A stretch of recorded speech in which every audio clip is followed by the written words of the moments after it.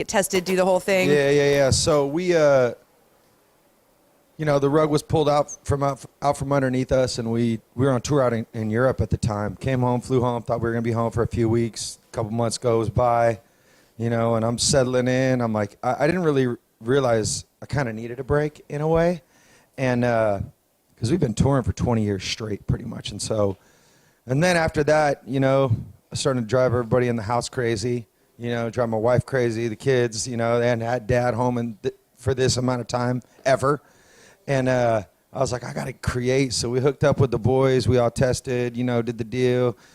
We brought a chef with us. We brought our engineers and our producers with us into this house. And we just locked in for a month and just bugged out and wrote music.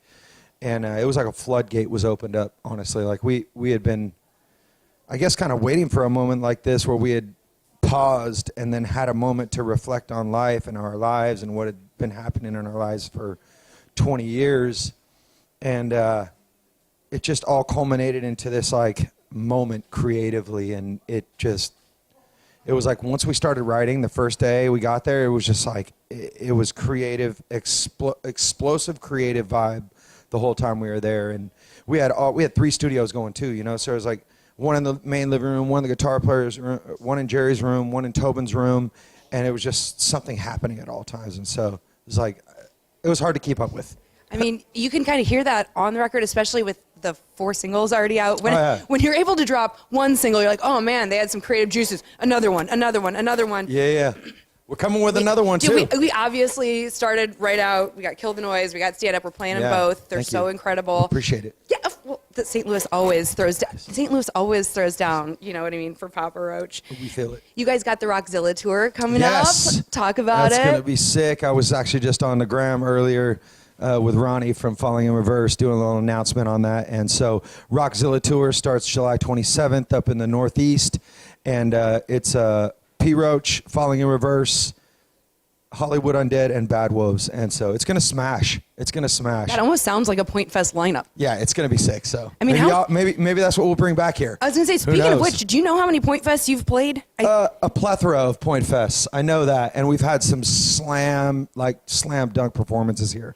Straight up, like, I've had great memories from the shows here. The very first Point Fest I ever worked, May 12th, 2007, you guys headlined the side stage, which is ultimately the best. That's like the best slot of the day. It was everybody's there, and it was unreal. It was off the chain. I remember that. It was hot as hell too that day. It was so hot that day. Right? Being in St. Louis and it's hot. Well, Jacoby, I'm so thankful that you were willing to stop by, even though you're not performing tonight. Absolutely. We're so bummed. Today is my last day in radio after 15 years, and yesterday was my last on-air shift, and I ended my show with Forever by Papa Roach. Oh, wow. Because I feel like your band is a true representation of what Everything Alternative is. It's what our station plays. I mean, Last Resort is probably one of our #1 testing songs for like 20 years running. So, and you just continue to put out more music. So it's just exceptional for me. We wait for you to come back with bated breath and all of our postponement tickets in our hand. Hell yeah, we'll be back. And just one question though, what's next for you? Catch me out on social media. I'm going to be following you guys on the TikTok. Maybe, you know what? I'm going to be in the studio with you and K-Flay, I'm sure. All right, cool. Let's go. It's Papa Roach backstage here at Point Fest. We're sorry, guys. We'll catch you up next time.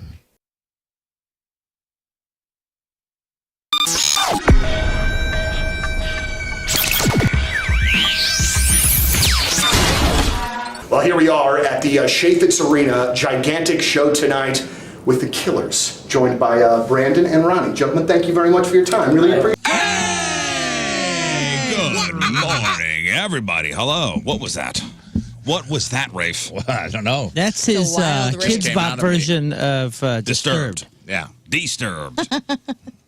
Wah. I can't do it. I'm not going to try. Sounded good. And I'm sorry for just even attempting. Thank you. You don't need that first thing in the morning. Nuh-uh. Nuh-uh. You don't need that first thing in the morning. Nope. Nah. It's all about positivity today, guys. It's a positive Friday. It's a big day. Well, yeah, Steve Templeton's coming in. He confirmed via email with me last night. KMOV chief meteorologist. I have so many questions for him. Steve Templeton. I was going to bed last night telling my husband, I got big questions for Steve Templeton. Oh, yeah, give me one of your questions. I want to know what his schedule is. I want to know What storm did it for him? What storm was the catalyst that said, I want to be a meteorologist? What if he's like, it was the movie Twister? I 100% hope it was. I feel like the man's got a hell of a resume. I feel like our country had an influx of meteorologists at a certain point, X amount of years after the movie Twister. Absolutely. I thought it was Sharknado, maybe. He's a Nashville guy, so Nashville. Born in Nashville. I want to know when he Purdue. started to know that he looked like Tom Cruise. Has he always looked like Tom Cruise? Has he ever done risky business slide through his living room to his wife? I need to know. With no pants on and just a long shirt and socks? Hard-hitting questions today. These are hard-hitting questions that I think the world needs to know. I would hope so. Every time I look at that man, because he is my meteorologist, these are the things that are scrolling like the little weather storm county, scroll at the bottom. Like, these are the questions that are scrolling through my brain. Well, you'll get the opportunity around 8 o'clock today. Exciting. Excellent. Yeah, he started as he went to Purdue, and he started doing weekends, like weekend weather in Jeff City, and kind of worked his way up to being chief meteorologist here in St. Louis at KMOV. So, our guy, it's Temple time. It's Temple time. It is Temple time today. I think it's supposed to be a nice day today, too. It's supposed to be a nice weekend. Today's a little chilly. A little chilly today, but this weekend's shaping up to be nice. Yeah, 65 tomorrow, sunny. 65 sunny tomorrow, 70s on Sunday. Gardening weekend. Yeah, it's going to be nice. Do some outdoor work. Maybe take the power washer out. I don't know. You know what? That's been on my calendar, the whole power washing thing, and some of it is so delightfully satisfying, and some of it is such a nightmare. Yep. That you put it off and you put it off, and then you go, oh, look, a perfect day. Let's ruin it and do this chore that I've had on the docket. It's fun for a little bit, and then you go, Just a little bit. Yeah. I need to power wash my front porch. Do you have a power washer? We do. It's great. Do you power wash or Tim? Tim normally will get to it first, but he knows that I also enjoy it. So maybe he'll leave like a little chunk of like the concrete for me because he knows how gratifying it is. So your bone. The concrete is fun. The It's concrete's the fun. deck. Yeah. It's the deck that's just. You gotta be it's awful. careful. With what? Your The toes? deck. Oh, you got a wood deck. Yeah. Yeah, mine's that So you have to Beckett. like do it just kind of not too intense. You got to watch your toes. Well, that too. Mine's plastic, basically. So every single time I'm up there, all I think is how regretful I am that I didn't get the max power one. You know, I went like middle of the road. I didn't want the little guy. I was like, oh, I'm going to go off for the 1900 or whatever. But boy, I should have got the 3900. I should have gone all out. Yeah, the real powerful one, huh? I should have gone with the big boy. Got the big boy. And every year I regret not doing that. This is where we are in our lives. This is where we are. Yep. Pretty exciting. All right, let's do some Friday leftovers here. Some stories I meant to get to this week, but didn't. You guys know the Prize Patrol, the Publishers Clearinghouse Prize Patrol? They're in a big van with giant checks. Yeah. Yeah. Always dreamed about them coming to my grandma's house. Right? If you only open your front door in hopes that the Prize Patrol will jump out of the bushes and hand you that giant check, well, there's bad news. It sounds like it's over. No. Publishers Clearinghouse has filed for bankruptcy. Ed McMahon used to show up. No, you see? Was that a Mandela effect? Yes. Did they have to fill out a giant paper? Ed McMahon never worked for Publishers Clearinghouse. He worked for American Family Publishers. Okay, we are living in different wavelengths because I specifically remember an infomercial with Ed McMahon showing up. And my grandma got all hot and bothered about it because it was like two prices in one. No, I read about it because I was like, oh, poor Ed McMahon, even though he's been dead for a while. Contrary to popular belief, Publishers Clearinghouse never worked with Ed McMahon. That was the competitor, American Family Publishers, which was around from 1977 to 1999. But Publishers Clearinghouse had been around for 72 years. So they're the Kleenex of the tissue world. I guess so. I mean, of the sweepstake world. I get what you're saying. Yeah, you're right. Did you even know what they did? What did Publishers Clearinghouse do? Yeah, they somehow stole money and then they gave it to people like Robin Hood. They stole money, yes. They robbed banks and then... You know how like when you're a little kid and you just don't know anything and you just think like this is how the world is? I just thought like random white people would just show up with a big check just randomly to my home in West Frankfort, Illinois. Random white people. It was always white people with a big check, dude. And I thought, okay. Was it? This is cool. I don't know if they were white or black or what. I specifically remember a lot of white people in the remember the commercial. color I never mentally marked that down. I did. Rafe, do you remember what actually Publishers Clearinghouse did besides give away money? No. I thought that was their only function in society. I just assumed the publishers meant it was like, I assumed all the magazine subscriptions you signed up for, like pennies were shaved off To go into a giant lottery. Yeah. Well, I mean, clearing house, I'm sure they're going in casing when they give you that check and they're looking inside the homes and stuff. And then To rob you. Yeah. That's where they get all their funds, like she So said. it was initially founded as an alternative to door-to-door magazine subscription sales by offering bulk mail direct marketing. I wasn't far off. But it was best known for their prize sweepstakes, which became, a sensation in the 70s, 80s, and 90s. And so there was Publishers Clearinghouse, and I think Steve Harvey was the final spokesperson. Wasn't he a big check guy? Steve Harvey? I don't know. That sounds pretty good. He's a big mustache guy. I know he's a big mustache guy. But so Ed McMahon was American Family Publishers. Both companies did some good. But they were also hit with a lot of lawsuits over deceptive promotions and advertising. They'd make it look like someone had already won a prize or was a finalist with improved chances of winning something, which wasn't the case. Yeah, you're right. Steve Harvey. Clearinghouse winners. Publishers Clearinghouse winners was Steve Harvey. More white guys showing up to. I know.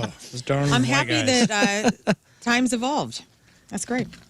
Publishers Clearinghouse's bankruptcy announcement said that they are finalizing a shift away from its legacy business and are hoping to become a pure digital advertising company with free-to-play entertainment online. Wait a second. So say again. So if somebody showed up and was trying to sell me the bulk subscriptions, that entered me into this raffle? I think you would get something in the mail, if I'm not mistaken. You'd get a giant thing in the mail, and you'd have to... Why does everything have to be giant with this company, right? Yeah. Big Big mail. checks. So wait. So, but all the winners that we're seeing in these videos, these people have signed up for 13 Yes. different Yeah, subscriptions. better living, Yes. better homes and gardens. Yes. 12 highlights. Highlights, yes. Now, they did say the prize patrol will continue to deliver awards throughout the bankruptcy process.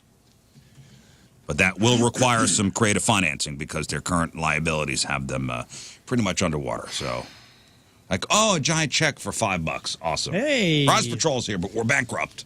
Finally, they show up at my house. I feel bad. with I'm no going to money. give them money because I feel bad. Give it back. Give it Yes. Yeah, your neighbors are all outside. Give it back. All right, I want you to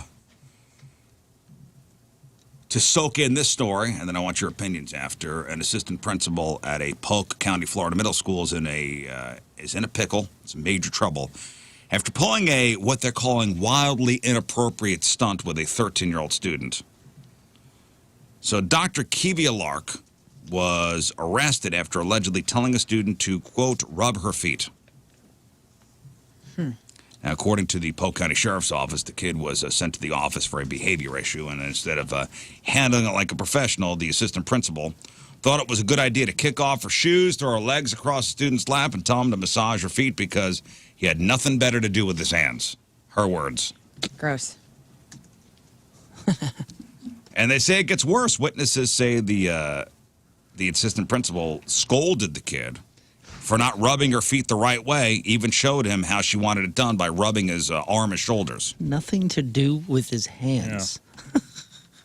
What a strange thought. And then she reportedly told him to rub her feet like he loved her. Ew. Whoa. And that this would help him understand what foreplay is for when he gets a girlfriend. Oh, What? my All right, goodness. well, we gonna- got Okay, this You're just gonna keeps do a getting job. worse You and want to worse. do it Now- well. Ew. Ew. I'll be honest with you. The first part of it, I'm kind of okay with. What part are you talking about right now? No. The do something with your hands, rub my feet. They're rubbing the feet thing. No, you are not okay with this. And let me tell you why. Okay. Oh, man. Go Let me tell ahead, you make why. an argument. Let's hear this. If you want to punish the kid, this is a punishment. This is Oh, you're saying- inappropriate. oh, I see what you're saying. Well, whatever they did, they're never doing it again. Right. Like, Yep. you want a punishment? All right. So you get, as somebody who was removed from his class quite a bit and sent to the assistant principal's office. Did you ever have to touch some No, I stocking didn't. covered But you know what, though? flesh? It was okay because I didn't have to be in class. Oh, man. Yeah, but you're right. If you ever had to rub Mrs. Jenkins' feet. Ugh. Ugh. Rub my Those corns. bunions were so comfortable. Yeah, the to rub. bunions. Because all Yeah, teachers have bunions. in Rub my assistant principals. bunions. Ooh. Is this lady younger, older? 53. So she probably has big bunions. Big old Yeah, the bunions foot increase bunions. after I don't even know 50. what bunions are, I'll be honest with you. Let's not look it up. I don't think it's as nasty as you think it is. I think that's one of those words that's been misplaced. I always think it's like a big honking wart on Yeah, like the right. bottom of your foot. That's what I thought too. And, like I and thought it was callous. barbecue Funyuns. recently I Bunions. learned. I wish. Recently, I learned that it is not what you think it is. Oh, no. I think It's a Let's look up bunion a is, bunion. I believe it's a, It's like a bone thing or yeah, something. it's not a bone spur, but it's like, It's like when you have like a Like lump. shin Bone splints. buns. No. See, look. Okay, take a look. It's See, grandma feet. it's like a lump, like but gout. but it's from. Oh yeah, you got it's the from witch your foot, bone. dude. That's what Oh, okay. Steven Tyler's witch foot looks like. Yeah, so you would think it'd be some like external Oh, okay. like wart or something, but it's not. It's just like one of these like bone things. Okay. Can I sticking say? out. You know what? I'm going to be kind of off the cuff here. The bunion lean to a foot actually doesn't bother me. Like I don't find that incredibly ugly. What's wrong with But me? you hear what I'm saying, though, with sending the kid to the principal's office? you don't think that looks weird right there? Blech. I mean, this is absurd. No one. Okay, not that All right, one. This person doesn't have a that's an foot extreme- anymore. That's an extreme bunion. You like Dude, that? I'm not subscribing to That's extreme not buns real. Did you say you buns want to put your daily, mouth but on that? But the What? normal, like just the kind of cockeyed looking feet that are like boop, like go pigeon toed or whatever. I kind of like that. It's kind of nice, but not like the big bunion that's out of character. This is what you see. This is a bunion right here. It just looks like a whoa, my bone's sticking out a Yeah, little. I think my mom's got a little bunion, If they That's- turn and I love red- my mom. But that's a word that should have been reserved for something on the outside of the foot. I agree. It should have been like the herpes of the foot, not this. Like, Yeah. what else could this be called? Like a witch So crook. bunion's got a bad name. Yeah, you feel like corn and bunion should be flipped? Like That's that right. should be called a corn because it kind of looks like a little corn cob. Can you got look up stuck a in here. corn? Because I don't know what that is either. Foot corn. I think a corn is an actual. That's like a Oh, wart. God. Oh, corn cob. That's a bunion. That's a bunion. Okay, yeah, that's a Right. bunion. That should be Corn a is- bunion, ooh, and yeah. the corn should be Foot your little. corn. That's when you what got I your think little- of when I think Ew, of bunion. foot corn. Although that does look like a Kernel little of foot corn. That does look like a little piece of corn. Ah, dude. Under the skin. Oh, Lord, that's a second toe, brother. Oh, look at What the is bottom of that, those dude? feet. That is a What second. did you do? Dude, that is a second pinky toe on a pinky toe. Oh, that's It's all jaundiced all right, and get it on the pus-filled. screen. What is this guy working in a cave full of dude. sulfur? Like that's what? a stinky cheese foot, dude. That Don't- is Stinky Cheese Man right there. Anyway, Yeah, weird though, right? I mean, don't you feel more educated now knowing that a bunion isn't as gross as it sounds? yeah, bunion is I'm like kind of a- attracted to a bunion. Can we make a? That's so weird. Can we make a petition to remove bucket. that from that ailment and put it on another one? We should do, change.org to interchange bunion and foot corn. I'll get it going today. Down. Yeah. Down. Give Mama her bunion bucket. Okay, I'm sorry. Back to you. The assistant principal throws her feet across a kid's lap and says, "Rub my feet, because you got nothing to do with those hands. Rub mama's feet." But okay, over the line is you're not doing it the right way, and this is going to help what foreplay is. Yes, over the line. She did admit that she crossed the line, but denied saying anything inappropriate. The student, however, though, she said the assistant principal once called him "sexy chocolate" in the school hallway. So again, that's Oh, boy. another creep factor kind of thrown in there.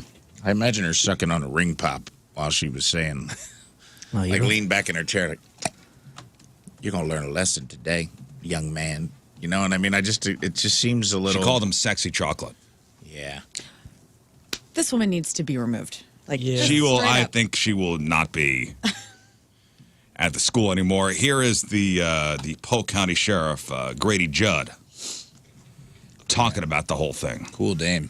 She had a 13-year-old child that was at her school rub her feet. She didn't think he was massaging them the right way, so she massaged his arms and then made the statement like, "This will help teach you foreplay for when you have a girlfriend." We calmed the parents down and said, "Look, she's going to be held accountable for this outrageous conduct. You can suck this. Wow. What? Where did Phil come from?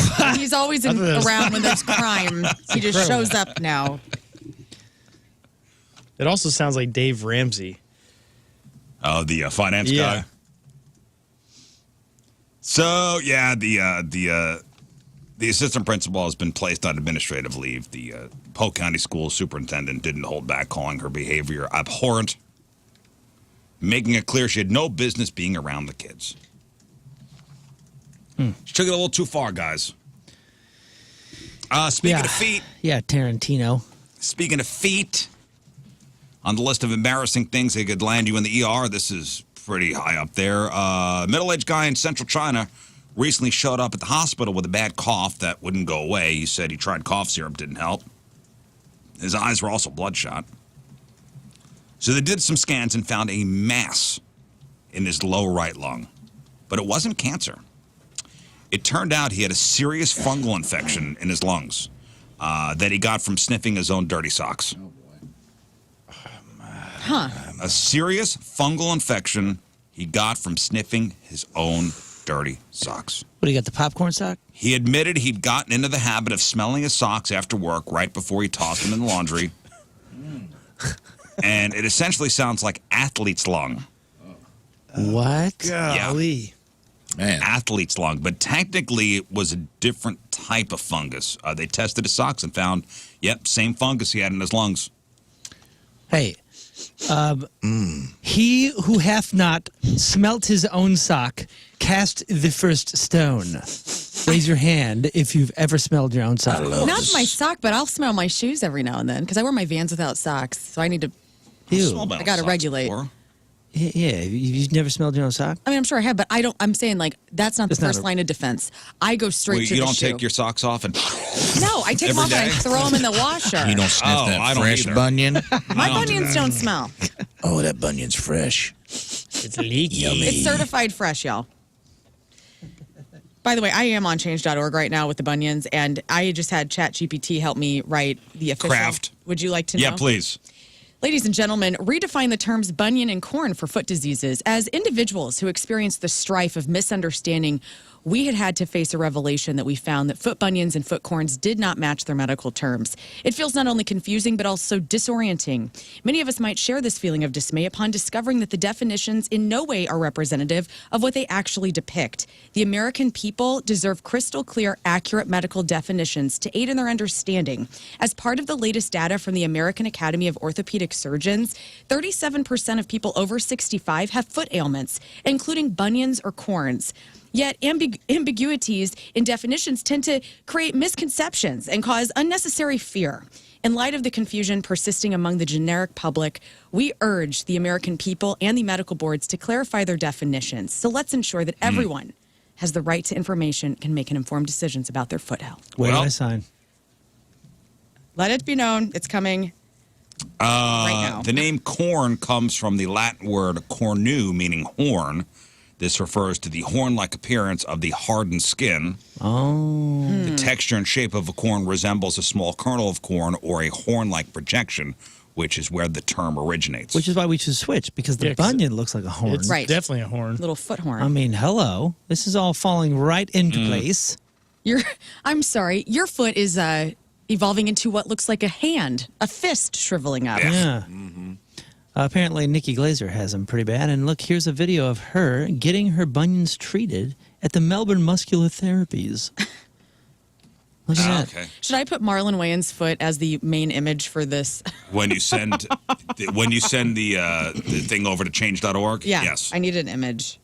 Yes, use Marlon Wayne's foot. Just take a picture of He'll my be own the foot. spokesperson for My own foot. this crusade that we've started.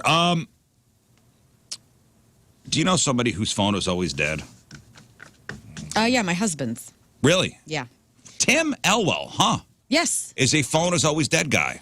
Tim will let his phone get incredibly close to death. Really? Oh, yeah. And I plug it in. Like, if it's just laying around, I will make it my problem to plug it in just in case we need that. My wife is somebody whose phone is frequently just about to die. What's up with these people? That I we don't know. know? Same. I have someone in my life. I've never seen Tina's phone above 12%. What? Once. Really? What's wrong with all of us? We'll have a trip, and she'll be like, "Oh, I didn't plug it in last night when I went to bed," and I was like, "Why?" Interesting. Wild. So that does happen. Because there's been somebody in my life for the last couple of decades I always thought, I just suspected that it was a Like a battery issue. No, I thought it was a BS smokescreen of why she didn't respond. Oh. You know, it would be like weeks later, and oh, sorry, my phone died. I'm now getting back to you about this.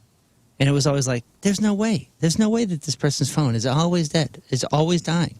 Now, one of the most annoying things for me is, get in a car to drive somewhere, and I got my phone plugged in, I'm jamming out to music or whatever, coming from my phone, and my wife's like, hey, can I unplug your phone? Because mine's almost dead. I go, how is your phone always dead? Well, she does work a lot on her phone. Yeah, but she works in her office. There are chargers everywhere. Some people are adverse There are no to... chargers there? They don't want to have a cord. You know what I'm saying? So they're just not, they don't sit and be on the phone as it's plugged in. I'm not one of those people. Next to my bed, I don't have a cord. I have one of those things I just stick my phone on and it, and it charges. Yeah, I don't know, man. Unless you're a traveling salesman and you're driving an 81 Corvette or something and the cigarette lighter is not working, I'm not sure there's an excuse. In a first world country, you got power everywhere. Now, there is a panic percentage that has been figured out. Do you know what a panic percentage is? Like the percentage it is where Once you your phone finally gets start. to a certain percentage of battery life, people start to panic. Yeah, 10%. 10%. Oh, it's 6 for me. I mean, I put it on the low battery thing anywhere near 20. That makes me freak out. Mine is 25%. Mine For me, is it's 10. 25%. Similar to the gas gauge we were talking about the other day. Those are the same panic to me. 10%. Even when it dips below 50, I go, I know. better throttle back my usage. Even if it's below 50. Yeah. It could be at 49. I'm like, ooh. But there is a certain panic percentage that we as Americans have. Scott, what is your panic percentage? It's definitely around the 15, 20%, but there's basically That's every day, low. by the time we get to bed, it's around probably like right around 10%. Whoa. left. Really? But I'm like, well, I know I'm going to charge it tonight. What are your phones at right now? I haven't. Mine's at 96%. Wow. Mine's at 90. It doesn't really keep a charge much. Like my phone's at 96%. How do I Mine's see at it? 94. Oh, 97. I don't like when on Rafe? the iPhone it goes red. Yeah, that's below 20%, right? What's your phone at right now? 89. 89. 20's my threshold, and that's induced by the iPhone going yellow. It turns yellow when you go to 19%. Then it goes red at 10. Oh, red is at 10? Whatever's okay, yellow then. When it turns yellow, I'm panicking. But according to very important new research, the panic percentage where the average person starts worrying about their phone's charge is 38%. Now, of course, how long it takes to get there depends on your phone, how much you're using it, how good you are about charging it overnight. But, yeah, so the panic percentage average is 38%. 34% of people say they don't get concerned until their battery falls below 20% or when they get the warning on their device. 13% claim they're unfazed until it's under 10%. And at the end of the spectrum, 24% of Americans start to worry about their battery life before it's even dropped to 50%. And not surprisingly, freaking out over battery life is more common among younger adults than older folks. So 38% is the average panic percentage for Americans. Here's something from a St. Louis message board that I meant to bring up earlier this week. It's somebody looking for some advice, and they're in Rafe's neighborhood, actually. This is an am I the jerk situation. And I think the answer here is pretty clear, but see what you guys think. I need your advice on something that's been bothering me for a while, and honestly, I'm starting to feel like I'm running out of options. Here's the deal. I've been dating somebody new for a few months now, but my ex just won't let it go. Even though we broke up 8 months ago, first she started showing up at my house in Tower Grove with random gifts. When I told her to stop coming over, she didn't listen. Instead, she started leaving the gifts at my doorstep. Aw. Now things have gotten even weirder. Lately, she's been sitting in the park right across the street, just watching my place. My new girlfriend is obviously freaked out, and honestly, so am I. I'm really starting to worry about my ex's mental health. This behavior is not normal. I don't want to make things worse for her, but I feel like I need to protect myself and my new relationship. I'm seriously considering calling the police and possibly getting a restraining order, but I keep asking myself, am I the jerk if I do that? So what would you do if you were in my shoes? Is calling the cops too extreme, or is it the right move? I would love to hear your thoughts. Thank you. Ooh, man. This is right down the middle. it's almost like you need detail because this is like a case by case thing, and it's like. Oh no, I think it's pretty clear. You call the cops. Yeah, but what are the cops going to do? They're going to go, okay, here. I mean, they're going to run her off, or is it going to make it worse? No, they're not going to do anything because they can't do anything. You're going to have to go through the process of it's restraining order or not. And I would say you kind of need more details. Yeah, well, what are they going to do? Do you feel comfortable? It's not illegal to sit in the park, right? And look at somebody's house. Do you feel comfortable having a conversation with this person? And if you don't, then go to restraining order. And if you do, then try and be like, hey. You need help. Like we're done here. There is no chance. You got to stop doing this. Have a conversation. I don't understand how that happens so often. I've had a bunch of friends that have had exes that are inappropriate in this way, and restraining orders have had to get a stage 5 clinger. Yeah. Hi, Wayne. Hi, Stacey. Yeah, I mean this is an age-old thing. That's why it's referenced in every one of those movies. It's so weird.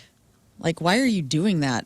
In your mind, Lauren, is it different that it's a woman doing it to a guy as opposed to a guy doing it to a woman? No. I mean, it's creepy. I'm a woman, so a man doing it, and like, I don't know, we are told like, oh, men are bigger and they can get you. I don't know. I think it's a little creepier if a guy is sitting in the park staring at it's creepy no matter what, though. It is creepy, yes. Period. Yeah. But it is a little creepier if it's a guy sitting in the park watching an ex-girlfriend's Yeah, be glad you're house. a dude, okay? We have to deal with a lot. I thank God every day, Lauren. The men are weird.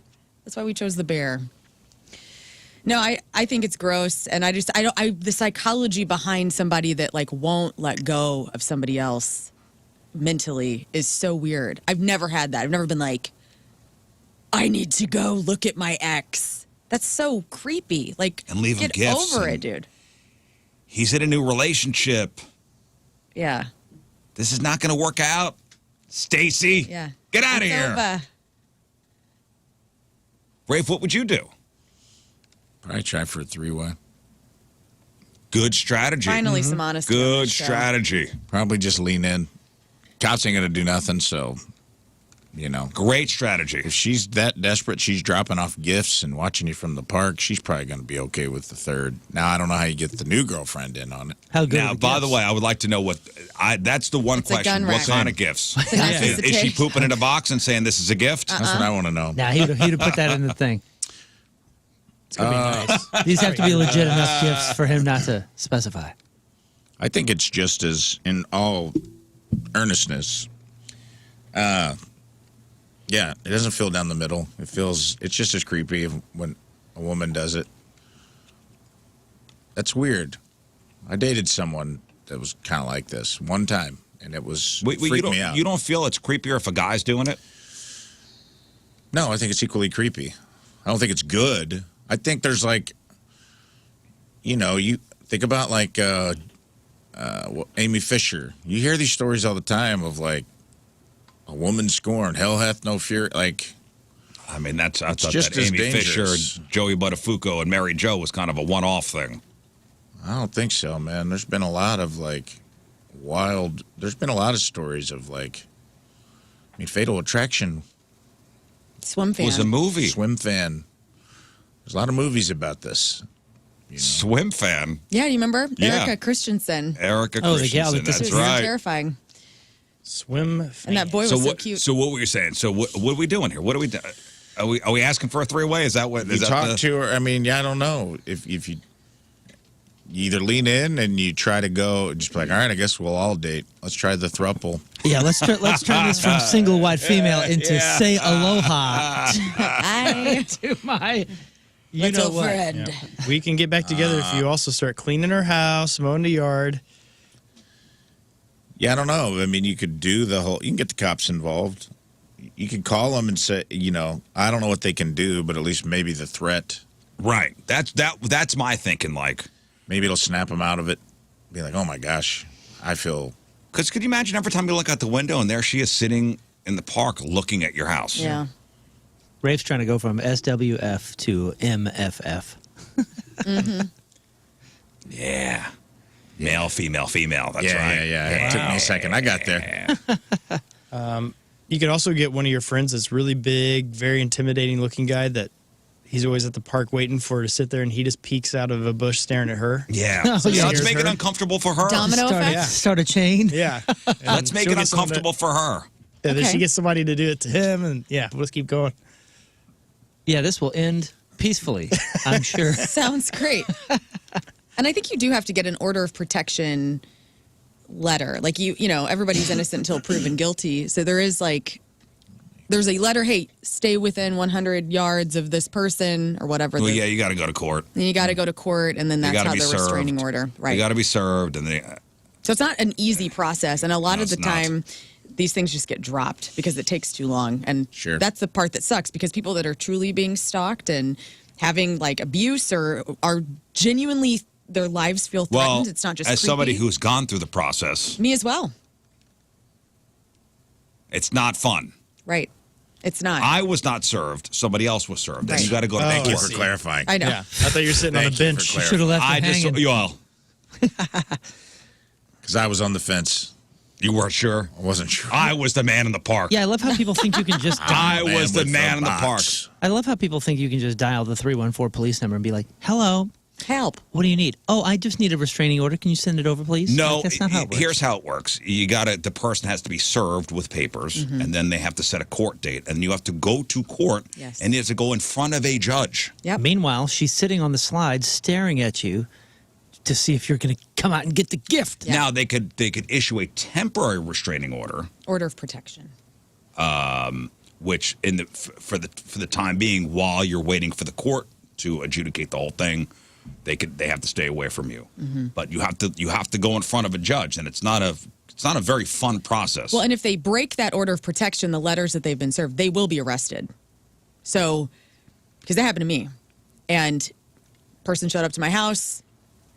We had to call the cops, and that person got arrested, and then Yeah. wasn't Well, there for the court date. And you know what? The restraining order sometimes is just as good as the paper it's written on. Right. I mean, it's like Yeah, it's not- you're not under 24-hour Secret Service protection, right. For sure. And that's what you hope. and it's scary. And it is scary. It's an interesting situation. Yeah, I think it's obsession is scary. Like that is scary either way. I get that. I get the argument that men tend to be more aggressive, or there's going to be a size dynamic and things like that. But it can get kind of wild either way, man. I've seen women do some pretty wild stuff to some friends of mine. Whether it be physical intimidation, but also threats of lobbing other accusations out there. I've seen that happen too, where it's like, that's scary too, man. Being like, You know what's funny though? Here's what you could do. And then somebody had a great suggestion on the 636 on the texter line, the Coleman's Campers texter line. Hey, it's 24-hour security for your house. Well. If she's out there all the time, Heck yeah. good point. she's out there watching your property. Right. Great. So ultimately, what happens here? She's signing for your packages. Ultimately, what happens here? This guy's in a pickle. Yeah. I mean, he's already gone through the approaching her and saying, "What are you doing here?" That's already been, he's already taken it into his own matters into his own hands, and that hasn't worked. And so the next best thing would be to, I would say, get the authorities involved. I mean, it's just because he's a man. I mean, it's okay. Like, get the authorities involved. Hopefully, the restraining order. And breaks it. maybe they'll scare her off. I would hope. Because nobody deserves Maybe to have this go on. maybe if she gets a talking to, she'll snap out of it. Yeah. Hopefully. Well, Before if something bad happens. If you're in Tower Grove, find that dude walking around with a samurai sword dressed like he's in the Matrix, because I see him everywhere down by Tower Grove Park. He's looking for a job. Wait, what? Oh, you don't know about the inner city samurai? No. Love this. Who knows about this guy? We've all seen him. Dude with like a top knot, walking around in a black leather coat with a samurai sword every spring, sunglasses on, usually walking by the bus stop on the Kings Highway side of Tower Grove Park. We all know the South City Samurai, dude. He's out there. He's patrolling the park, whether we want him there or not. And he's looking for a gig. This is the time to employ him. Okay. Yeah, give him a mission. Give him a mission. He's looking for something to do. Text in. If you live in the city and you know who I'm talking about, and I know there's people who know exactly who I'm Anybody have a talking picture about. of him?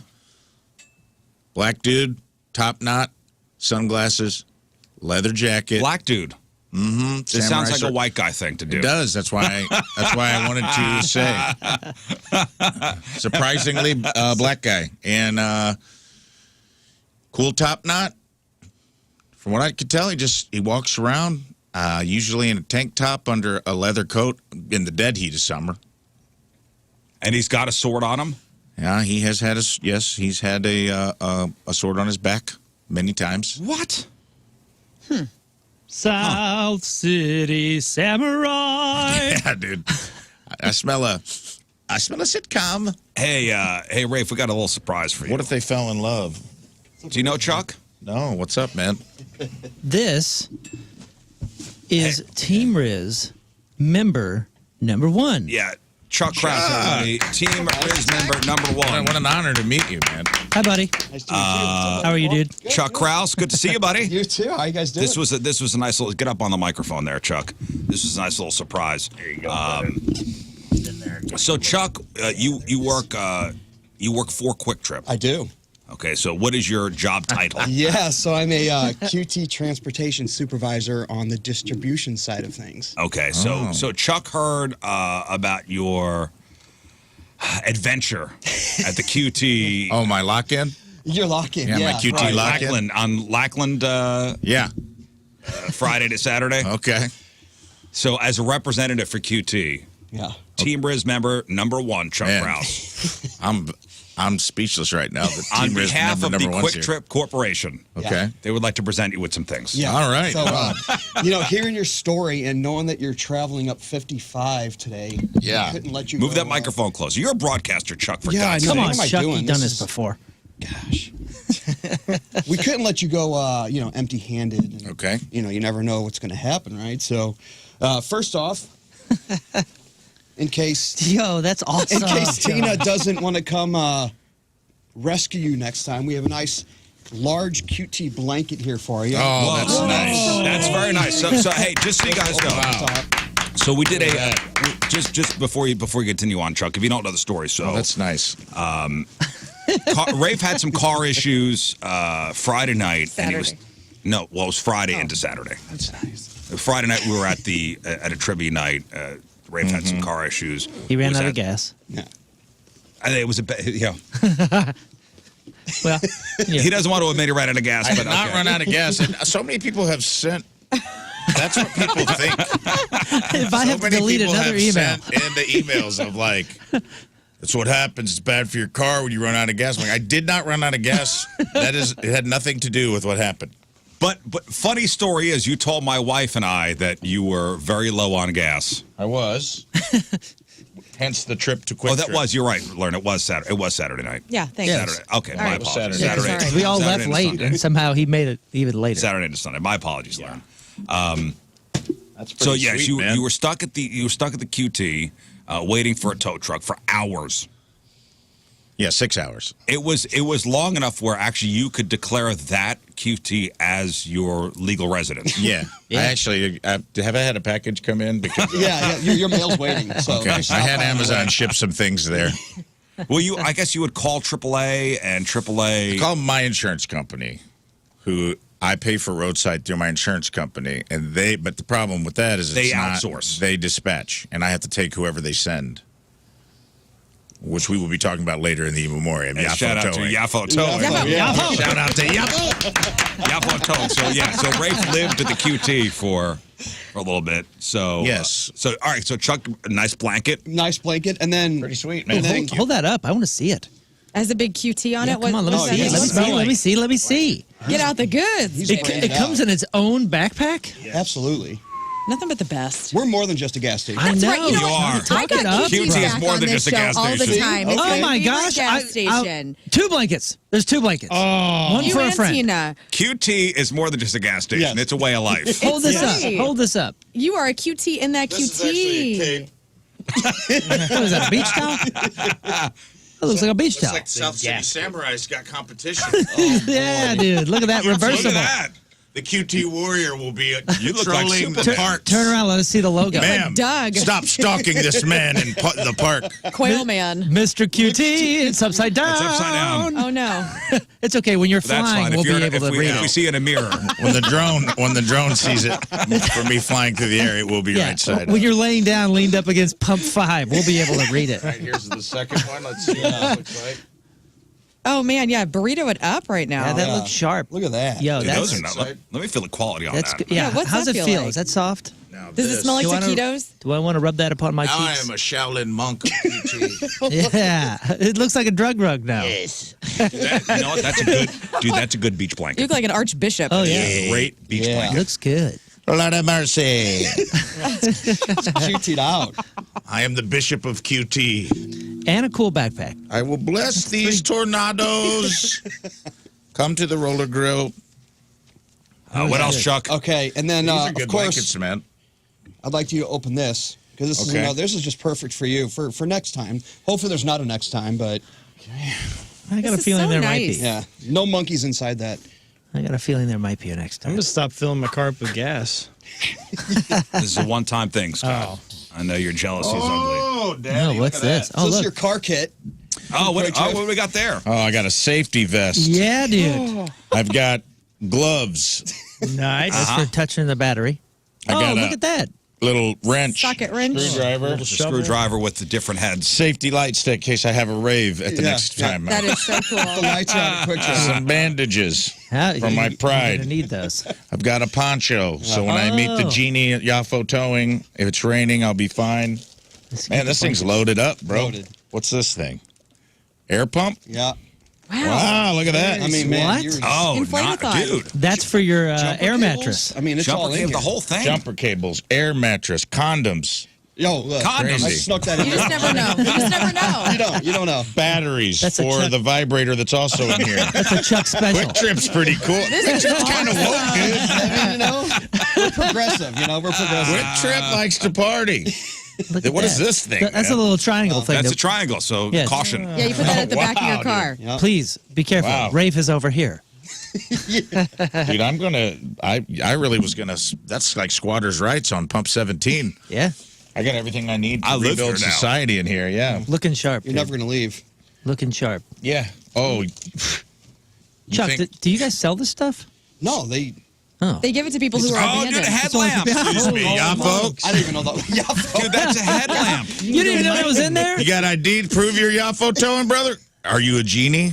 There's a headlamp in here. That's a headlamp. Are That's you a cave headlamp. diving? There's a headlamp and a hand lamp. Nice. You are so illuminated right now. And then I rub a magic lamp to get Yafo towing to come.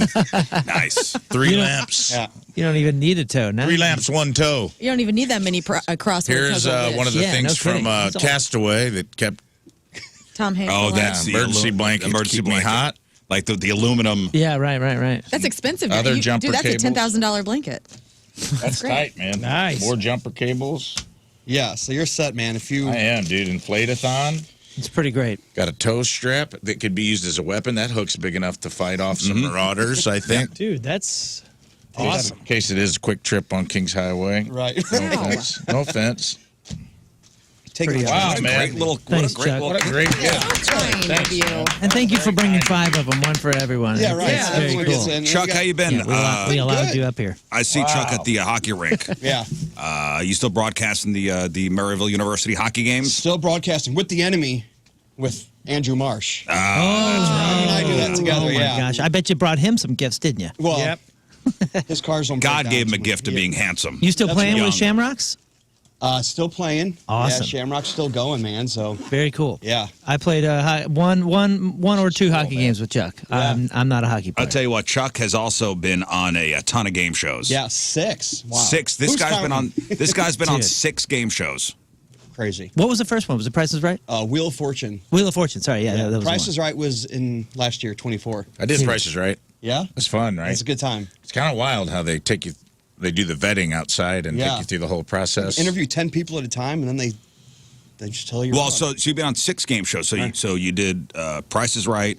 You did Wheel of Wheel of Fortune. Fortune. $100,000 pyramid. Nice. You Bet Your Life with Jay Leno. Nice. NHL hat trick trivia during the COVID lockdown. They did a virtual thing. The 1% Club, Patton Oswalt was hosting that. Did that last year. That's cool. Sweet. Yeah. How much money in total have you How won? are you getting on all these things? game shows? You guys. Well, are kinda- so what's the how much money have you won? The most on a show was 50 grand, was on Pyramid. Okay. 50 grand and a 2-week trip to St. Lucia. Nice. Yeah, so Damn. on Wheel of Fortune, my sister and I were on as a team, and we split about 6 grand. Okay. So, yeah, so What's the if somebody wants to get on a game show? What's the trick? show your personality.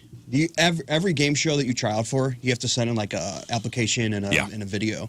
Show your personality. Just make them want to watch you. I mean, you were on. Well, and it's a long process too. Yeah, long process. Like you apply months in advance. Months. And you don't know. Like you apply, you put in your application, you don't know who's going to call you, and all of a sudden, out of nowhere, a call comes or an email comes. Exactly. They do background checks. Yeah. You know, all that good stuff. So yeah. But 6. 6. I know. man. Well, I know when we were on Beat Shazam, we had to sign a contract saying we can't be on another Fox show Yeah. for a certain amount of time. Yeah, some of them are 6 months, some of them are a year, some of them are network specific, you know. Right. But luckily 6. My first one was in 2015, so it's 10 years now since my first one. So And you know, it's great when you win money. You got to pay the taxes on it. yeah, that's great. That's always the part people forget. I didn't forget. Richard Hatch forgot. Richard Hatch forgot. He went to jail for it. But, He meant to. That was definitely the move when we did Price is Right. And it's funny because I have friends that live out there that are like actors in between jobs. They'll go down to Price is Right to just try to get to get on. Oh wow, Hoping they can like pay their rent. Yeah, Well, who dude. was on there? Aaron Jesse Paul was on Pinkman. there. Yeah. Aaron Paul Yeah. from Breaking Bad was Before he was famous, yeah. Before he was famous. And Vanna White was on Price is Right. Vanna White. Yeah. Say what? Vanna White. Vanna White? Price is Right. White. She was on Price is Right. We knew we took a group of comedians and we were killing it with the producers. So I was like, one of us is getting on, and my friend Kate got on, and she grossly underbid at outdoor TV, despite our yells in the audience. Although you can't be too over the top. You got to have the right. It's got to be good energy. Yeah. But if you have good energy and you're having fun, like Price is Right wants you almost to be a little bit on crack. Yeah, Like they the want whole you a time. little. They want you pretty pumped up. Well, Chuck seems to have mastered it. 6 and 10 years. Yeah, it's man. pretty Fun, crazy. man. Yeah, man. it's a good time. Teach me your ways. Are you thinking about another? He's always another thinking run? about one. You know, Pressure Luck's a big one. You can win a lot on Pressure Luck. no so we'll whammies. see, man. No Yeah. whammies, no whammies. That show's yeah. still on, Yeah. or is it? It's a new version of it, right? With the no whammies. Yeah. Little creatures. New version, but it's pretty much the same. You should show. do Wipeout, man. Oh gosh. Yes. You don't want to do any physical challenges, right? That would be so much You can do fun. it. Fall in Don't the get water. hurt. What about Jeopardy? You tried for that one? I'm Double not dare. smart enough. Man, Jeopardy's so hard. So hard. Definitely not smart So enough. hard, dude. Yeah. I need one where luck's involved a little bit. I need to spin something. Exactly. Anything with a wheel, you're good. Yeah, good I for, need you know? Plinko. I need something where I just get on with your personality and then you just push a button and hope that money comes out or something. Just Yes. jump around, right? I know. Who's the guy from SNL, the Weekend Update guy, married to Scarlett Johansson? Oh, Colin Jost. Yeah, he's hosting like a pop culture Jeopardy. Celebrity Really? Jeopardy or something? No, it's called Pop Oh, it is. Culture Jeopardy, and I think it's on Amazon. Like, I think I would excel at that. wouldn't Like, be- regular Jeopardy's hard. Yeah. Yeah. Jay Farrow was hosting that game where you just A stand game with in, balls. Yeah, you just stand in front of a giant boulder and answer questions. If you get it wrong, it like you get hit with the boulder and you, And you fall go in into the pool. water. And I'm like, I can do that one. You know, it's also a good one is the floor. The floor's I love good. the That's floor. new, yeah. The What's- floor, Rob what's that? Lowe. Yeah, it's filmed over in. That's where you just got to go I head to head with another person, and you take up space on the floor. And if you dominate the floor, you're the winner, and you win. And they just show you things. You just have to name them. Yeah. As quick as you can. It's actually a very entertaining show. It's on. I think it's on Netflix. Interesting. Yeah. Is it on Netflix or Hulu? Tubi, I Hulu. think, too. Try for that one. And get a trip overseas. Yeah. That would be nice. The wall was also a really fun one. They The had wall. the big wall and the balls would drop and you win money as balls drop. You did that one? No, I didn't, but it would be fun. The Wall. What about wall. Total Blackout with Steve Urkel? He hosted. Total You know Blackout. why? This was on That's Sci-Fi. how many shots of Jägermeister you could drink. No, it's where they took contestants, a team, and you had to go into a totally blacked out room and feel different animals and tell them what it is. So there'd be like a llama in there, or And feel different animals. or they would put like weird things that you would feel around, and so it was all black, or it was all camera where you can see, obviously, and people would be freaking out like their faces. Rafe will be in there with total his headlamp blackness. looking at everybody, right? Yeah. I'll be prepped. It's a llama. It's a llama. Everything be a llama for me. It's a llama. It's terrifying. Guy hooking jumper cables up to that ostrich. Yeah. Sometimes it would be a man. Oh, the wall is hosted by Chris. Chris Hardwick. Chris Singled Hardwick. out. Yeah, good for him. Of Nerdist fame. Of Singled Out fame. I know Chris Hardwick from Singled Out. Isn't that crazy? But Chuck, Hey, glad to do it. thank you, buddy. Quick Trip can do it. Thanks, for you, Rafe. buddy. You're welcome. And You're welcome. thank you to the people for of Quick Trip for us. Absolutely. Yeah, this is. Do they sell these? No, This is custom. for employees. Yeah. Wow, we Whoa. You're an employee now. technically I did make it through a shift change. So You're right. You did. Ladies and gentlemen, there Thanks, he is. brother. I Team appreciate Rizz that. member That's number nice. one, Nice. Chuck Kraus. Well, stay here, Chuck. We'll get a new Team Rizz member. And that's brought to us by Hot Shot Sports Bar and Grill, the official sports bar of the Rizz Show and home to St. Louis sports fans since 1990. What number are we up to now? What Team Rizz member? Somebody's keeping track. I'd love to know. Somewhere there's a number. From Columbia, Illinois, Liz Hornell is our Team Liz. Rizz member of the day. I've been a original listener / podcast weirdo since 2019. Introduced many of her family and friends to the show and loves the current lineup of the show. Has attended multiple Rizz Show nights at the Blues games over the years and proudly displays her Jeff Burton bobblehead on her desk at work, just like I have my Jeff Burton bobblehead right here. Liz learns female perspective, Moon's calming outlook on life, Rafe's comedic timing and impressions, King Scott's one-liners, and my all-around attitude. Wow. All right. Liz Hornell from... Why are you laughing? Hey, all-around attitude. Liz from Columbia, Illinois is our Team Rizz member of the day. Get super sweet Team Rizz member of the day soccer jersey. Get yourself signed up 1057thepoint.com/Team Rizz. All right, we'll take our first break of the morning. We'll come back with Crap on Celebrities. It is 7:02.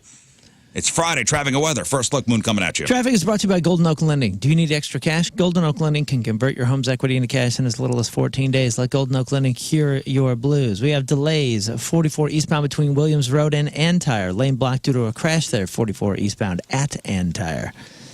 Your point forecast, mostly cloudy and cooler. High of 60. Right now it is 50 at the Point Studio.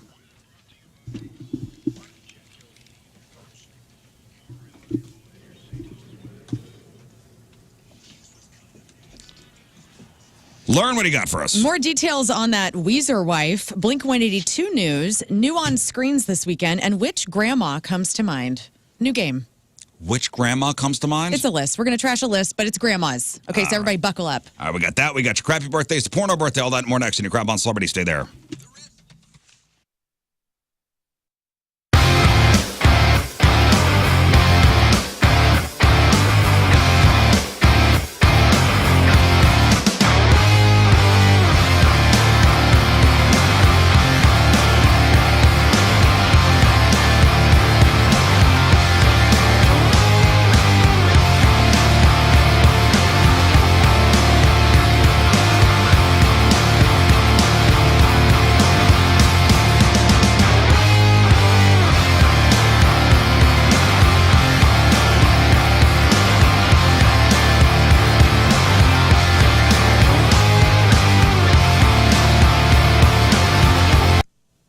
Do you know about the bagel loan? Well, you're about to, because I'm going to tell you all about it. The bagel loan is the signature loan from Stewart's American Mortgage Corporation.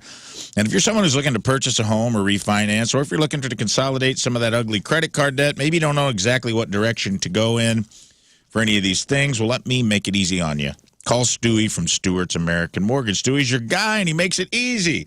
He'll answer any questions on rates, the industry trends, and when you give Stewie a call, he's always going to be honest with you about what's best for your current situation. He'll provide guidance and walk you through every step of the process. The bagel loan is a signature loan, and it's available for new home purchases and available for refis, too, if you're borrowing more than $200,000. The bagel loan is a signature loan that covers typical costs that are associated with closing your loan. That includes no underwriting fees, no appraisal fees, no title fees, no lender fees, no closing costs. And Stewie puts the power of the pre-approval letter in your hand. So when you bid on a house, you can up your bid. Now, the bagel loan benefits for a refi continued even more. You get more money back in your pocket. on your loan. You can maximize your cash back on a cash out refi, and you can refinance your home for free without adding to your previous loan amount. You get personalized service with integrity, and you can get you closed in 10 to 15 days. It's worth the phone call. Talk things out with Stewie at 314-324-4440, or go Google the Bagel Loan, NMLS number 226715.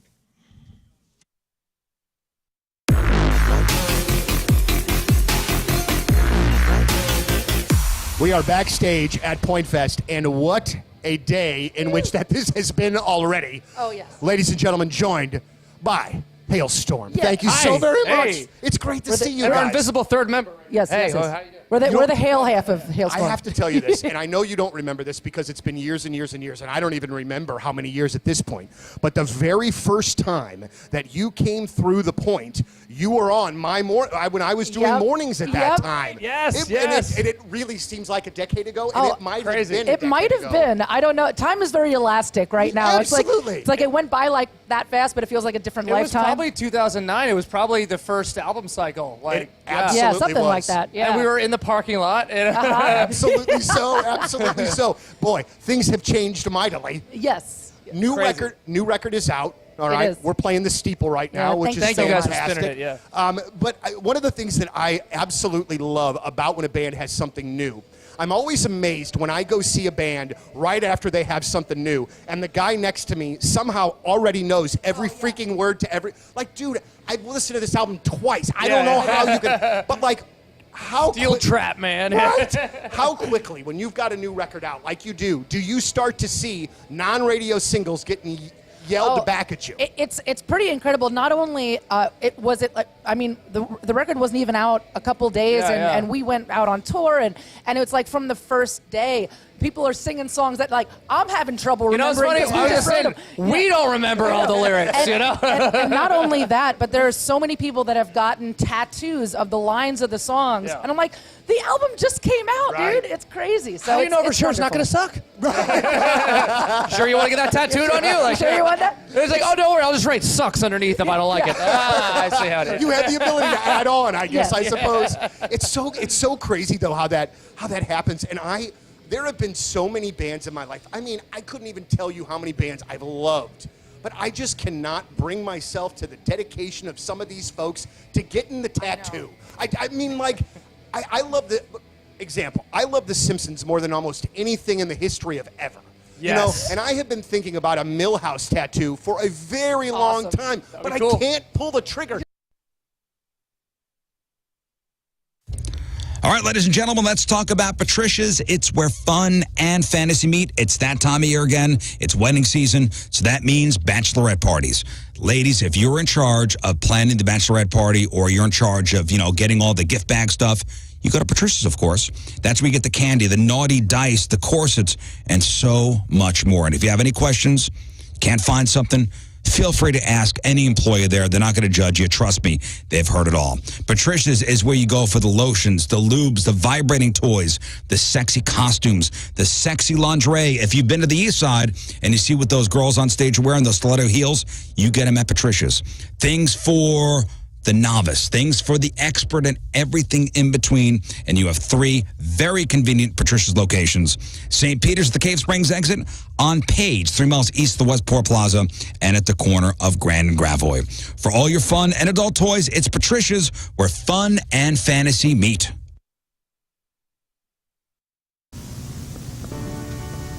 Hello, I'm Lefty Borton, here for you, for your Valentine's 2016 holiday dating tips. Number 1, fireplaces are great, but don't get too close. Human hair is flammable. Tip number 2, a bearskin rug is romantic. Go with something dark. It'll hide most of the stains.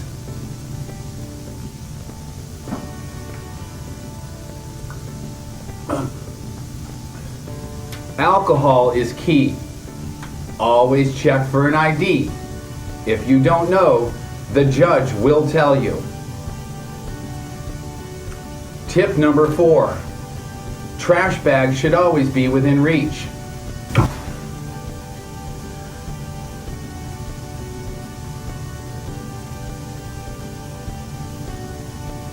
I'm fine.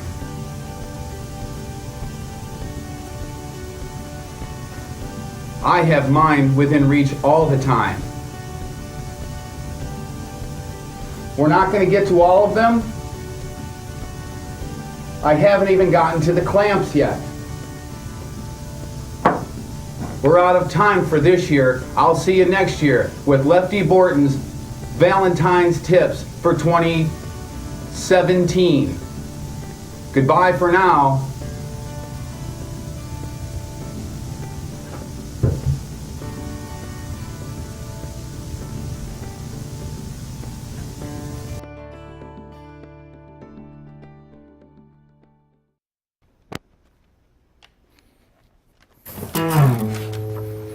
Everywhere you look at me, you can see I'm in a brace.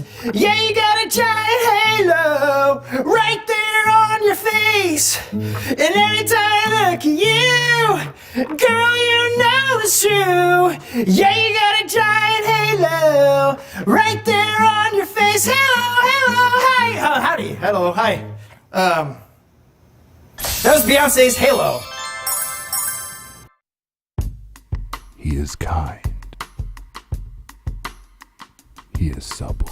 It's Basement Systems. This is who I have had in my home to look at my basement stuff to make sure everything is all good, but also to fix my concrete issues. Yes, Wood Basement Systems, the all things basement-y experts, does concrete stuff as well. They have lifted highway slabs. How do I know that? Well, actually, MoDOT and IDOT have called Woods Basement Systems anytime they need sort of any sort of concrete work for highways. So if they can fix the highways and get those things level and all fixed up, then they can do your driveway or your front porch or your pool deck or your sidewalk or any of that kind of stuff, and you can use it same day.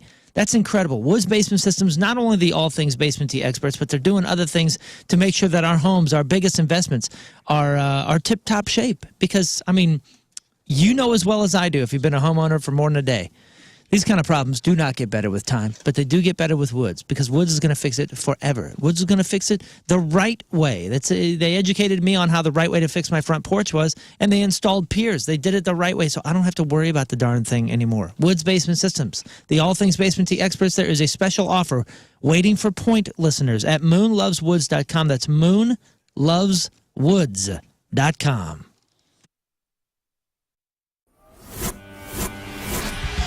All right, we are backstage at the pageant. Big time club show with 311. We've got Peanut and Mr. Nick Hexum joining us. Gentlemen, it is an absolute pleasure to have you back in St. Louis and playing the pageant. It's great to be able to be so close to you tonight. You love seeing us in small places.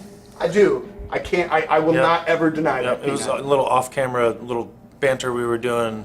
Program phone number 314-624-3833, 618-398-3833. The Coleman's Campers text line, 314-649-3862. That's 314-649-DUMB.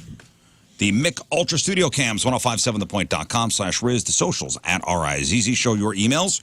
RizzShow1057thepoint.com. 8 o'clock, we'll chat with our buddy Steve Templeton. Rafe's e-memoriam, Friday Fail Stories, crap on celebrities here in just one moment. All right, today is April the 11th. Back in the day, 135 years ago in 1890, Joseph Merrick, a.k.a. The Elephant Man. Elephant Man. He dies at the age of 27. 78 years ago, 1947, Jackie Robinson signed his first contract with the Brooklyn Dodgers, making him the first black player in Major League Baseball. Played a couple exhibition games against the Yankees, but his first official MLB game was against the Braves on April 15th. You seen that movie, Elephant Man? Is that... Does it finish with poachers getting him? No. No. No. So that's what was that John Hurt, I believe, was the Elephant Man? Oh, I don't know. I think I saw an older one. I think there's one from like the 50s or 60s. Black and white? Black and white, yeah. Maybe it's Who played the before Elephant that. Man? Was it John Hurt? Ooh, That's... I know Bradley Cooper played him on Broadway. Yeah. What a cute Someone elephant. made a... have you seen the meme about that? He refused prosthetics to play the Elephant Man. Oh, yeah, he like contorted his body. But then he I saw some comedians like, so wait a second, to play a Jewish guy, you took a prosthetic, but to play the Elephant Man, you're like, I'll wing it. That's true. I go, yeah, that's a good point. Oh, when he played Maestro. There was one in 1980, directed by David Lynch, with Anthony Hopkins, John Hurt, Anne Bancroft, and John. That's what I'm thinking of. Gielgud. John Gielgud. Gielgud. 55 years ago, 1970, Apollo 13 blasted off on its mission to the moon, which was aborted after an oxygen tank exploded. The astronauts managed to return safely thanks to the courage and pluck of Tom Hanks and Kevin Bacon. We all know that to be true. Yes. 44 years ago, 1981, Eddie Van Halen marries Valerie Bertinelli, and they're still going strong. 25 years ago, in the year 2000, Britney Spears releases Oops, I Did It Again. Reaches number 1 on the pop charts, but peaks at number 9 on the Hot 100. 24 years ago, 2001, the movie Joe Dirt hits theaters. Nice. That is one that I saw. 1980. It's black and white. Yeah. Yeah, it's a good movie. You're right. I had no idea that was John Hurt. Good for him. 11 years ago in 2014, Nirvana inducted into the Rock and Roll Hall of Fame. Do you remember who inducted them? Paul McCartney? That's right, Michael Stipe. Yeah. Michael Stipe from R.E.M. inducted the group, saying, quote, Nirvana tapped into a voice that was yearning to be heard. 8 years ago in 2017, Jay Giles of the Jay Giles Band dies at home of natural causes at 71. Biggest hits, Centerfold and Freeze Frame. And 1 year ago today in 2024, Espresso by Sabrina Carpenter was released. And I admit, I do really like that song. I do too. We're a Sabrina Carpenter show. Really, I do like that song. Honestly, whole album's pretty good. I don't know the whole album, but I do. That song comes on, and I'm turning it up, and I'm ripping off the knob. Wow. Whoa. And that's what happened back in the day. That's right. All right, time to find out what's going on in the world of music and entertainment with your crap on celebrities. Well, Weezer's gig at Coachella is still on for Saturday after bassist Scott Schreiner's wife was shot by LA cops and then charged with attempted murder, which I did get wrong yesterday. So she has been charged. She has been charged. I thought that the charges were dropped. I apologize. Dude, the whole story is just crazy. It is. So TMZ reports that Schreiner will be playing with the band. This weekend at the California Festival. He was home on Tuesday when his wife. Fees coming. Yeah, no doubt. When his wife was home, Jillian Lauren is her name. She went outside with her handgun as police were pursuing 3 hit-and-run suspects at the Eagle Rock neighborhood of Los Angeles. TMZ also is reporting that Lauren came out of the house with the gun in her hand because one of the male suspects was in her next-door neighbor's backyard. Police claim that Jillian ignored multiple commands to drop her weapon and that she fired one shot. At the cops? She fired at the cops. So at least one officer fired at her, striking her in the shoulder. So that is why because yesterday we didn't know that part. We didn't know that she had fired a shot. She fired a shot at the cops. Lucky she was not killed. Yes. Lucky they were. There is video of her being arrested along with the babysitter who was in the house. Right. With a kid. Yes. And what so a scene. Jillian was taken to a local hospital. She was then charged with attempted murder, released on a $1 million bond. So, yeah, they need to be making that money this weekend. Blink-182 is scheduled to perform here at Hollywood Casino Amphitheater on September 26th. We announced that show earlier this week. A couple of guys in the news there. Travis Barker is relaunching his Reverb shop on Wednesday and will be selling off 3 drum kits plus some skate decks, some longboards, some bomber jackets, frame tour artwork, and more. So if you're a fan, you might want to get in on that. Also, Mark Hoppus, responsible for the capture of Saddam Hussein. So this happened in 2003, and he is claiming in his new memoir, Fahrenheit 182, that the band was on an aircraft carrier in the Persian Gulf because they were going to play some shows in that region. And Mark Hoppus told a Navy admiral that he had a plan to catch Saddam Hussein. And so it had to do with the fact that Saddam was sending video messages to his followers from an unknown location. He told the admiral, what about having drones fly all over the region in carpeting patterns, broadcasting time codes above the level of human hearing, but at a level that a video recording could catch it? And then the next time he releases one of his videos, you could listen to it, pull the ultrasonic data, and triangulate the drones you have flying all over. This reminds me of Garth in Wayne's World. And then the admiral told Mark Hoppus that he might mention that to the higher-ups, and then 4 months later, Saddam got yanked out of his hidey hole. So Hoppus ends the story by saying, quote, "You're welcome, everybody." So thank you, Mark Hoppus. Thank you, Mark Hoppus. Thank you, Blink-182. Thank you so much. St. Louis's own SZA was so cute on Sesame Street. Did you see a video of this? Yes, I did. She is adorable. She was on Sesame Street with all the different Muppets and sang how great it is to have a gratitude jar, and she sang a song about a gratitude jar. It's just adorable. So if you want some good content today, go check it out. Rick Rubin's guest on the Tetragrammaton podcast is Gene Simmons. They talked for 3.5 hours. Yeah, somebody who listens to that podcast. I haven't started that one yet. You gonna binge that whole thing? I don't know. You're gonna have to break it up, I think. Rick Rubin is so monotone, and Gene Simmons is so monotone. It's nap time. Nap time. Creed are bringing back their Summer of 99 and Beyond cruise next year. It's going to feature Three Doors Down, Collective Soul, Living Color, Filter, and Tim Montana. It's going to set sail on April 17th through the 21st from Miami to the Great Stirrup Cay Islands. The Creed cruise. Yeah. A Creed song came across the my Rizz playlist on my iPhone. Did you start screaming it into the car, or what did you do? I did. I'm like, man, they're great. I forgot about Creed. Do you see these music or these TikTok videos? And I don't know if they're real, but it's like people are hiking in the Grand Tetons and whatever, and how can you take me high? It's like some guy just yelling, and it's pretty funny. Bono's documentary Stories of Surrender is going to premiere at the Cannes Film Festival of South of France, May 13th through the 24th. Moon, your thoughts? Say it again. Bono's documentary Stories of Surrender. Interested? Yeah, sure. Okay. It's going to also debut on Apple TV Plus on May 30th. Rarities from Bruce Springsteen, The Killers, Talking Heads, and many more point bands are going to be featured this weekend for Record Store Day. It's tomorrow, so go check out all of our local record stores. Rage Against the Machine, live on tour 1993, 2 LP set. Wow. Scott Weiland's I Know It's Too Late, 7-inch. And Liam Gallagher's Acoustic Sessions is also an LP that you can pick up. So lots of cool things. And they're only on records? Yes.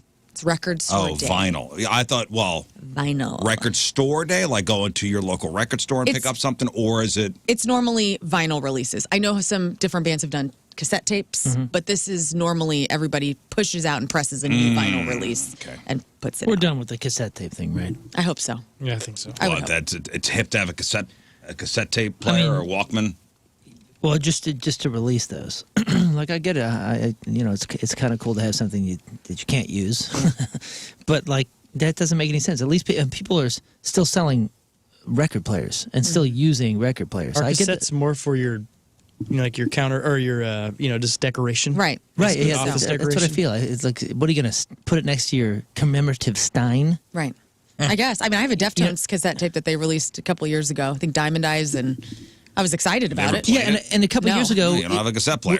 when it was this new novelty, kind of like, oh man, they're making cassettes. Like I kind of got it then, but we're done with that now, right? I think we should be if we're not. Go to Urban Outfitters, and if they're selling Walkmans, then we know we're not done with it.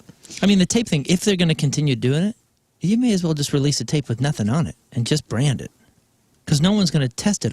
No one has a way to test it. You know what would be cool? If you get a blank tape, let's say you have all these feelings, and you record the feelings that you have for somebody on that tape, and you give them the tape, because they'll never be able to play it. That's kind of romantic.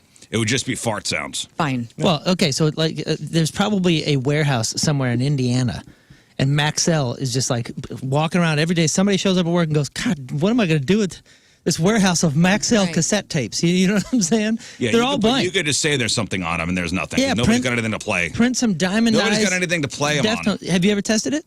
Is there anything on that tape? I bet you there's nothing on it. I and do you were have a ripped tape off. deck that goes with my dad's big stack that I got, one of his 70s. What was it called? I don't remember the brand.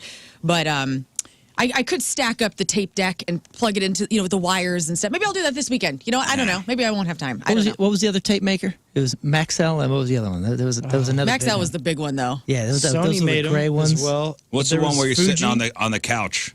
And it's it's getting blown away. Man. Was Yeah, that Pioneer Maxell? I got a stack of those. Anyway. Eric Dane has been diagnosed with ALS, a progressive neurodegenerative disease, also known as Lou Gehrig's disease. So this is the creepy dad in Euphoria, who, if you've watched that show, like, has sex with a young person, and he's like super weird. He's got all sorts of sex tapes and stuff. It's He's famous for having a real life sex tape. Oh, really? Yeah, Rebecca Gayheart and somebody else, some other chick. Oh, yeah, that's right. Well, an Eric Dane. exclusive statement to People magazine, the 52-year-old actor says, "I'm grateful to have my loving family by my side as we navigate this next chapter. Despite the diagnosis, he does plan on continuing to work and to start filming again with Euphoria next week. He says, I feel fortunate that I'm able to continue working, and I'm looking forward to returning to the set." So that's really sad.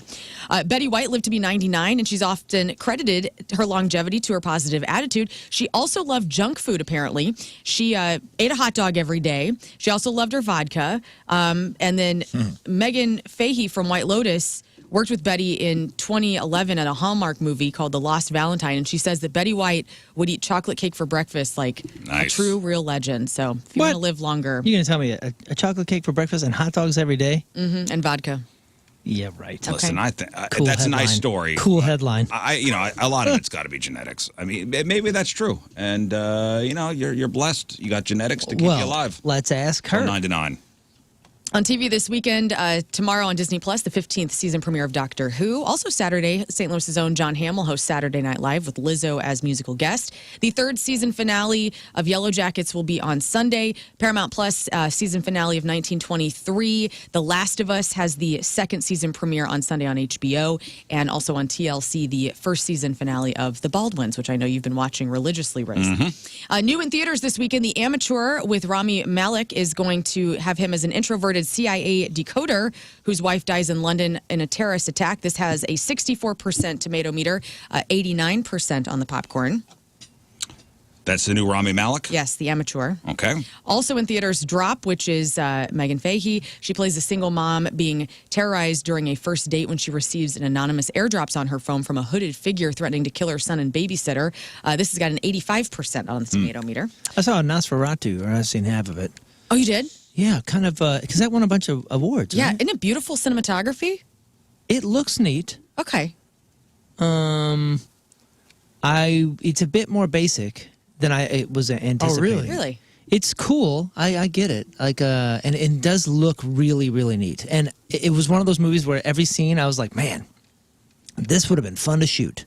You know what I mean? Like you're looking at it and you're like, this would have been. It's one of the Skarsgårds as the. Yeah, I didn't know Bill that, but Skarsgård. it's one of the Skarsgårds. He's always doing one of those roles where you don't know it's him, and then as soon as you do, you go, "Oh yeah, Now there he is. Yeah, that's him. Skarsgård. It sure He is him." looks like he's melting in this movie. Yeah, I didn't realize the difference between the Orlac and Dracula things. Yeah. I thought it was the same story with different names. They are two different stories from the same vein, if you will, but they're very different takes on the vampire. Yeah. Boy, I keep seeing these videos of, I guess, teenagers and the like carrying on at these Minecraft movie screenings, throwing stuff, and I guess there's a certain part of the movie Okay. where Jack Black talks about riding a chicken, or calls him a chicken jockey. Mm-hmm. Have you seen this? And people start throwing Yeah, stuff. it's like the whole point. Like that's where it gets exciting in there, and people go bananas, I guess. And people are going bananas in these movie theaters, and the theater owners are like, please Please make it in. stop. They throw stuff and Stop throwing popcorn. Stop Why? destroying the place.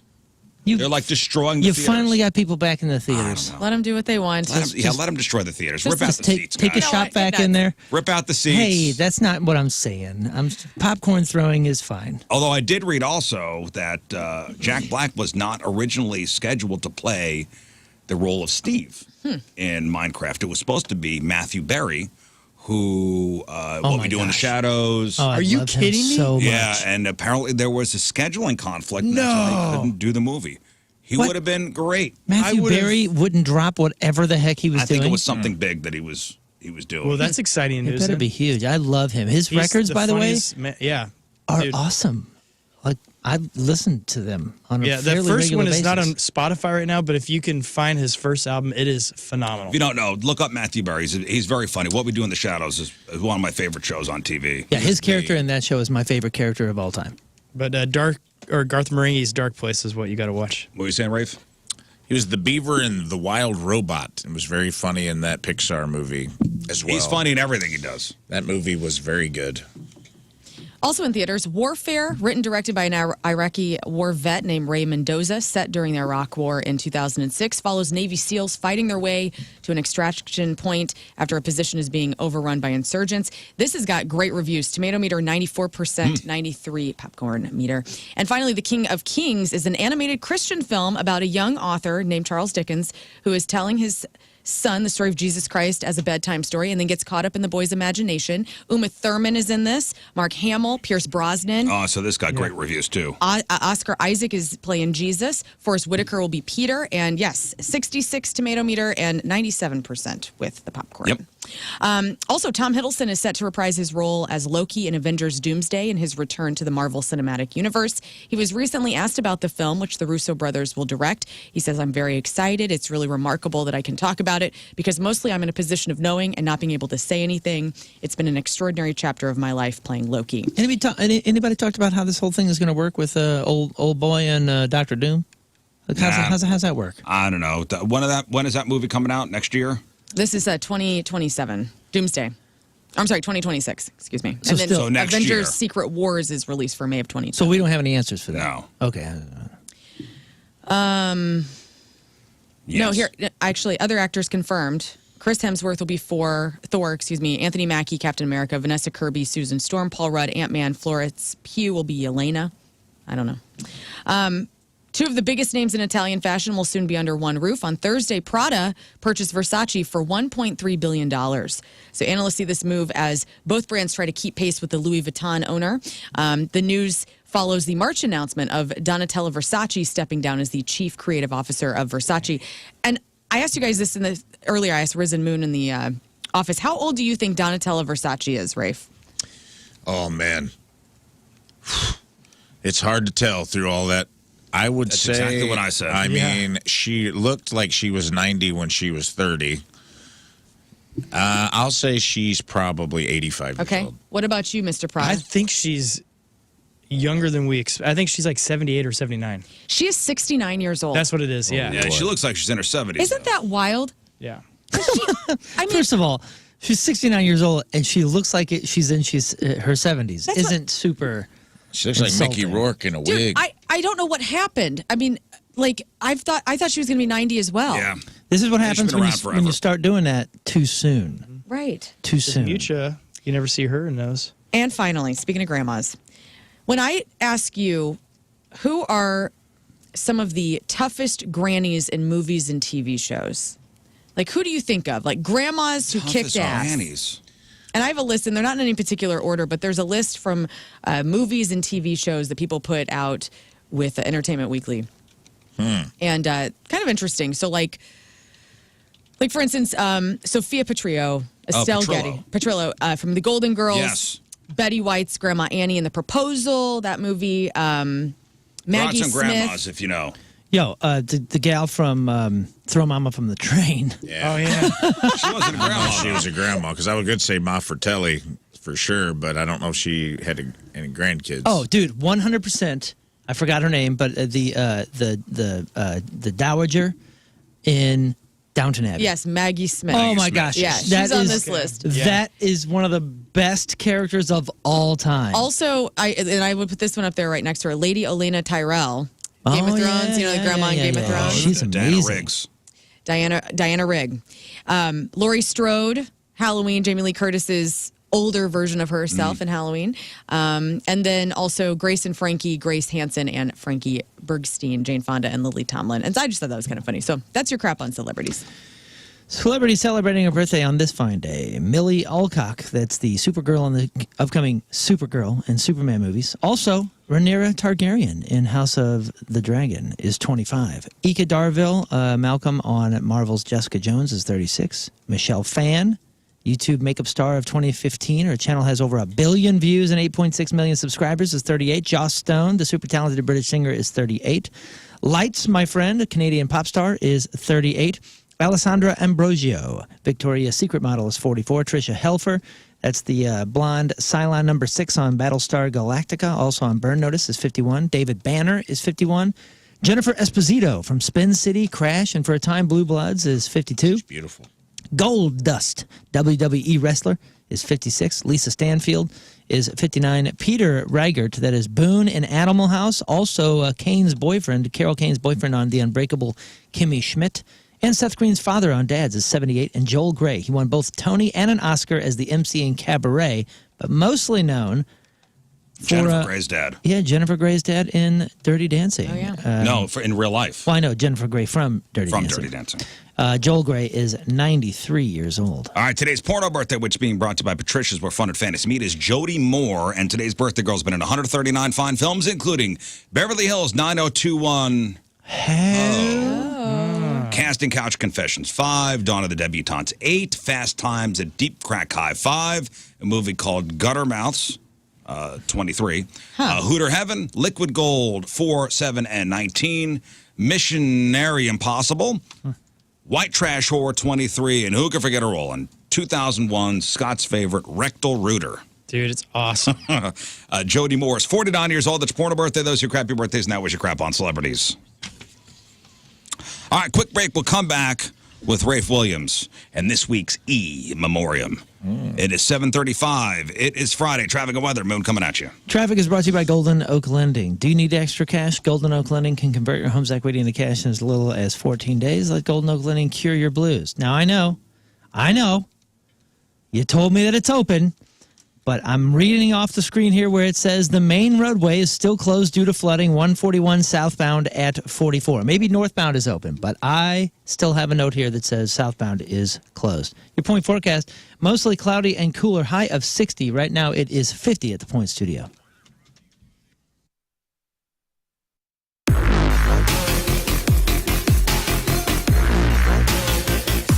Hey guys, it's Lux and Jacoby from Papa Roach. What's up? How are you doing? Well, I mean, I'd like to say I'm doing good. I'm just much rather be playing a rock show tonight. I would much rather be watching you play a rock show. This is such a bummer. I know, very much so. We just got the news like an hour ago, and I was like, I mean, what am I gonna do? We did all we could. I'm here to rock. I'm here to do my gig. You know what I'm saying? And it's Mother Nature is just not having it today. But the good news is, outside of being here for Point Fest, you guys have a lot of stuff going on. Oh, yeah. Papa Roach is killing it. I was on TikTok today. Huge fan of your TikTok. What'd you see? Well, I saw you. Well, every day right now, the stock market goes up, it goes down. It's been kind of a wild ride lately, and you never know how it's going to change. And in fact, I mean, cyber currency is up, it goes down, it switches all over the place. And you never know. I mean, it is just a wild ride right now. And this is why I love First Community, because they understand that it is important to have your money somewhere where it's safe. And that's why you go to these financial institutions, is so you don't just bury it in the backyard, but you want to make your money grow for you, but you want it to be safe, obviously. And again, over at First Community, they have a clear understanding of that. And they have some really good rates right now on deposit accounts without the craziness of the stock market or cryptocurrency. And I'm talking 4% on a CD for as little as $500. It's a great way to make that money grow for yourself, and it's very safe because it's federally insured, and so you know it's protected. And that way you don't have to worry about it being in your backyard, disappearing, or just, getting wiped off the face of the earth. You're going to have money grow every day. So swing by any of their 40-plus locations. They make it very easy to bank with them. Then they have 18 inside Walmart that's open 7 days a week. Go to firstcommunity.com. That's firstcommunity.com.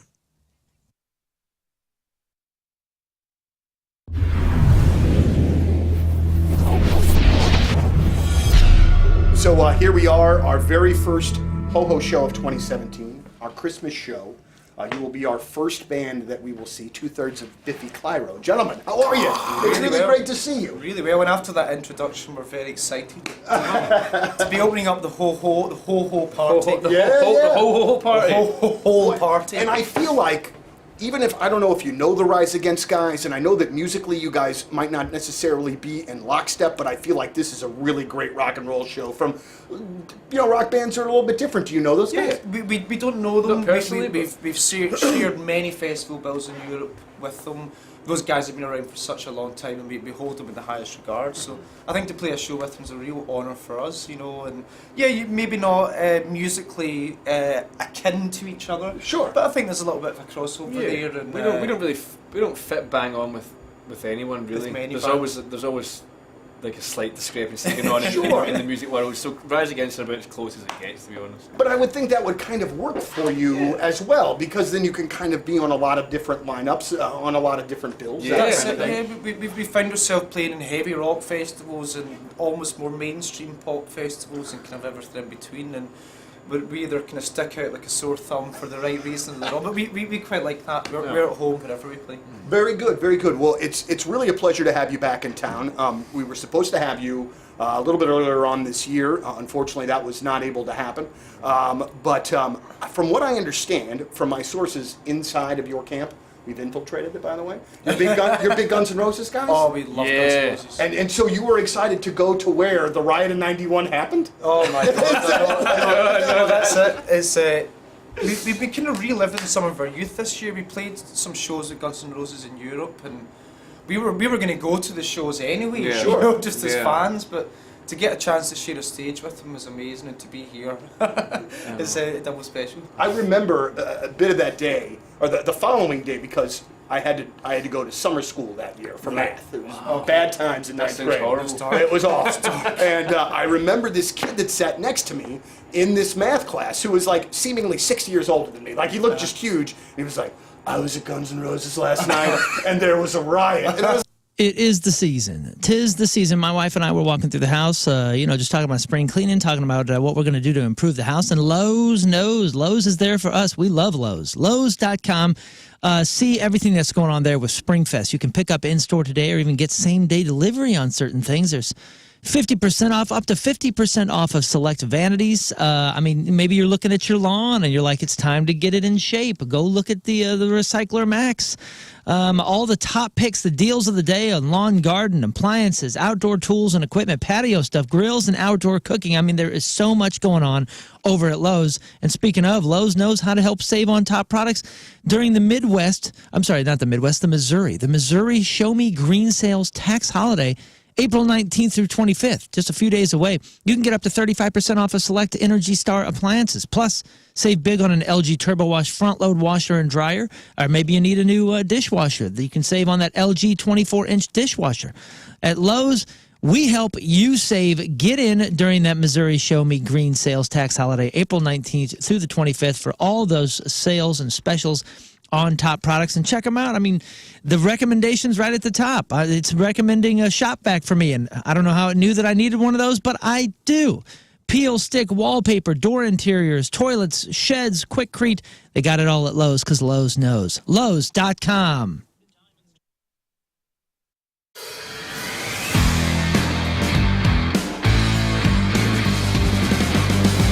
So we've had this place for a little over a year now.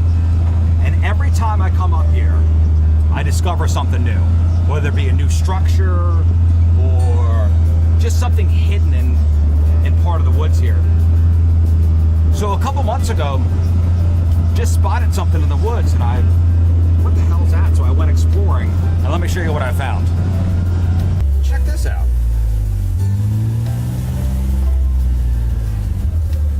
That, my friends, is a hidden sawmill. So I drove out here one afternoon. I said, what the hell is this?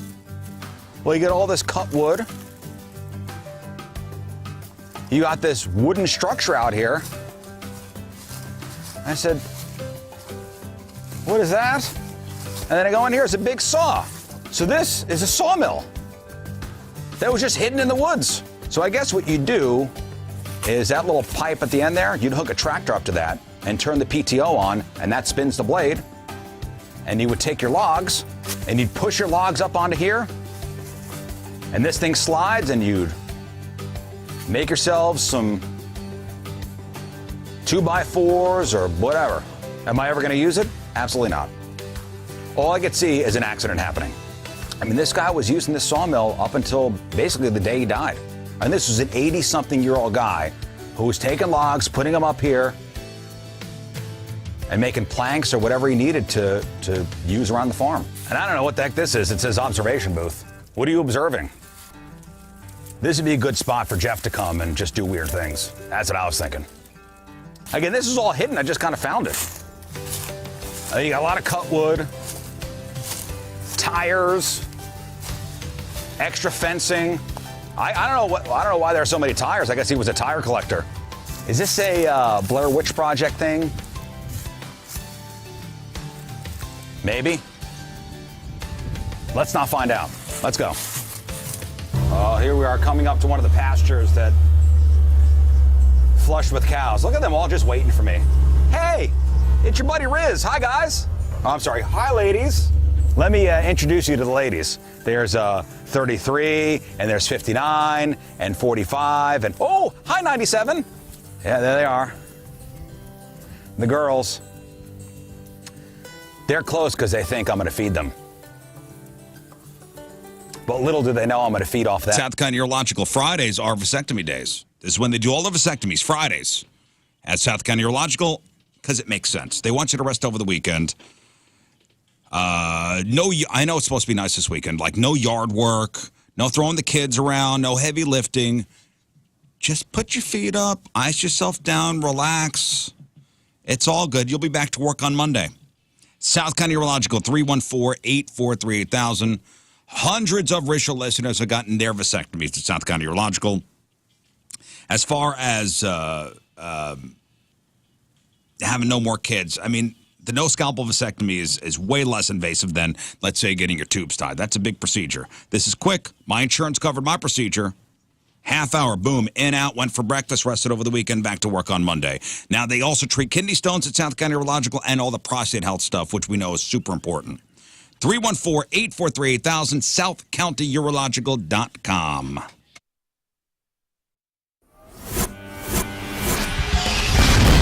right, so way back Point Fest, we are backstage with The Urge, and we just learned a very valuable lesson. That when the microphone says mute, that means that they can't hear Steve. It's muted. And It is not working. that is not working. It ain't happening. Boy, oh boy. So we found out so far that Chief Meteorologist from KMOV, Steve Templeton, will be here in about 15 minutes. But while we're waiting, Rafe, I think it's time to say bye-bye. Goodbye to some people. And it's time for this week's Rizz Show e-memoriam. Take it away, Rafe. All right. For those of you that don't know, the e-memoriam is every Fridays. We say goodbye to people much like an Oscars in memoriam. People we lost, whether it was something we discussed, a topic, emails, or just all-out internet trolls, or sometimes even ourselves, guys. We got to say goodbye to mistakes that were made. Mm-hmm. So without further ado, let's get it cracking this week. Up first, cool doctors. We got into a conversation about doctors smoking weed in their downtime, and some people ain't as cool as we thought they'd be. So today we say goodbye to cool docs, the one who wear Yeezys in the OR, fist bump your mom post-op, and unwind ripping bong hits out of a pineapple watching house reruns. Hell yeah. Sure, they had swagger. I loved them, but they also once prescribed Flonase for a fractured wrist. Mistakes were made. They were chilling high, but so was your blood pressure because they forgot to chart it. Now it's all these nerdy-ass by the book. I actually finished my residency types. You're going to be reading your full medical history before touching a stethoscope. That doesn't sound fun. But whatever. So here's to the cool docs. May you find peace and early retirement running a dispensary called The Waiting Room. Oh, what a great name for a dispensary. Thank you. Waiting room. Mm-hmm. Nice. Thank you. Trademark. Hit me up. I want to cut. We'll miss your confidence, your charm, and your dangerously laid-back approach to internal bleeding. Bye-bye. Next I don't up. want my doctor coming in going, bro. Oh, yeah, man. The guy took my gallbladder out, had Chuck Taylors on, and it pissed me off. I wasn't happy. Or no, he had Air Jordans on, and it really upset me. Bro, we're going to have to take that gallbladder out. I don't want that. It's like serious, dude. Bro, your gallbladder was not lit. It was gnarly. Your gallbladder was gnarly. It's supposed to be like Mike, man. Next up, real IDs. Come on. You guys think that's happening? Get the hell out of here, dude. We had a conversation this week about real IDs, and half the squares in the room fell for it. Not me. Not me and most of the population. It's time to say goodbye to the panic, the DMV rage, and the collective stress dump over real IDs, because let's be honest, y'all, you didn't get one, I didn't get one, nobody did. Yet here we are, still flying, still buying booze, and still waiting for the government to extend it. We'll see next month when you try to get on a domestic flight. Well, I'll get on a domestic into a flight. federal building. Okay, I'll be Rafe? fine, dude. I'll be collecting warning tickets, laughing all the way to the bank because the government's like your dad bluffing to turn the car around. We're halfway to Florida, bruh. You ain't doing a goddamn thing. Real IDs? How about I put these nuts in your mouth? Bye-bye. Damn. Government. It was a bold thing to say in tax season. Next up, snakehead fish. Man, we found out the snakehead fish was an invasive species this week, and the Conservation Department has zero chill. Holy smokes. We say goodbye to restraint, compassion, and literally any chill whatsoever because, according to the Missouri Conservation Department, the only way to handle the snakehead fish is to go full Mortal Kombat, finish him. According to the Conservation Department, it's the only, if you catch one of these air-breathing swamp demons, you don't throw it back. You don't throw it up on the bank. You have to behead it and have a quickening as if you were the Highlander. You got to get a little fish guillotine out and take its life and suck its soul from its lifeless body. Or, and I quote, seal it in a plastic bag, which is crazy, and watch it suffocate like a mob informant. Look, I get it. They're invasive. This isn't population control, guys. This is assassination. What's next? You know, snakeheads can breathe air and walk around. They're basically like a Florida man of the fish world. And then maybe we don't need to sign the medieval execution plan like we're avenging the koi pond, okay? Listen, get him out of here. All right. Well, so if you see one, it's your duty to assassinate the snakehead fish by any means necessary. Bye-bye, snakehead fish. Next up, Yaffo towing. Yaffo towing. We talked about this a little bit, my all-night lock-in at Quick Trip, and I talked about the towing company that was dispatched and showed up 6 hours later after delaying their arrival time via text. My car broke down over the weekend. I waited till 6 a.m. for my tow truck from Yaffo Towing. Yaffo stands for Can I Get a Tow? Yaffo tomorrow. You know what I'm saying? Damn.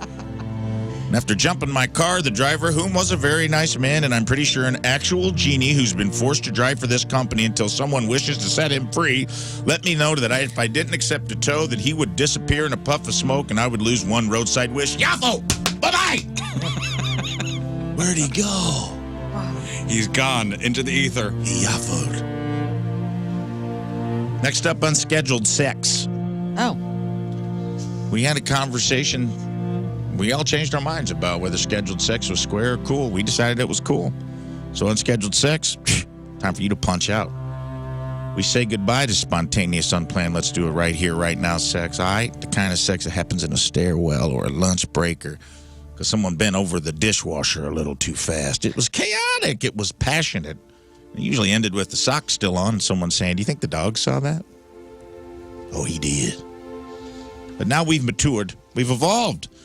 We've discovered the joy of scheduled sex, and let me tell you, nothing keeps your relationship spicy like penciling in a 7:15 bang sesh between your kids' karate class and the new episode of White Lotus.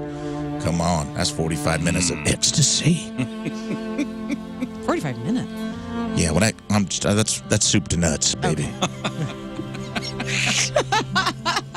That's full soup to nuts. There's only really about 4 minutes of banging in the middle. Unscheduled sex is fun, but scheduled sex gets you through a Tuesday. You know what else it is? Efficient. You're not guessing, hoping, waiting for a mood. You know it's 7:45. You're getting a pile driver on your Google Calendar, and that's tight. That's something to look forward to. Right? Nothing gets you through a hard day like knowing that it's ending with a hard day. Come on, bye-bye. Up next, Blink Twinks. We really upset some Blink-182 fans when we didn't show enough enthusiasm for a concert announcement this week. Well, I hate to break it to you guys, but your teenage angst has officially become middle-age angst. You're 43, Chad! You're not crying because your skateboard broke up with you anymore. You're crying because your sciatica flared up in the Trader Joe's parking lot, bitch! Sorry, we didn't throw a ticker tape parade because Blink's coming back to town for the third time this year, all right? What's your age again? Grown. Bye-bye. Bye. Yeah, there was one woman that was quite upset with us. Oh, my that we didn't God. make a big deal out of it. She was hot. I thought she was coming down here. I didn't know what was going on. Next up, Escalator Grandma.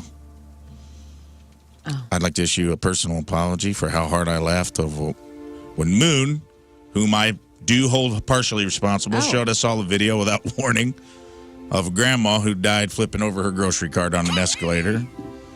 And How dare you? Moon. regrettably, Can't stop laughing. I'll learn, huh? You laughed at a tragedy. You laughed and the hardest, Put it on Lauren. me. I did laugh the hardest, and I'm still laughing. All right, I'll meet her someday. She's going to be waiting for you. She'll be waiting for me. listen, it was tragic, but sometimes tragedy plus time equals comedy, guys. And that was funny as hell, and I was not ready. So we say goodbye to Grandma Doris, who didn't just pass on. No, she didn't go quietly. Hell no. Doris launched herself into the afterlife like a champ at the mall halfway between Bath and Body Works and a Cinnabon. Come on, Doris. Go off, Queen. When the escalator got feisty and her cart got cut on the edge, she ascended via escalator dismount with the grace of a Soviet gymnast and the determination of a woman who refused to take the Yeah, is elevator that to Nadia heaven. Comaneci? No, that is Grandma. Doris. That ain't Simone Biles. That's Grandma going to heaven. Now, I didn't mean to laugh. Lauren didn't mean to laugh, okay? We absolutely meant to laugh, Grandma actually. launched her way to heaven. Her form was so tight. It was tight. right over those bars. And in our defense, it's hard not to laugh when someone flips over a shopping cart midair like a rotisserie chicken in a microwave, okay? We knew she was gone, but she was going out on her terms, dignity, flair, and with the type of accidental somersault you only get once in a generation. So here's to Grandma Doris. Stick the landing or die trying, which, to be fair, she did both. Bye-bye. Bye. R.I.P. Take that escalator to heaven, Grandma. Next up, guys who think they can outrun animals. Can't believe I have to put this in here, but I do. We found out this week that an alarming amount of men believe they can outrun a multitude of animals. Well, you can't. So today we mourn the death of the straight man's most cherished fantasy that in a moment of primal danger, his body will suddenly override genetics, training, physics, and become an unstoppable beast of speed. It won't! They picture themselves leaping over logs, dodging antlers, and diving into rivers like it's the movie Predator, but it actually ends with them face down in a ditch, pants ripped, one ambulance ride away from getting the daddy stitch in their Dark Star. Come on, Phil!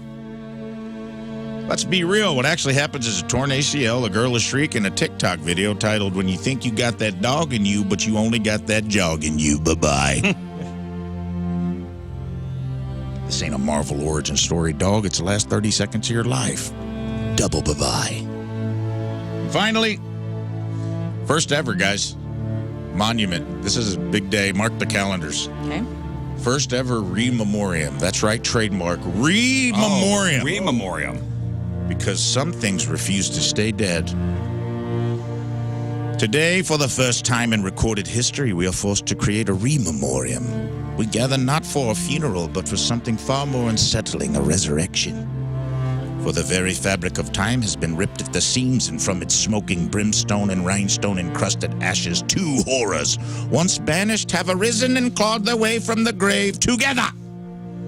Tramp stamps are cool again. Oh, tramp stamps, that's right. And dire wolves are back. These are not unrelated phenomena. Be wary, O people of Earth. A lower back phoenix has risen from the ashes of 2007, fluttering between low-rise waistbands with a renewed vengeance, that ancient emblem of tequila-fueled weekends and juicy couture. Once the proud territory of the early aughts rebellion and Girls Gone Wild DVDs, it has returned to feed. Rebranded, repackaged, and paraded by people born after Y2K who've never seen a single episode of TRL and have no recollection of the abdominal muscles of one Eric Nies from MTV's The Grind. They display the mark of the beast with no idea how many Jaeger bombs were sacrificed at its altar.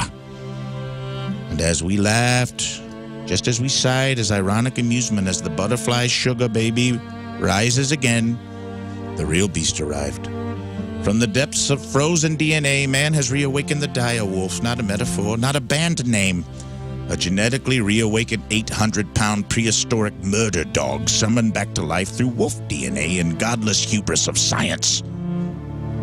They extracted the hellhounds from a tooth. That's right, one cursed molar pulled from the icy gums of a long-dead apex predator. And now science hath stirred the broth of the devil soup. Double, double, fang and trouble. From ancient tooth our doom shall bubble. Eye of wolf and ink of ass. Raise the beast that once was ash. Wah! Ink of ass. And now, dear God, we live in a timeline where an influencer with a slippery when wet scrawled across their lumbar in Comic Sans named @WolfDaddy666 on IG will inevitably try to ride a direwolf shirtless for clout. This is no coincidence. These two unholy resurrections are linked.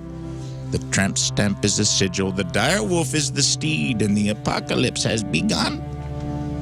So now we remourn what was once mourned. We issue not a eulogy, but a warning, Sir Rizz.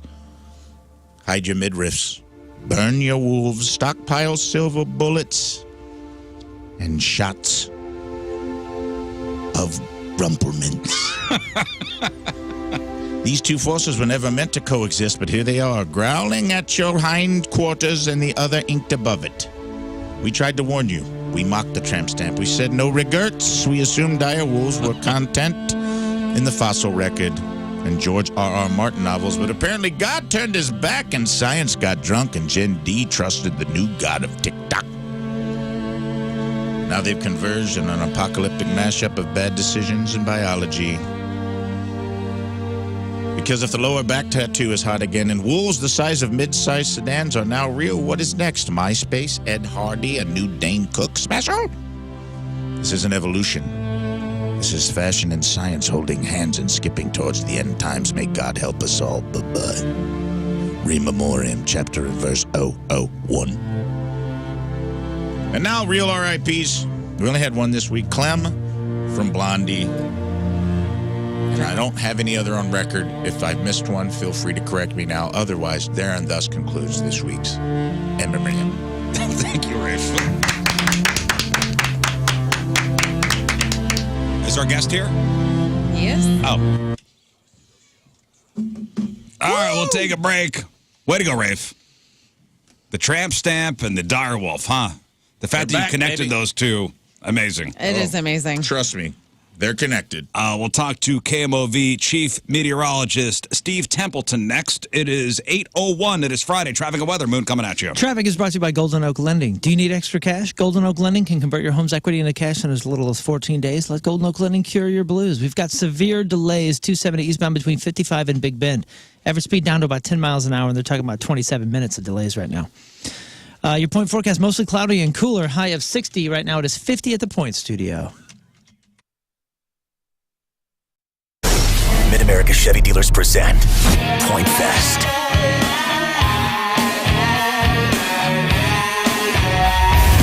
It's 105.7 The Point, everything alternative. We are backstage at Point Fest, and I have the absolute honor of being joined by Sean and Mike from Alice in Chains. Guys, how are you? Wow, how do you live up to that? Yeah, we better not suck tonight. That'll ruin our sound. So. Wow. All right, so the first question that I have is one that I've wanted to ask you guys and a band of your ilk for quite some time. Ilk. I like his vocabulary. He's good at what he does. Well, when you are a band that has been around for as long as Alice in Chains has, Millenniums. and you were I don't know the best way to say this, so it might come out rough, but you were one of my favorite bands when I was in high school. Like, is that an odd thing for people to say? I've liked you for Okay, we're old. so Just long." say it. We're old. I am too. About it yesterday, and he is so excited to see his first St. Louis City SC game down at Energizer Park. And I was like, hey, man, you want that express entry? You go get yourself the exclusive St. Louis City SC debit card from Together Credit Union. I have one, and Together Credit Union is the only place to find this official fan debit card. It's awesome looking, and it comes with a free lifetime My City Plus membership. Why is that important? Well, that has several benefits, including priority access to single match tickets. You get limited edition drops, city cashback rewards on every purchase at City Pavilion, City Goods, all the retail and concession locations around Energizer Park. It's all got perks. Special member-only events and experiences, and those things are absolutely incredible. And plus, you get that express entry that I just mentioned. I mean, that alone is worth it. Oh, how do you get it? Well, you open any personal checking account online at togethercu.org or stop by one of the 14 local branches. There are 14 in the area, so you're close to one right now, whether you're at work or at home, or you're doing something you shouldn't be doing, or you're close to a Together Credit Union right now. There's no cost for the Citi SC debit card, so don't wait. Sign up today. Show your pride. Visit togethercu.org for full terms and details. Together Credit Union is federally insured by the NCUA. Togethercu.org.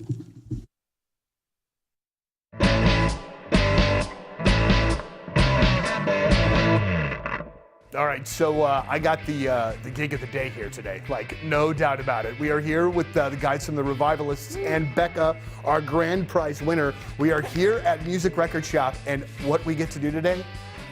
Record shop.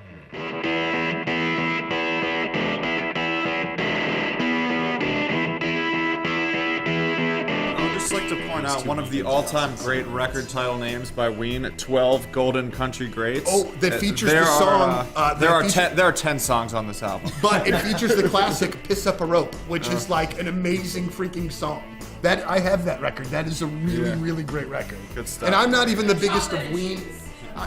And I don't get all the Ween stuff. Normally that's like my brother's thing, but that one I'm a big They got some great songs too. I love that this store has Angel Olsen and Roy Orbison together, because when I first started listening to Angel Olsen, I was like, this reminds me of Roy Orbison. Yeah. And I just love her records.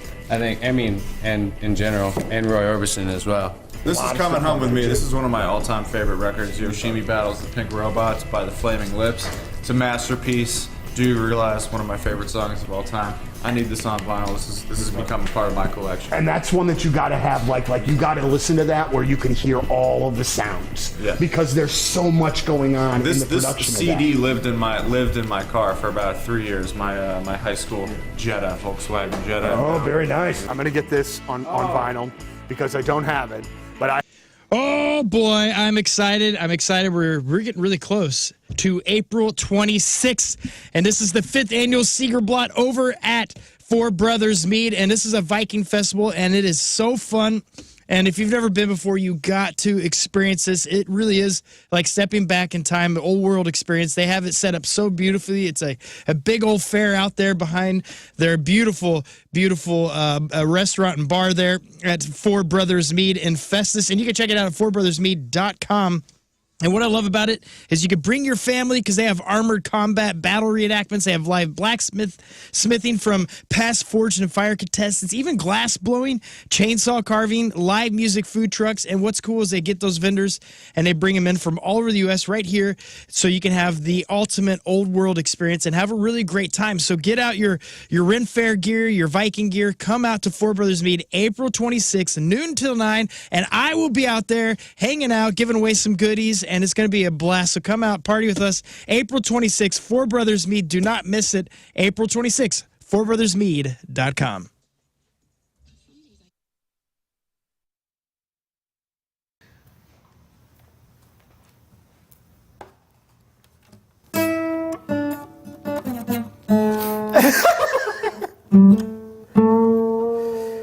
So if you change my mind 1,000 times, you better hear them say, yeah, yeah, yeah, yeah, yeah, I like it that way. Any man of mine better change their mind.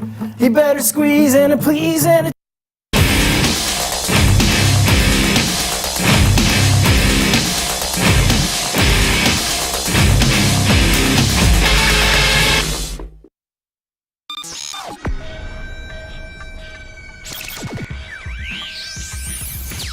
All right, it's Rizz. It's Jeff Burton backstage at Point Fest with Eric and Jeff from Stone Temple Pilots. All right, how you doing today? Good, how are you? You seem like you're like a morning radio show where you're all A amped lot up of- on caffeine. Did you know I do a morning radio show? do? Yeah. All right. And a lot of cocaine. Yeah. Hey. Good morning. Actually, good afternoon. Hi. It's kind of morning. That's why To I'm me, commenting yeah. on that. Yeah. So how have the shows been so far? I mean, Jeff's the new guy. So what hazing has been going on, or any? Did you ever see Full Metal Jacket? Yeah. Yeah. Bars of soap and socks? No, we haven't been doing that. But I just wondered if you saw the movie. Of course I did. It's a great movie. He's just a big fan of the movie. I thought we were going to talk about Stanley Kubrick today. Cause We can. What do you want to know? Just how great he was. He was great. Yeah. He was great. No, seriously, no hazing? We don't do any of that stuff still? No, Or are we too old for that? We're not never too old for that. That's, You're just not talking about it, is what it is. well, no, and he's doing such a great job. So. He is. Yeah. He is fantastic. And one of the things about being the new guy, and I've been the new guy before, talk about reaction from the fans, reaction from everybody else being that new guy. Yeah, ultimately, that's not even up to me, so it's not something I can really control. All I can really control is going out there and just presenting STP at the best of my ability, which is all I really try to do. I'm not trying to be anything I'm not. Just try to go up there and do the songs justice and do them the way they made me feel when I heard them, growing up and through my musical journeys. Listening to Stone Temple Pilots had a huge influence on me. So, Who did you listen to growing up? Oh man, Simon and Garfunkel, Gordon Lightfoot, the Carpenters. My dad's record collection was very instrumental in my songwriting and my base of where I started from. And then as I got older and was in bands, I was always the guitar player. I never wanted to be the center of attention. It's funny how that works out, but. It was when Core came out. It was the same year that was the year I put down the guitar for a whole year and didn't pick one up, and all I did was concentrate on vocals. And it wasn't because of them, but it just happened to be that same time, and front men like Scott and people like that, and just seeing how that worked and how great it was. And I'm like, people complain about grocery store prices all the time. Well, Schnucks is doing something about it. They've lowered prices in over 2,300 items around the store. 2,300 items. That's a huge number. And they've marked down price on things like Jack's Pizza, Rida Potatoes, Tyson Family Pack Chicken, Organic Girl Salad Kits. Those big 32-ounce Chobani yogurt tubs and stock cold brew coffee. New lower prices on both those things. So by lowering the price on over 2,300 items, Schnucks is bound to have lowered the price on something you love. Just check out the digital shelf tags around the store, find tons more items, all with lower prices. And, of course, you've got the Schnucks Rewards program, which we've been talking about for forever now. And rewards are getting personal over there at Schnucks. They've completely refreshed the program to add more personalized touches with new perks just for you. You get personalized savings, which are basically custom deals on items you buy the most. You also get personal double points days, so you can earn 4% back on your entire cart.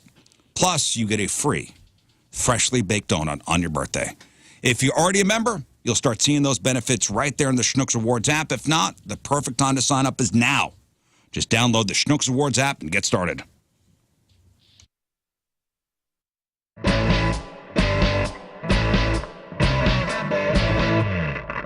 All right, so I got the gig of the day here today, like no doubt about it. We are here with the guys from the Revivalists and Becca, our grand prize winner. We are here at Music Record Shop, and what we get to do today? Record Shop. To the program, joining us in studio is KMOV's chief meteorologist, Mr. Steve Templeton. Thanks for having me, guys. Dude. So happy to finally have you in the studio. And just so you know, Steve has all his clothes on. So the weather will be nice this weekend. It's going to be great. We're good. Well, the sleeves are rolled up, but this is casual Steve. Okay. Casual Steve. It's so funny to not see you in like a white shirt right now. No, it really is a thing that if the shirt is plaid, it's not all bad. Yes. I almost didn't recognize you. Steve the Sleeve Templeton. If you turn on KMOV and Steve's got his jacket off and he's got his sleeves rolled up, that means there is bad weather. There's times where, like, I forgot to roll my sleeves up, and my boss will pass a note, like, sleeves. Get it going. It's a thing. It is a thing. That's so good. It's a way to, like, communicate to people, Like, if you come in, you're busy mom, busy dad, you're trying to make dinner, you just brought the kids home from practice, and you see me on TV and the sleeves are rolled up, maybe you stop, and you're like, oh, wait, something's happening. Yeah, I gotta fix it. I need to know what you're thinking at a glance. Right, yeah. It's like the bat signal. Yeah. Not as important, but yeah. I disagree. And when Steve's shirt is off, we know it's apocalyptic. My TV was the only one working during the last when you actually had to go in the basement, and she was in a parking garage and he was in his basement, and I was texting our group chat and I go, Steve's sleeves just got ripped off like Hulk Hogan. You guys better stay where you are. Yeah, he's pantsless in the basement. No, Rafe did. He did text us. Said Steve went to the basement at the TV station. Yeah. Yeah, That was was about a mile from our station in Maryland Heights, and so yeah, we evacuated downstairs because we're in a second floor, and there's windows that you can't see because it's all blacked out in the studio. But that was the thing to do, is get down to that, and we preach it to other people, so we got to do it too. Yeah, and it was amazing watching you narrate too, because it was fascinating to see you disappear and hear and be able to hear everything that was going on. And you were like, "We are in the stairwell. We are headed down to the basement." Like the mic didn't go off, and you narrated where you guys were headed. I was actually very kind of frustrated because I couldn't do my thing. It kind of took me out of the flow, and so I was watching radar on my phone while I was walking down the stairs in the stairwell, which is the most vulnerable spot getting down to the shelter. And I kind of side-eye looked out the window, and I mean the trees were like almost parallel to the ground. Wow. It was so I was like, we're doing the right thing. No, that night is actually the first time I ever really freaked out during one of these spring storms, because we lost power. It was pitch black out. Not only did I lose power, but I couldn't get internet, so I couldn't pull up the KMOV stream. Live stream, yeah. Thank God my wife got a weather radar. Yes. A weather radio. Everyone should have one in their home. Yes. Hey, how about radio, huh? Great commercial for radio. That is nice. Great commercial for radio. Yeah, that was the first time I felt like out of contact. Well, and I think it's probably scary that we're mentioning your town where you live, right? Yeah. So we're saying your town. We're saying on the Wildwood. air, and then all of a sudden the power goes out. So Yeah. now you're like, okay, I know this thing's coming at us. I know it's hitting. It's dark. Now I'm literally in the dark and figuratively, and that must be really scary for Well, you. and trying to keep my kids, my two teenage kids, like, dude, it's gonna be cool, man. Yeah, keep it calm. Right. No problem. The dogs are freaking out. The wife's like, okay. I'm like, yeah, well, fine. Yeah. Yeah, but inside you're like, I'm like, oh. How am I supposed to know? I remember. I just felt out of contact. Honestly, I felt, and I just watched that damn Joplin Twister documentary. Oh yeah, that's a documentary you save for winter. December. Yeah. yeah. Well, Although in December you get tornadoes too. Okay, I know, true. but Edwardsville. But we are in peak. April is Tornado Awareness Month, as I've read on the internet.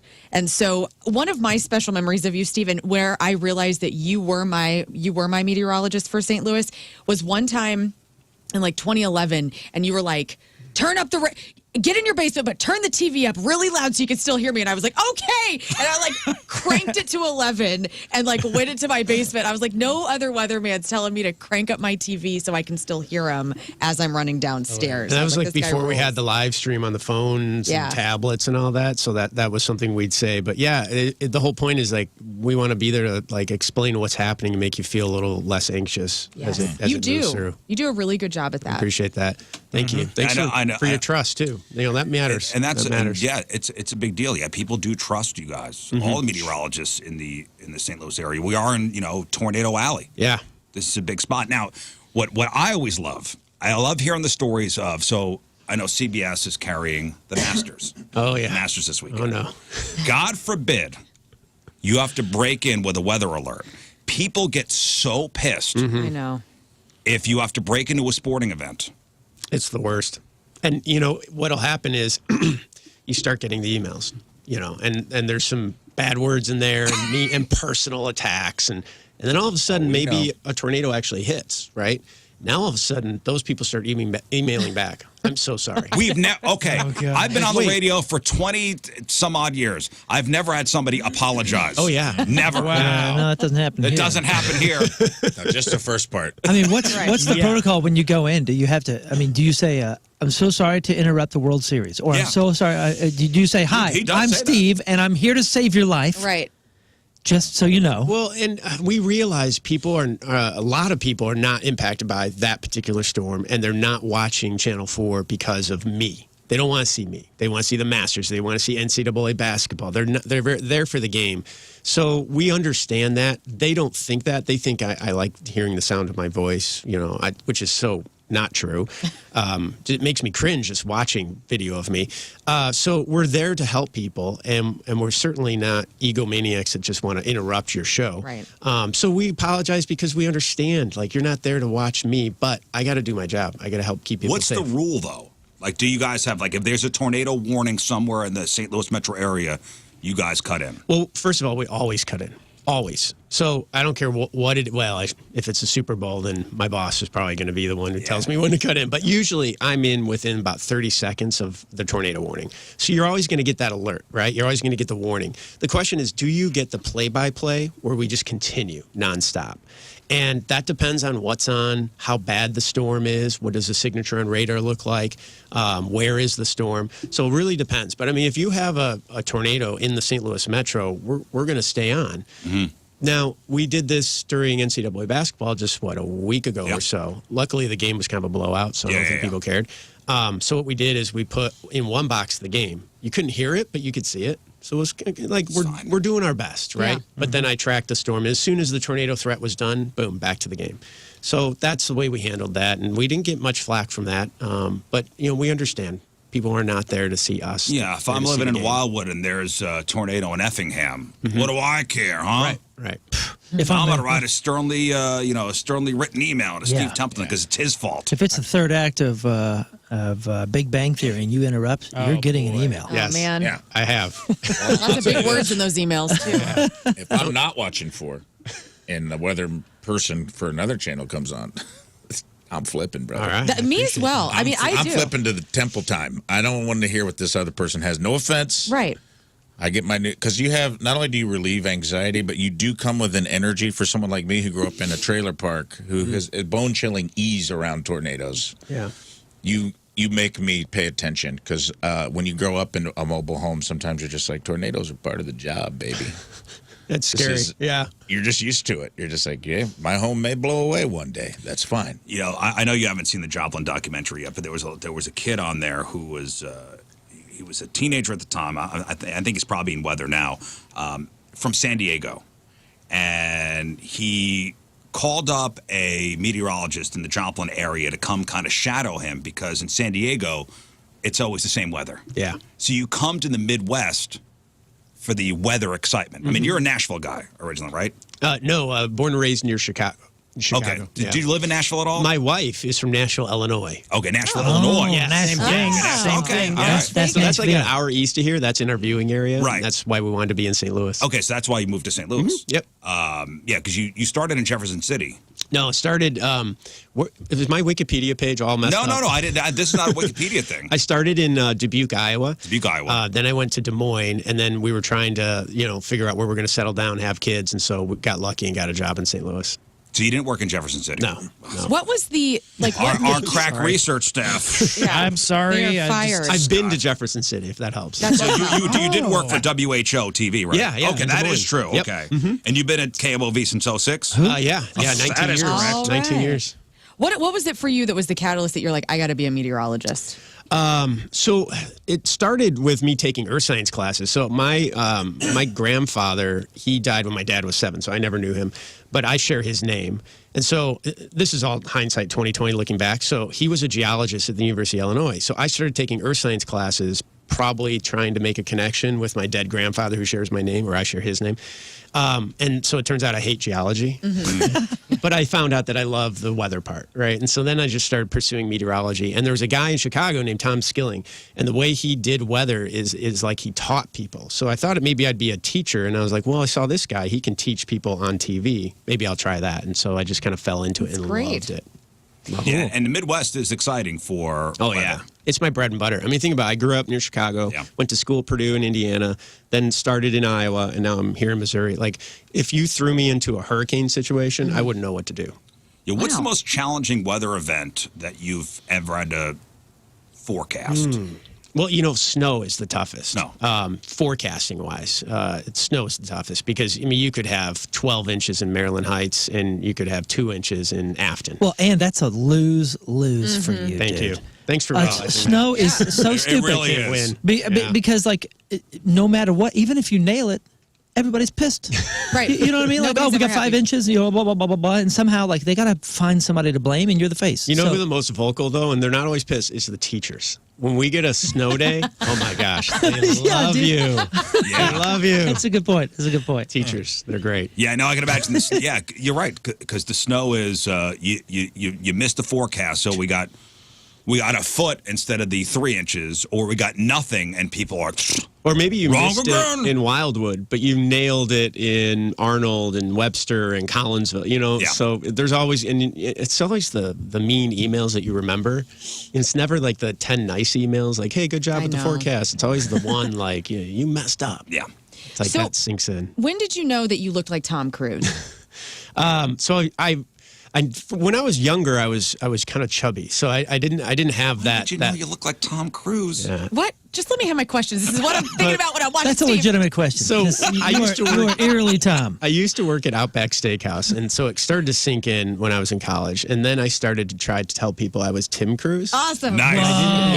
My guy. I Oh didn't my believe God! in If you could get any Scientology, better. So I was excommunicated from the family, and that's why I'm working here at Outback. So that was my backstory. Incredible. And it never worked. It never What do you worked. But I mean? tried. That I would had work on fun. me every time. Have you ever dressed up as a Tom Cruise character for Halloween? no, Please no. do it. Bro, Like, Get him a I got a flight flight suit when you can is borrow. I think Halloween's on a Friday this year. Will you be Tom Cruise and Top Gun while you're doing the weather? Because that would really make so much I of us see you happy. sliding in your socks holding a blooming onion. Yeah. Tim Risky Cruise. business. He slides in his sunglasses with his underwear on. Oh, He's geez. got fired. That's how he got fired from Outback Steakhouse. In Tim my Cruise. fantasy, Tim Cruise. Don't correct me. That is so That's how it great. happened. What common weather myths or misconceptions do you wish people would stop believing? That the river is why they don't get tornadoes if you live near a river. Heard like that. people in Illinois are like, oh, the tornadoes stop at the Mississippi. Nope, they don't.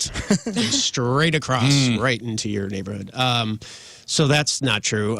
Sometimes people say hot and cold air mix, and that creates a tornado. It's so much more complicated than that.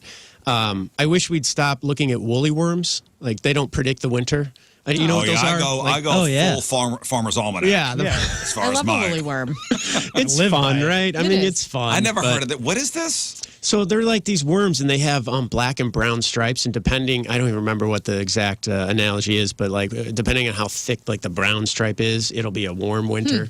That's Something how like we that. predict. That's Rafe's Missouri underwear. groundhog. Yeah, so we're just Rafe's going to throw underwear's the got a thick brown stripe. It's That's going to be right. 6 more weeks of winter. throw the supercomputers away. We got woolly worms. That's right. Yeah, you guys are really doing the science. Yeah. You guys are really doing the science in the studio, and I love the way that a meteorologist, a good meteorologist like yourself, will take the science and dumb it down for us common folk. Well, that's really what I am. I'm a science communicator, so I'm not doing calculus. Okay, I've taken calculus, I've done all that, so I understand it. But I'm a science communicator, so I bridge the gap between something that's super complicated and just like, what do you need to know?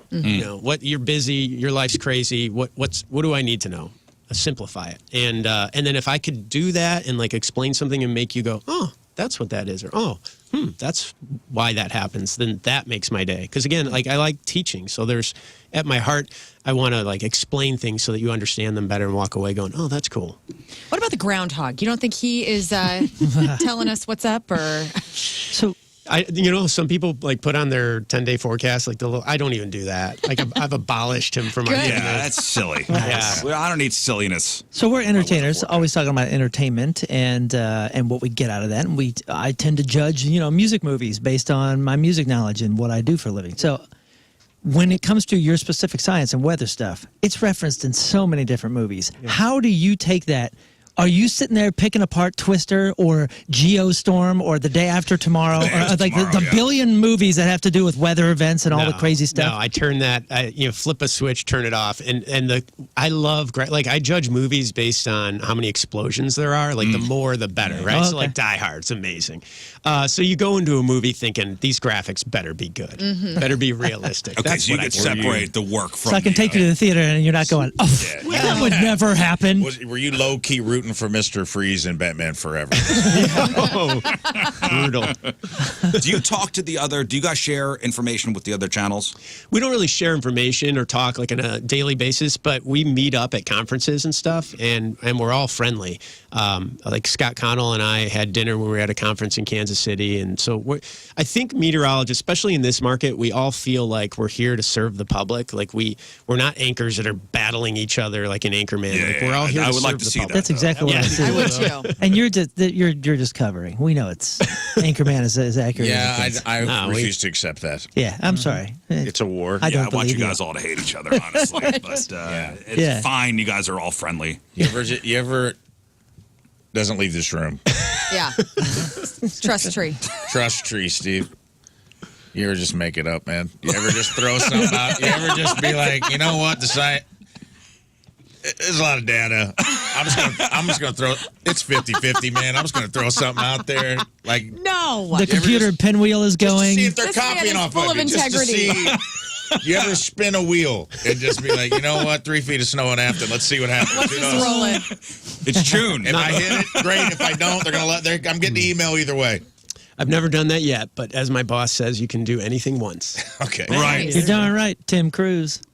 Hey, Tim Cruise here. Tim Cruise. 3 feet in Afton, coming at you. Just take those old records off the shelf. Steve Templeton is here.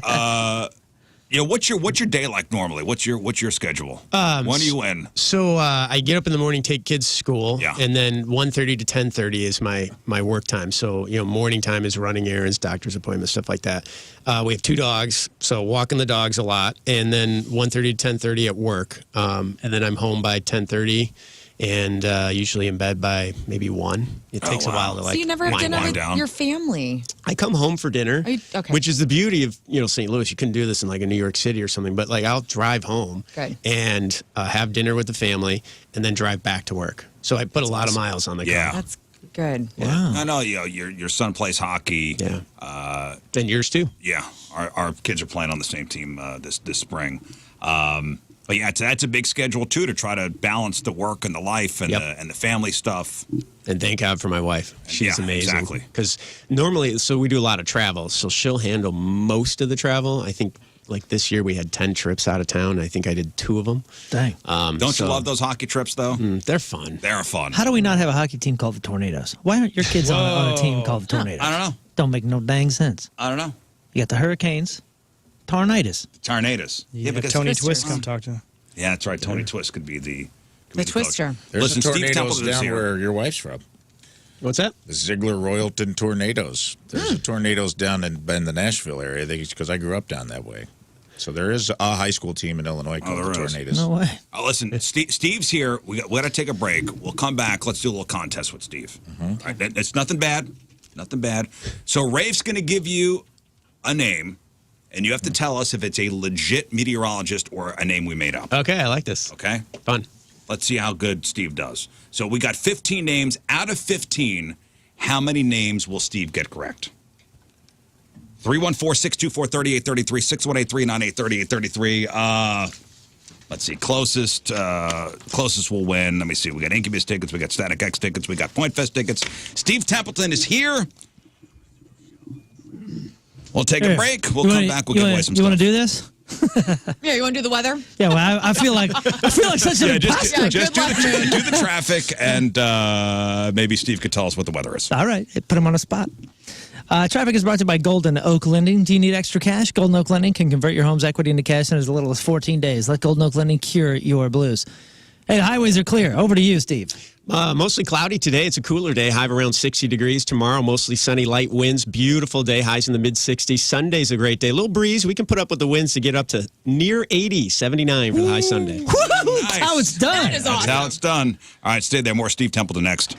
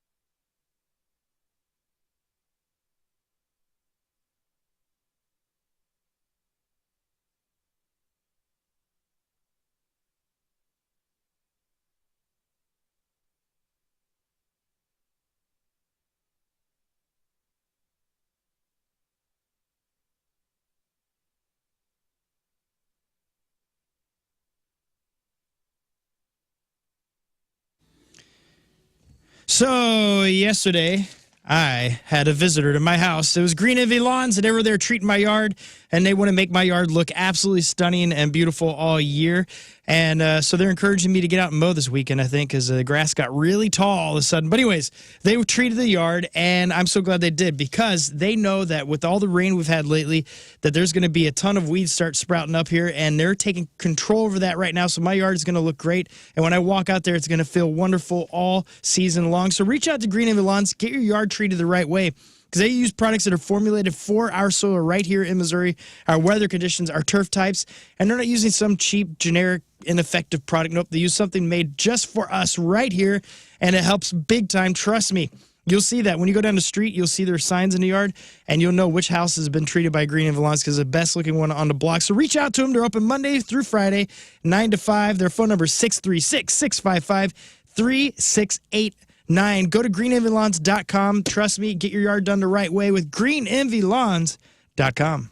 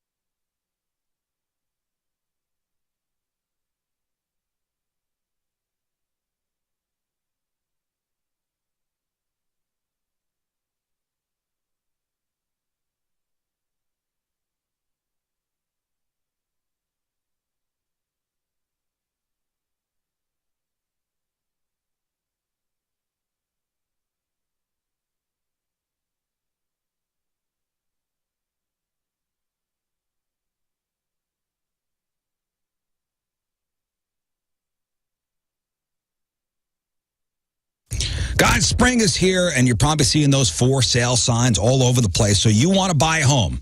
Okay, well, where do you start? Should I call the realtor first? No, that's your first mistake. You call Kevin Putney first at the 123 Mortgage Team. Kevin Putney, if you're looking to buy a new house, a mortgage is like a fingerprint. Everyone's different, and Kevin Putney will find that loan that fits your needs. I'm going to have a different loan than you, and you're going to have a different loan than somebody else. Kevin will put that puzzle together for you. He's got all sorts of programs for first-time buyers. He's a good dude. He's local. Again, he'll find the loan that fits your needs. He'll meet with you wherever, whenever, and he'll make the whole loan process simple and painless. Get yourself qualified and approved, and then you call the realtor. We bought our last house through Kevin Putney back in 2018, refinanced twice. He's the man. It couldn't have been easier. Kevin Putney, the 123 Mortgage Team, 314-862-0123. Online at 123mortgage.com. It's Kevin Putney, equal housing opportunity. All loans subject to underwriting approval. Restrictions apply. Call for details. Cross Country Mortgage, LLC. NMLS 3029. NMLSconsumeraccess.org. 123mortgage.com. 314-862-0123.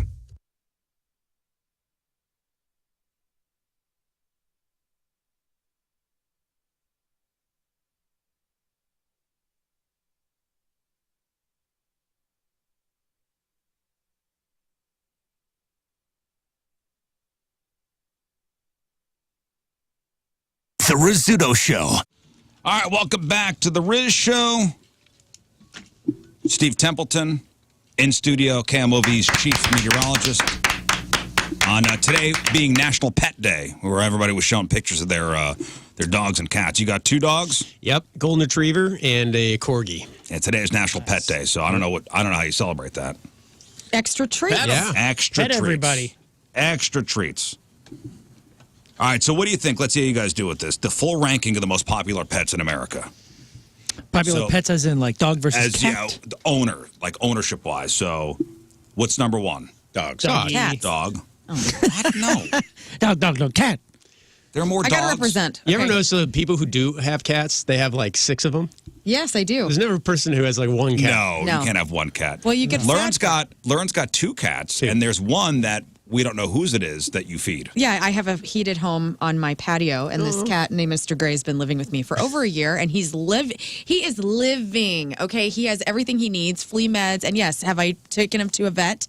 No, because It's I tried to somebody get him else's in. cat that comes to your house. I am going to be taking him to the vet to make sure he doesn't. You really have a are. chip. You're gonna take him. Yeah, I want to make sure. I got to get him scanned. I tried to get him into the crate twice, and he was not Good. into it. Didn't do it. And so it was getting cold, and I said, I don't want to scare him away. I will wait till it warms up, and I will try again to get him to the vet. He lets you pet him, right? Yeah, I pet him, I groom him. See I if you mean, can it's get the whole thing. See if you can get a little scanner. It can't be. What do you mean? Like a chip? Yes. Like a chip scanner? Yeah, there's got to be I one can- that you can get. Handheld. It's gonna save you a trip. Well, Where do you get one of those? I don't want to buy one of those. Well, I didn't say. Okay, well, are you close to your vet? Maybe Yeah. just be like, hey, there's this random cat. I can't get it. I can't get it in there, but I Oh, need to see if really? it's chip. Well, I don't know. Oh. There's a place to start. Ask them. Rent it. All I right, will. dogs number 1. Get you a scanner because I'm Number 2 is I- cats. I Thanks. really want you to find out. And I don't want you to get in trouble for lifting a cat off the block. Hey, I didn't lift nothing. As far as pets go, dog, cat, then Gerbil. Hamster. gerbil, Fish. Bird. fish, number 3. Yeah. Heck yeah. Bird next, followed by Snake. Snakes. snake is number 7. Wow. Lizards of other sorts. Ooh, Rat. ferret. Wait, somebody did say gerbil, hamster. Yeah, Yeah. I think Steve Number said 5. Oh, number 5. So it's dogs, cats, fish, birds, hamsters, then Pig. Horses. not pigs. Rabbits. No. People. Rabbits didn't make the top 10. Children. People, horse, Really? 6. Oh, yeah. Rich people. Yeah. Guinea pig, number 8. Well, Horse before guinea pig, really? the people in our family that live in a mobile home are the only ones that have the horses. Yep, they're the richest Well, people that's in their our family. car. Well, slap in the face to guinea pigs. Followed by lizards. They're your iguanas, your chameleons, your geckos, your et ceteras. And then your spiders, Oh, yes. number 10. Hey, we had a pet spider. You It was crazy actually people. Pretty cool. Pretty cool. Man. I watch spider TikTok and I try to get into it, Yeah, but the- I'm still terrified when they pop out of nowhere. Those jumper spiders. I mean, I don't know anything about tarantulas and all that. That's kind what of Rafe needed the other night. stuff. But the jumper spiders that we had, that regal jumping spider that was given to us as a gift, that was a It's fascinating. the biggest pet. Hoosier Very pet cool. you could have. Steve, have you ever held a tarantula? Yes, Never, and never followed will. by snake. Are you serious? Yeah. Do you not like spiders either? Hate spiders. See, this is where I'm at. I feel like we need to get a tarantula expert in here, and we all need to hold one. No. Yeah. We all need to do it and just get through this. I am going to be very uncomfortable They're the whole sweet time. little guys. But I would like to do it. Tarantula Cat, a local tarantula expert, has offered that, I believe. Let's do it. You can do it on your own time. If we had monkeys in here, we can handle spiders. Yeah. Steve, I told the guys, no monkeys in the studio. And what happened 2 weeks ago? 5 monkeys in the Monkeys in studio. the We had 5 monkeys in the studio. 5. 3 of them were babies, though. I and would they think were it. so Oh, cute. cute. Yeah. Did I they would wear think- diapers? Yes. Yep. All of them Real? had diapers on. It yeah. wouldn't have I'll to be show you a said. photo. Full no monkeys in the diapers. studio. Yeah. Full And diapers, I Judging might by add. the smell, very full diapers. It was one of the coolest days of our lives, honestly. It really was. So being that it's National Pet Day, a study has found that owning a pet can significantly boost happiness. When I come home, Steve, my 2 dogs are the only things that greet me at the door. Yep. Yep. Kids are on their phones, right? No one Right. says hi Nobody except for cares. dogs. Nobody cares when Dad comes home. But those 2 dogs are waiting. When they hear the garage open, those 2 dogs, all I see is the 2 faces, and the tails wagging.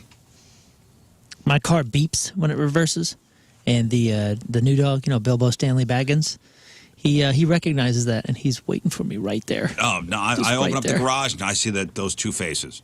So the study has found that owning a pet can significantly boost happiness, equivalent to the emotional lift of actually receiving a pay raise, and they actually put a dollar amount on this. So the emotional boost, the happiness boost that your pet gives you, is equivalent to getting an $89,000 pay raise. Oh my gosh! I was going to say 100 what? grand. That makes sense. What? Huh? The Show your serotonin and dopamine that I have Nah. with No. my babies are the best. You know what they're saying? They're saying that that's what it's worth because that's what it's going to cost you. No, this was written by a boss. I'm just telling you, this is what equivalent to the emotional lift of receiving an $89,000 pay raise. That's how much your pets boost your happiness. Now I see why Tommy offered me a Labrador in my new contract. Aw, a puppy? That's He's excellent. like, "It's actually I would better love than that you deal. think." The Yeah, perks we and the froze the bonus. budget, but here's a Budget's frozen, but guess what? here's a goldfish. His name's I mean, Chocolate. I'm down. If people want to pay me in puppies, I am 100% down. Yeah, put a puppy in an envelope and send it to Amron to keep your lights on. Like Yeah. from here on out, like if you want me for a personal appearance, there needs to be at least 2 puppies in the room, and then I'm there Yeah, for 2 dude. hours. Boom. I'm gonna take a dachshund over to this Land Rover dealership and get me a new. Get your new car. You guys That's swap? a lot of money. 89K What's its right name? here. Yeah. Listen, different things Crazy. give different people joy, Right. and I know Steve, you're familiar with Jim Cantori from the Weather Yeah, Channel. yeah. Is he like he's the guy, right? As far as weather people go. Oh, he's wonderful. I've met him before. He's a great guy. If he's in your town, though, that's trouble. Oh yeah. no. When Jim Cantori's in your town, that means bad weather's on the way. That means like a really. They bad. always put him where the worst is going to hit. So Yeah. there's a clip that was going around. This is Jim Cantori in Chicago hearing thunder snow. And this man, thank God he wasn't wearing sweatpants that day because. Heard it was a bus spin out plus cars are oh! Listen to that! Son of a... That's unbelievable! Oh my goodness! Holy smoke! Just incredible! Robbie! Twice in one storm, baby! Holy smoke! I love the joy. Yes. Robbie! I love the joy that this man got This is the day! from thunder snow. You must have to use the dump button on him. I know. Holy ish! Is that a significant thing? Thunder snow? It's sort of rare, so and obviously, but you can hear how genuine he is, and that he wants to like share the experience with Robbie. Yeah, I don't know who Robbie is. Yeah. Hey, that's my favorite part. I imagine that little groundhog, that's sitting up and goes, Robbie! Just the sheer joy. Steve, this man got. What have you not seen weather-wise that you're like, I got to see it? Just like So I've been chasing several times and still haven't seen a tornado. Really? Yeah, I've seen funnel clouds, wall clouds. I've been chasing in Oklahoma, but I've never seen a tornado. And in part because we have respect for them. I was on a chase where we actually had to let it go because it was getting into Native American reservation territory, and the roads aren't great up there. So if it rains, it gets really like clay muddy, and your exit route is really dangerous. So we had to let it go, and it ended up producing a tornado. So I would like to at some point see that, but right now I've resigned myself to just being in the studio on the green screen and doing what I do. Okay, dude, I saw we were in Mexico, and I was on the beach or in the water. And looked over, and there was like, I wouldn't say clear skies above us, but it was fairly gray. And less than a half a mile up the coast, over the water, 2 tornadoes started. Really? Oh, like a waterfall. Did you see the water funnel? Full on water spout, and then it hit the beaches and kind of moved in and then dissipated. But I mean, it was right there. I'm just sitting there watching it, going, "Hey, that's a tornado!" Yeah. And saw 2 of them. It was the most amazing thing I've ever seen. Those are different type of tornado. They are a tornado, water spout. And when it's over land, technically it's a tornado. But they form differently than supercell tornadoes. And like you were talking about the Joplin documentary, that comes from a supercell tornado. Yeah. This seemed to pop out of nowhere. Totally different. So they tend to be weaker, briefer, compared to like the really destructive, violent tornadoes we see here in the Can you Midwest. stand in them? I wouldn't. What about I in wouldn't swim in Twister when Helen Hunt and Bill Paxton, they have the leather strap and they're, is that stupid? Yes. Okay. What? 100%. Okay. They would have been, their skin would have been shredded off by all the debris. Thank you. What about in The Wizard of Oz when the house lifts up Where the house they're not in lifts up. Kansas anymore? I need my to questions answered. spoil Okay, that. damn it. He's They would've here. We lost- only have him for so much time. They would have lost their skin, but they still would have been there, right? Right. The bones would have held on. Oh well, in that Joplin documentary, one of the kids gets he talks about being ripped out of a car, Right. and being in a tornado, Airborne. And he survived. Oh my goodness.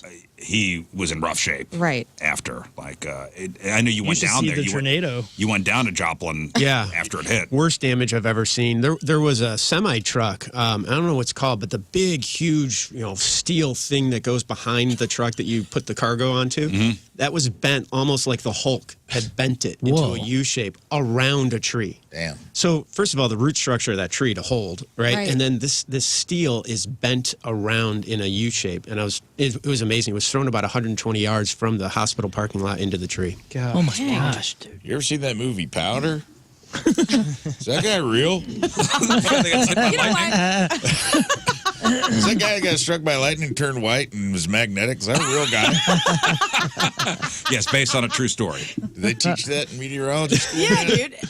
Have you missed that day. Have you ever met anyone who's been struck by lightning? I haven't. I've corresponded with some people though who've been struck, and it's like traumatic, and it can have like long-lasting impacts because it messes with like the neurochemistry in your brain. Some people have had to like relearn how to move the right side of their body or relearn how to walk. So my goodness. it can really mess you up if you survive, and you can survive. You can survive lightning strikes. One dude got struck twice. What? You knew a guy that got struck twice? There's like a documentary about a guy who got struck, went blind, got struck again, got his sight back. Get out of here. And you know that Look guy? it up. I don't know. What? The guy. Oh. You just said I know a guy. All right, listen, Steve Templeton is here. Let's give away some stuff. Okay.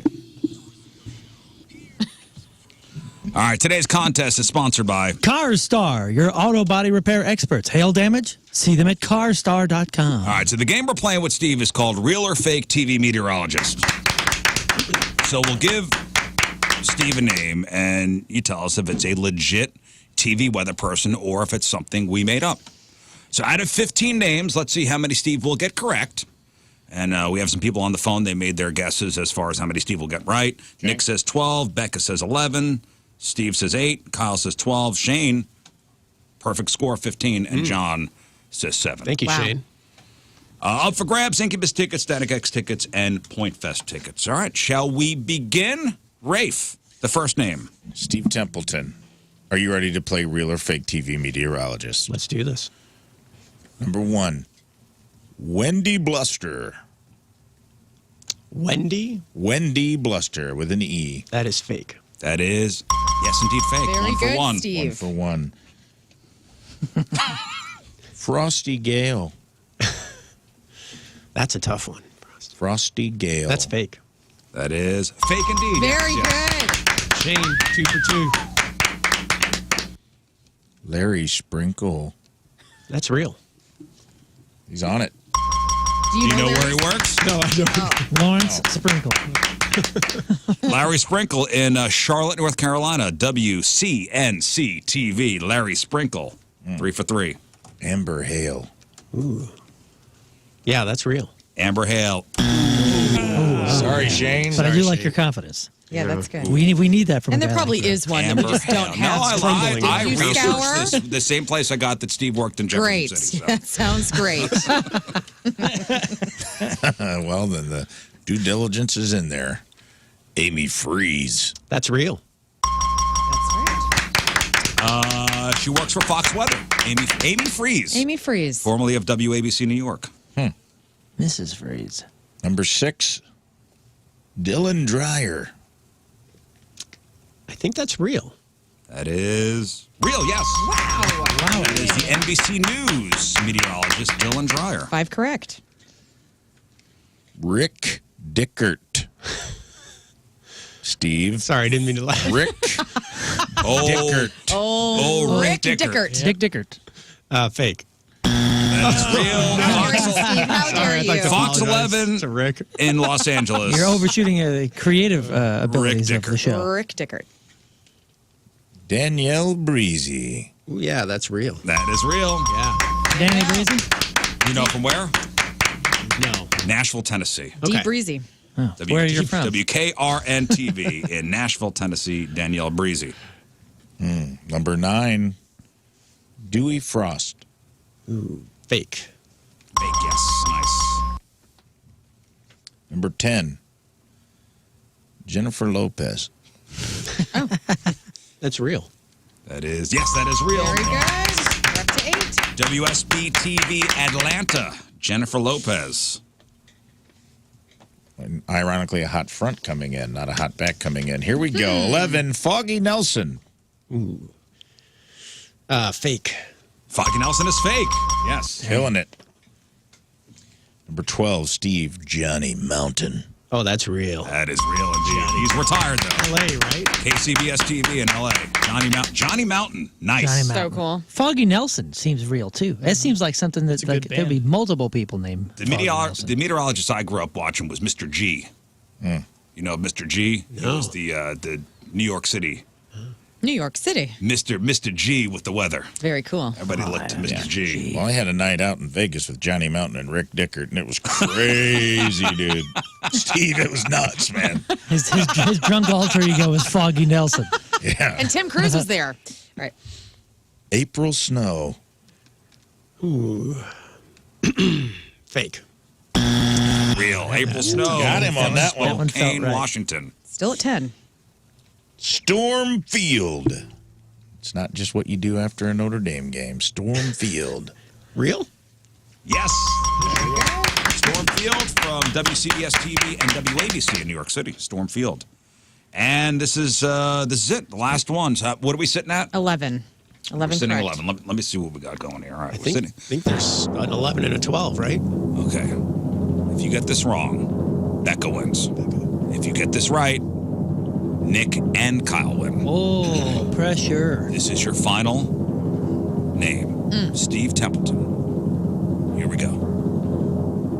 Weather brought to you by Cumulus Gray. Cumulus fake. Gray. That's so Are you fake. sure? Yeah.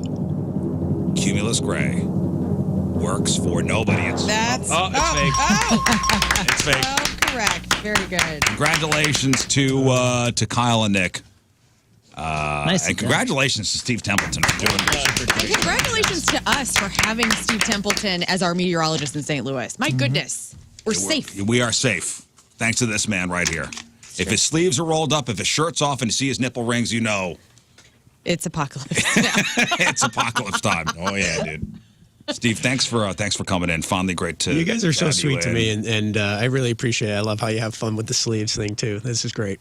Yeah, that's been a thing for a while now, and we weren't sure whether you knew or not we were talking about you. Yeah. Okay, good. Okay, Yep. good. I know. Good. Good Word to got know around. that. All the emailers were telling you. Did you know that we have a picture of you hanging up in our office? So I saw that. Yeah. Okay. Thanks to the skate doctor, by the way, down in Fenton. Oh yeah, that's right. buddy, So the that's skate where we get our kids skate sharpened, and he asked for an autograph for you. Yeah. And then you put that up next to a Jesus photo. So like that. And the right. soup That Nazi doesn't from make sense. Seinfeld. Jesus and the soup Nazi. Those are the only three faces that adorn our walls. That's the only thing on our wall of bulletin fame. It's our wall of fame. We love you, Steve.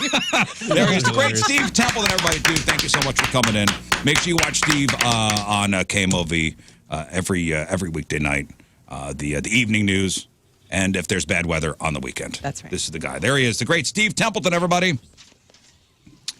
All right, We it's gotta straight get up 9 o'clock. We got to get a photo, and he's got to do weather one more time. Oh, weather one more time, Steve, if you could. I know. I don't want to ask too much of the man, but Hey, while he's here. while he's here. I mean, we got to ask. You Traffic don't have weather to. or traffic moon coming at you, weather Steve Templeton coming. Traffic is brought to you by Golden Oak Lending. Do you need extra cash? Golden Oak Lending can convert your home's equity into cash in as little as 14 days. Let Golden Oak Lending cure your blues. The highways are clear. Over to you, Steve. All right, mostly cloudy, cooler today, high of around 60. Tomorrow, good day. It's going to start chilly, but we'll warm up to about 65 degrees. Sunny skies, light winds, nice afternoon, but even warmer Sunday. A little breezy and a high of 79. There we go. Friday Fail Stories next. Stay there.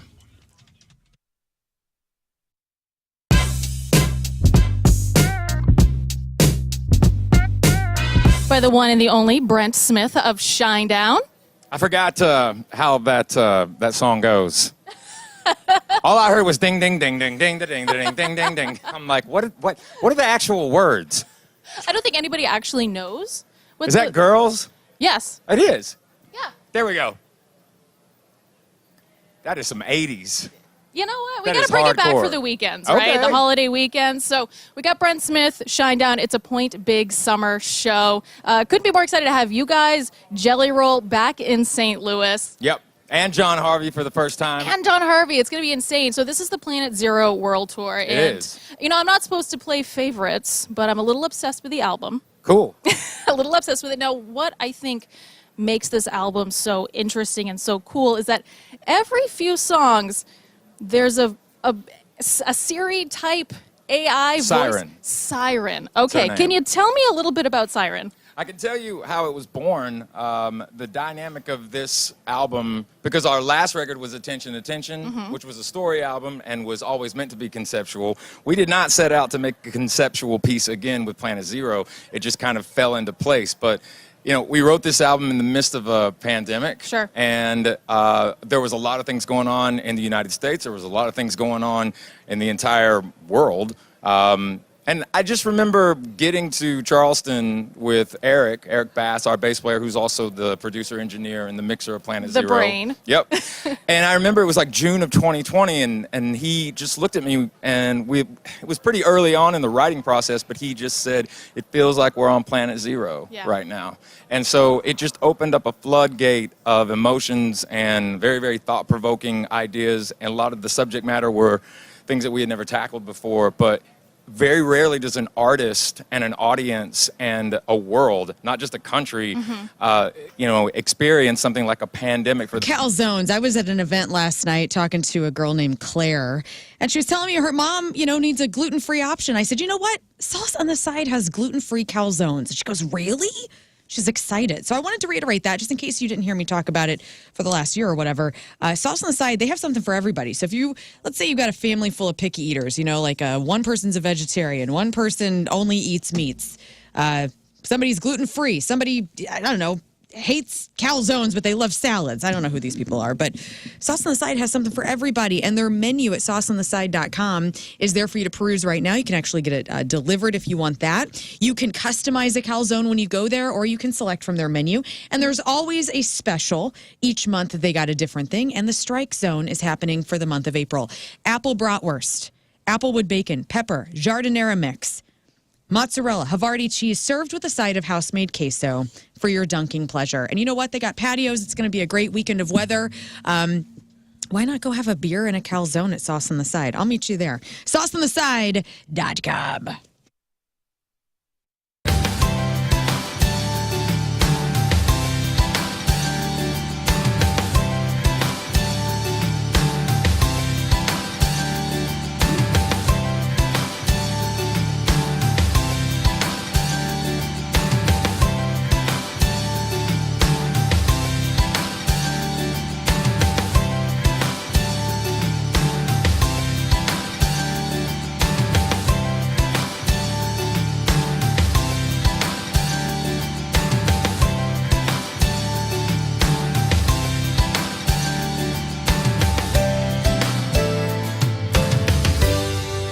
Check this out.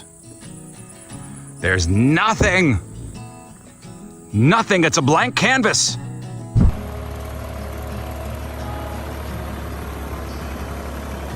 You see that? The plants are coming in nicely. Come a long way since last year.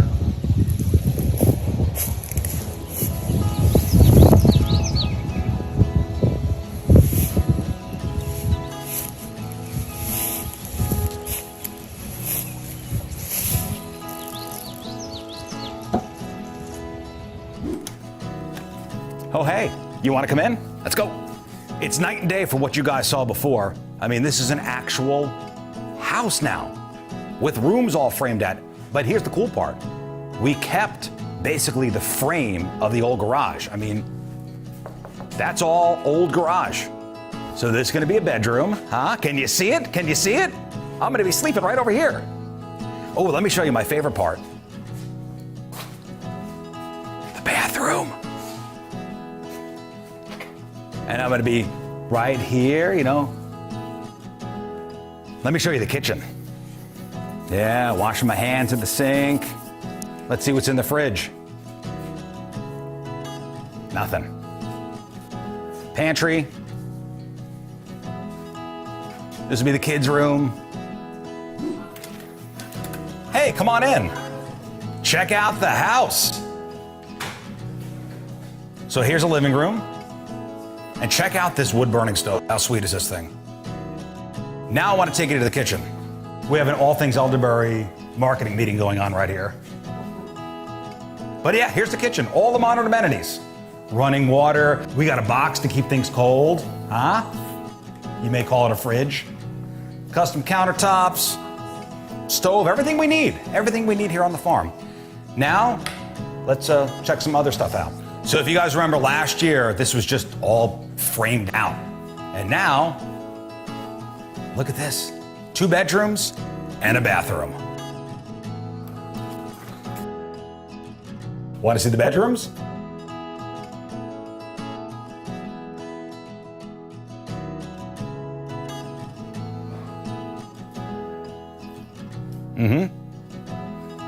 Bunk beds. Now you've seen inside the house, let's go check out the porch. So we got a carport and check out the porch. So when it's hot out, we've been working in the field all day, we are protected, and I can sit and stare and watch the grass grow.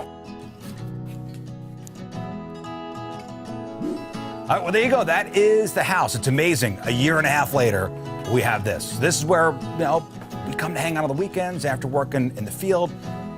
Come hang out here.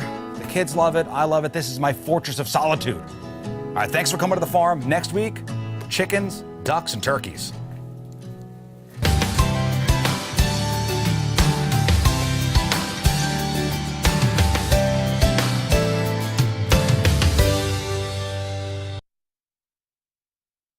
It's Donnie Fandango for 105.7 The Point, and I'm absolutely thrilled to be joined by... For a career, not just a job. Lay the path for a new career. Start your career as a floor layer apprentice with the Carpenters Union today. You can call them 314-644-4800 or go to apply.ficstl.org. And the Flooring Industry Council is an organization of contractors and flooring pros throughout Greater St. Louis, and they're committed to supporting each other and each of the members through ongoing education, training, and access to a vast number of highly skilled and experienced workers. If any of this sounds good, it should all sound great to you. And we're talking about union membership, union benefits, medical, dental, vision coverage, pension, and annuity benefits. If this is speaking to you, call them, 314-644-4800, or go to that website I mentioned. This is an earn while you learn education model, so you don't have to, set aside all this time for expensive degrees that pile on debt while delaying years of valuable earning potential. It's time to explore the alternative path and lay the path for a new career. Apply.ficstl.org. That's apply.ficstl.org.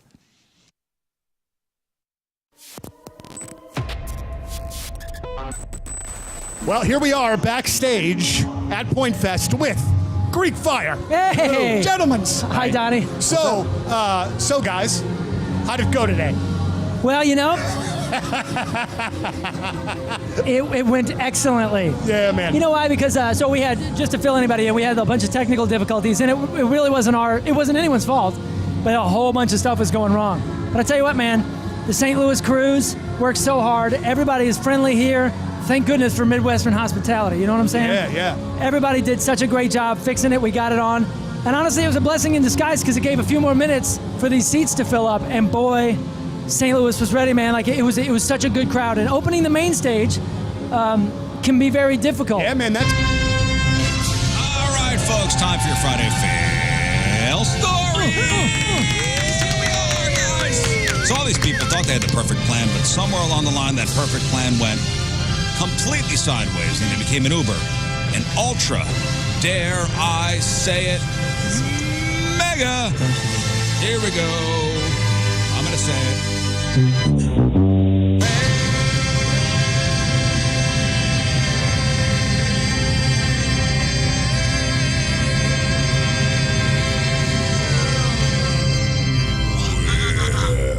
Fail. All right. Nicely done, guys. And your Friday fail stories are sponsored by Moritz Royce Jewelry, the official jeweler of the Rizzuto Show. So we'll start here. A guy in Winter Park, Florida decided to celebrate the Gators NCAA basketball championship win in Florida. Yes. The most Florida way possible. By allegedly firing off some gunshots from his truck because, nothing says go Gators quite like a felony. Am I right? That's right. So 30-year-old Garrett Atkinson, who clearly took his game day excitement to the next level, was spotted near Miller's Ale House late Monday night after the big Gators win. Witnesses say they heard about 8 gunshots, and one man reported seeing a white truck cruising around firing shots like it was the 4th of July. Huh. So cops eventually caught up with Garrett, pulled him over. They found a loaded magazine in his hand and a gun at his feet. Here's the kicker. He denied everything. Oh, this is coincidence. That's no mine. I have no clue.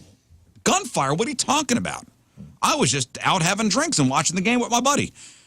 But Garrett's friend, the buddy who was with him, totally threw him under the bus and told officers, yep, Garrett had fired the shots out of the happiness for the Gators win. Apparently, the friend didn't even know Garrett had a gun until it was too late and tried to take it away from him.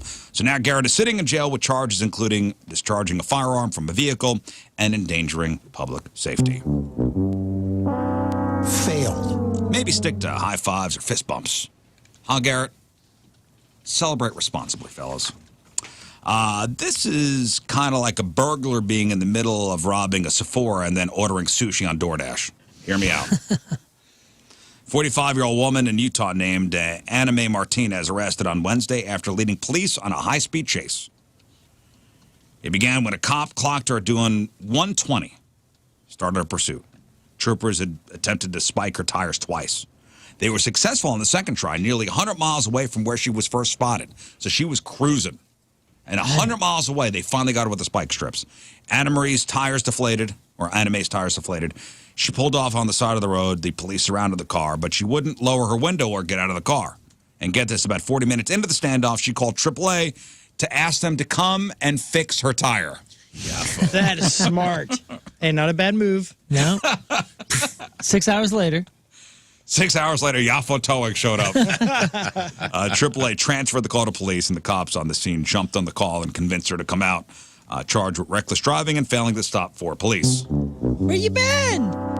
Failed. Busy night, brother. I have been hearing that reference, that quote. Busy night, brother. Busy night, brother. In my head every day. This one takes us to Texas, where a DUI traffic stop turned into a shocking discovery. Police pulled over 27-year-old Ivana Dolores Salazar just after 1:30 a.m. after she failed to signal lane change. During the stop, Ivana, who appeared drunk, told officers she was on her way to pick up her 5-month-old baby. Just one problem. Baby was already in the backseat. Uh-oh. Yeah, you heard that right. Ivana repeatedly told officers she was heading to pick up her kid, completely unaware that the infant was improperly secured in a car seat right behind her. When officers showed her the baby, she claimed, Oops. that baby. I meant my other baby. No, the baby was in the car.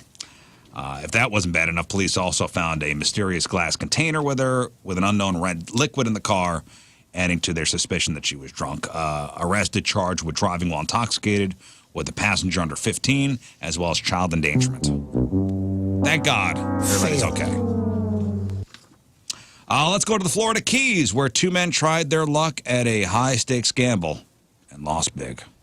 Monroe County deputies arrested 47-year-old Jorge Acevedo Perez, who now faces grand theft and conspiracy charges after he and a former Circle K employee, a guy named David Dackins, allegedly teamed up to swipe $15,000 worth of lottery tickets. Here's what went down. Surveillance footage reportedly shows David, who once worked at the store, casually handing stacks of lottery tickets to Jorge without ringing him up. The two then made their way to a grocery store where they cashed the tickets in and paid out around $8,000. Nice. They hit big.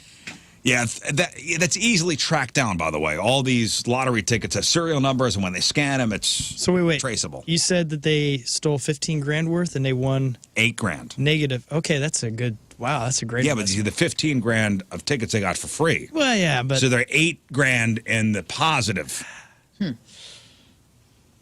Authorities tracked their actions, and while Jorge is now in custody, David remains on the run, but it's still a fail for Jorge. Failed. Being a cop is one of the occupations where you have to ask questions that you already know the answers to, or you know the answers that you're going to get. So police in Kentucky recently responded to calls about a naked man walking on the highway. When they found him, a cop asked him, "Buddy, what are you up to?" He's like, "I'm going to get some pants." Of course. Great answer. The best answer. Moon, was he under the influence of something? You betcha. You bet. He became disorderly, repeatedly kicked the door of the patrol car. He was ID'd as James K. King. He was charged with indecent exposure, public intoxication, and disorderly conduct. Also had 6 outstanding warrants for stuff like public intoxication, criminal trespassing, and possession of drug paraphernalia. Failed. Sounds like a fun night. You'd never mess with the Easter Bunny when you're 10 or 11, right? Right. Because you want candy. You want that candy. But as soon as you're an angsty teen, 3 teens in Florida got arrested last Sunday for attacking the Easter Bunny in a mall in Naples. One is 14, the other 2 are 13. Police said the Easter Bunny was returning from the break room when it all happened, called the attack unprovoked. They started pushing and shoving the Easter Bunny, trying to pull the outfit apart. Oh. A 24-year-old woman was inside the costume. A spokesman for the Naples Police Department called it mind-boggling that anyone would attack somebody who was just there to spread joy. Thankfully, they said the Easter Bunny was shaken by the encounter, but physically okay. 2 of the kids are facing battery charges. The third got a juvenile civil citation, also for battery. Failed. I was at the mall the other day and the Easter Bunny's all set up, you know, and I had a couple of fireballs and my sister took me to the mall and I said, "Should we go get a photo with the Easter Bunny?" And it's all these, you have to buy a package and it's like $50. What happened just to like the $14, like just Polaroid of you and the damn Easter Bunny? It's one a whole photo. thing now. It really is. And I had to walk away and that thing waved at me and I felt sadness. The last time I went and brought the kids to go see Santa, actually, we all went. Yeah, I was there. It was. Your a long mom was time ago. there, kids. It was a whole thing. We were at the mall, and our kids were young then, and I just remember getting up to the elf that was there to check us out, and I go, "This is a racket. You have to buy a $50 package." I'm just imagining somebody with the ears on telling you, "I know, man. Let's go smoke a cigarette." Would you like package A, B, or C? I go, just one the photo. cheapest one? Right, just $12. I just want one photo. You don't have to take another one. Just a Polaroid, literally a Polaroid. That's all I want. Can you use my phone for $5? For $5.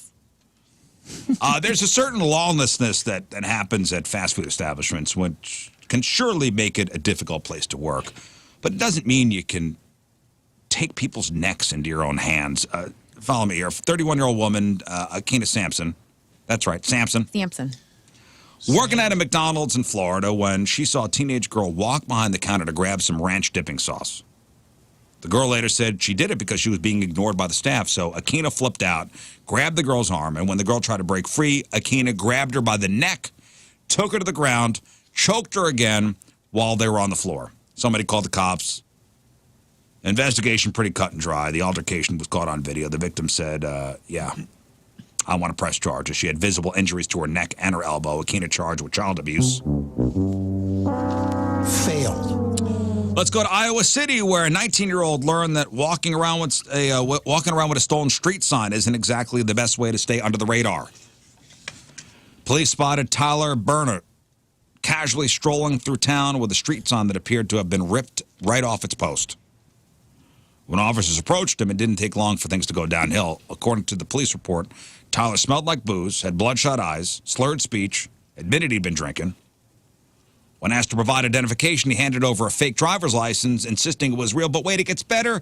When officers searched him, they found a second fake ID in his wallet, along with a nicotine vape and a THC vape. So he's been arrested for public intoxication, providing false identification, interference with street signs, 2 counts of possession of fake IDs, and possession of a controlled substance. Failed. All right, 2 more. Let's go down to Gainesville, Georgia, where a man named Speedy Gonzalez learned the hard way that his name couldn't save him from the law. Gainesville police, working with Walmart Asset Protection, arrested 40-year-old Speedy after he went on a theft spree across multiple Walmart stores in North Georgia. Speedy responsible for stealing over $20,000 worth of merch from several locations.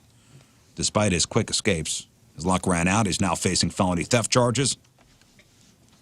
Police have yet to confirm the full list of his charges, but one thing's for sure. This wasn't the kind of speed run he should have been aiming for. Nice try, Speedy. This is one race you're not going to win. Failed. And finally, we go to Clearwater, Florida, where diners and an Applebee's got more than just their eating good in the neighborhood experience. Police were called to the restaurant parking lot after 49-year-old Daniel Sorello spotted stumbling around in quite an outfit, a pink thong, fake breasts, and a pink wig. Witnesses say his disoriented antics were the kind of chaos you'd expect from a reality show, not your casual neighborhood Applebee's. According to deputies, Daniel was so drunk that he couldn't even answer basic questions like where he was, where he came from, or, hilariously, what state he was in. Things escalated when he reportedly tried to get into a car that didn't belong to him. Police described him as, quote, extremely disoriented, unable to provide for his own safety. After his arrest for disorderly intoxication, Daniel was booked into the county jail where he traded his pink thong for the timeless orange jumpsuit. Failed. Yep. And those are your Friday Fail stories. We got time for a couple emails. Moon, if you would. Absolutely. Break. Let's go back to the food news, since we were covering a lot of food news this last week or so. Morning, Rizz Show, and hello, Ted. Hello. I was listening to the podcast of Monday's show. You guys were talking about Subway and Doritos, and it made me think, why does Doritos not sell their taco shells in grocery stores? I found it ridiculous that the only place you can get their shells is at Trash Can Taco Bell. If Doritos sold their hard shells in grocery stores, it could be easily the top-selling hard shell on the market. We would never buy plain hard shells again. It would become the standard. What do you guys think? Well, I'm sure they have an exclusivity with Taco Bell. For now. I'm sure they have a deal where you can only get. And by the way, I just read the Cool Ranch Doritos Locos Tacos are coming back to Taco Bell. Oh, my Thank gosh. goodness. That sounds amazing. Like, they discontinued those, but they're coming back. It sounds so good that I would actually consider going to get that and then putting better ingredients in there. Hey, by the way, I was at a gas station up in Maryland Heights, the one by the amphitheater, and they had a sign at the Subway over there for the foot-long nachos. Right. I thought that was only in certain places, but So it's here? Well, we have It's it here. real. Cool. Is it So it's just real. a one day only, though, we found out? I don't know. But there was a sign for it up at the gas station over there. Oh, by the way, tomorrow is National Grilled Cheese Day. Oh, good. Yes. National Grilled Cheese Day. So I don't know how you're going to celebrate. I know how I'm going to celebrate. By making a grilled cheese? How Yes. about that? What about that? With all good the idea. just sink cheese or kitchen sink grilled cheese, where you put all the cheeses that you got in your fridge on it. I want to try that pickle thing. Yeah, me too. That's my weekend plan. Best grilled cheese, go. What kind of cheese? Cheddar cheese. Not standard American? You know how I feel about that. I don't do American cheese. I'm a lady. I don't need this trash cheese that is wax that comes in the slimiest little. Yeah, but if you want your true purest grilled cheese, nothing like an American cheese grilled cheese. You It don't depends have what you're to- pairing real it with. American. You don't have to use the Kraft wax. singles? Just use like the deli sliced Americans. Where do you get that at? Any deli. Any deli at your local Schnucks. But when you have American cheese at a deli with your Havartis, your mozzarella, your Parmesan. What the hell are you doing buying the wax cheese American of cheese America? isn't because real, you know right? what? Well, actually, you know what? Sargento now is making an American cheese with real milk and all that Gouda. stuff. You know why we have American cheese in my house? Because of smash burgers that I make on the Blackstone. Yeah. Because there's just nothing better than American cheese on a smash burger. Look, Listen, I that's love great cheddar. For you. That's fine. Is American cheese real? Dude, cheddar is the middle of the road. Oh, I disagree hard. I could not. Our friendship may end. Yeah, dude, cheddar makes Are everything you serious better. right now? For, Sharp cheddar? Sharp for a grilled cheese? Oh, yeah. You're insane. Okay, so American cheese is known as government cheese. It's a type of processed cheese made from cheddar, Colby, or similar cheeses in conjunction with sodium citrate, which permits the cheese to be pasteurized without its components separating. So, yeah, so other people can make American cheese. I remember it was a Subway or somewhere in another country, and they asked what cheese, and I was like, American, and they had no idea what I was talking about. Right. I get that it melts well. It is the meltiest of the melts. But taste-wise, nah. I agree. Cheddar makes everything better. Colby Jack is good on melty things. Yep. Also, if you're having tomato soup and you're going to dip it in that, pepper jack is incredible on Pepper it. Jack. All right, so as far Spice as and that- America goes and their love of grilled cheese, what are the most popular cheeses? In order, go. Cheddar. Cheddar's number 2. American. Is number 1. Horses. Colby. As it should be. Swiss. Swiss is 4th. You're all sheep. Pepper Jack. With your American cheese. That's 5th. Get Cheddar outta is here. like it's the ketchup of cheeses. Like, yeah, kids like it. It's the thing no one will complain about. It's Cheddar? Like there's nothing wrong with it. But for the grilled cheese, the melting point of the American trash cheese that's where it's at, dude. Yeah, I agree. I'm For not- grilled cheese, It's been 30 years since I've had American cheese. American, cheddar, mozzarella, Swiss, and then you go with your habanero jack or pepper jack for number 5. Do you put, I know people put mayo on the outside of the grilled cheese Never done that. Sounds good. instead of butter? A butter girl. What's that do? Haven't, but would. It's supposed to brown it better. Oh, fascinating. So What instead of butter, Burnt mayo. What does that smell like? I mean, It's pretty you don't good. have it on high heat. You got to go, when you grill cheese, you got to go kind of low and slow. You got to finesse it. Like, if you really want to make a good grilled cheese, you got to finesse it. She's Sometimes- burning cheddar. I am, dude. She has Don't. You have no patience. You ever do this? You ever put Parmesan, like grated Parmesan on the, you put that in the skillet and put the bread on that and it makes a Parmesan crusted Whoa. sandwich? Whoa. Delish. That sounds good. Yeah, that's good. Follow me for more tips. But you got to go kind of like you got to go low and slow. You got to really, Let it roll. Slow and low is the tempo. you got to let it go. Low and slow, finesse it, and then you will be rewarded. Next. I know you guys love talking about food, so I need your opinions on this. If you could only keep one, Mexican food, Italian food, Chinese food, whatever you don't pick, you will never have again. Yeah, I saw this come over. I really had to pray on this one because I love all 3 of those things. Yeah, and we're like right in that time of our life where this is a difficult. If we were kids, you say Italian, right? Kids are always like, Italian food's the best. Italian food's the best. Wait, is this we keep one and the rest are gone They're forever? gone So what's forever. the 3? I feel like in your Mexican, late Italian, or we'll say Asian food. in your late 20s, 30s, 40s, everybody's all about Mexican. And then as you get older, I think Chinese food and Asian food. So right now, I cannot do without the Japanese feel. So I would stick with Chinese food or Japanese food. I feel like Italian food brings me the most joy. So I can't turn my back on my people. I'm in the Mexican zone of food. As am I. You could say goodbye to pizza. You could say goodbye to pasta. Yeah. Meatballs. That's okay. There's so many different It'd probably be types good of for me to say food goodbye dishes. to. And I agree. Mexican is I can't do it, man. I can't turn my back on it. It's everything. yeah, it's the same. Everything's the same 6 ingredients on all of these foods. Yeah. Yep. I just don't. I can't house pasta every meal. No, I get could sick eat of it. Mexican every meal. Yeah. Same. It's like you could have the Mexican rice, beans. You can have taco salad. You can No, have I know. tacos, nachos. I know, but I'm telling you Taquito. the joy I get. Yeah. And I try not to eat I'm not happy pasta. about it. Yeah. often. I love to when I carb do. load.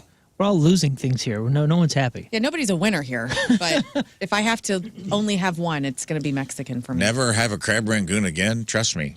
I'm it upset. hurts. Yeah, no, I feel if I don't say Italian, then somebody will come in the middle of the night and steal the O like off the end of my last name. probably Rizzuto. true. Rizzuto. It is starting to fade. I can see it on the wall. It's starting to fade right Yeah, now. dude.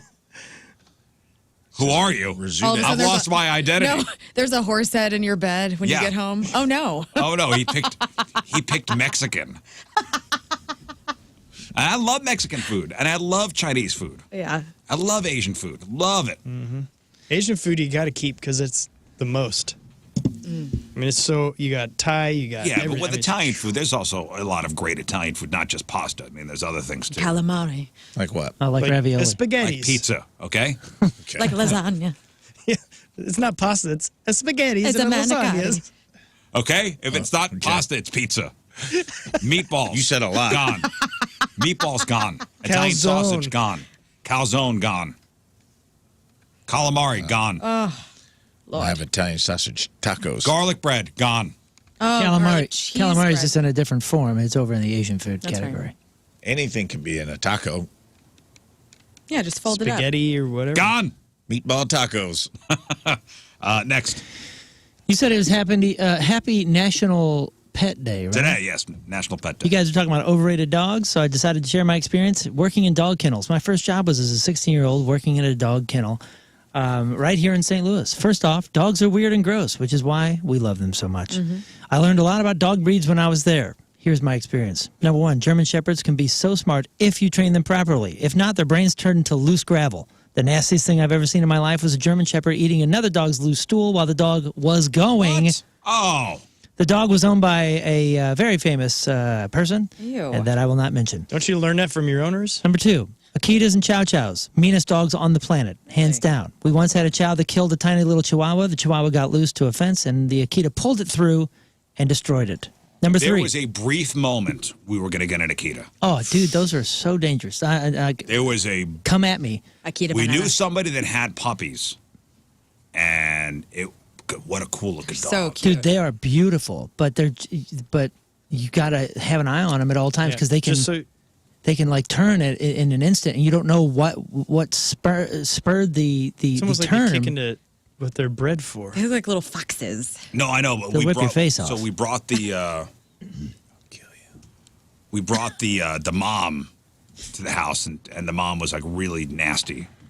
Yeah, my neighbor had a Chow Like a Chow. slut? What are you talking about? No, Oh. like mean, like because we had cat, we still had, we have Cat the dog, Yeah. but it was not a good situation. Yeah, my neighbor had a Chow Chow, I and don't dude, think we it was just pure danger. I don't think if somebody brought Akita puppies over to my house, if I would be able to contain myself because they look like little fox bear dogs. They're so cute, man. They're adorable. No, I know, but they're Yeah, very they're- difficult to take care They're of. murderers. I mean, I don't know. I don't know about that far, and maybe they are. Listen, if you just have adults in your house, fine, get whatever you want. But if you have kids or other pets or something like that, I just think those are dangerous dogs. I remember when I was a kid, there was a stray husky in my neighborhood. My dad brought it home, and we had to put it in the basement, and it ate through a wall. Get me out of here. Go home. It didn't ate like you through guys. a wall.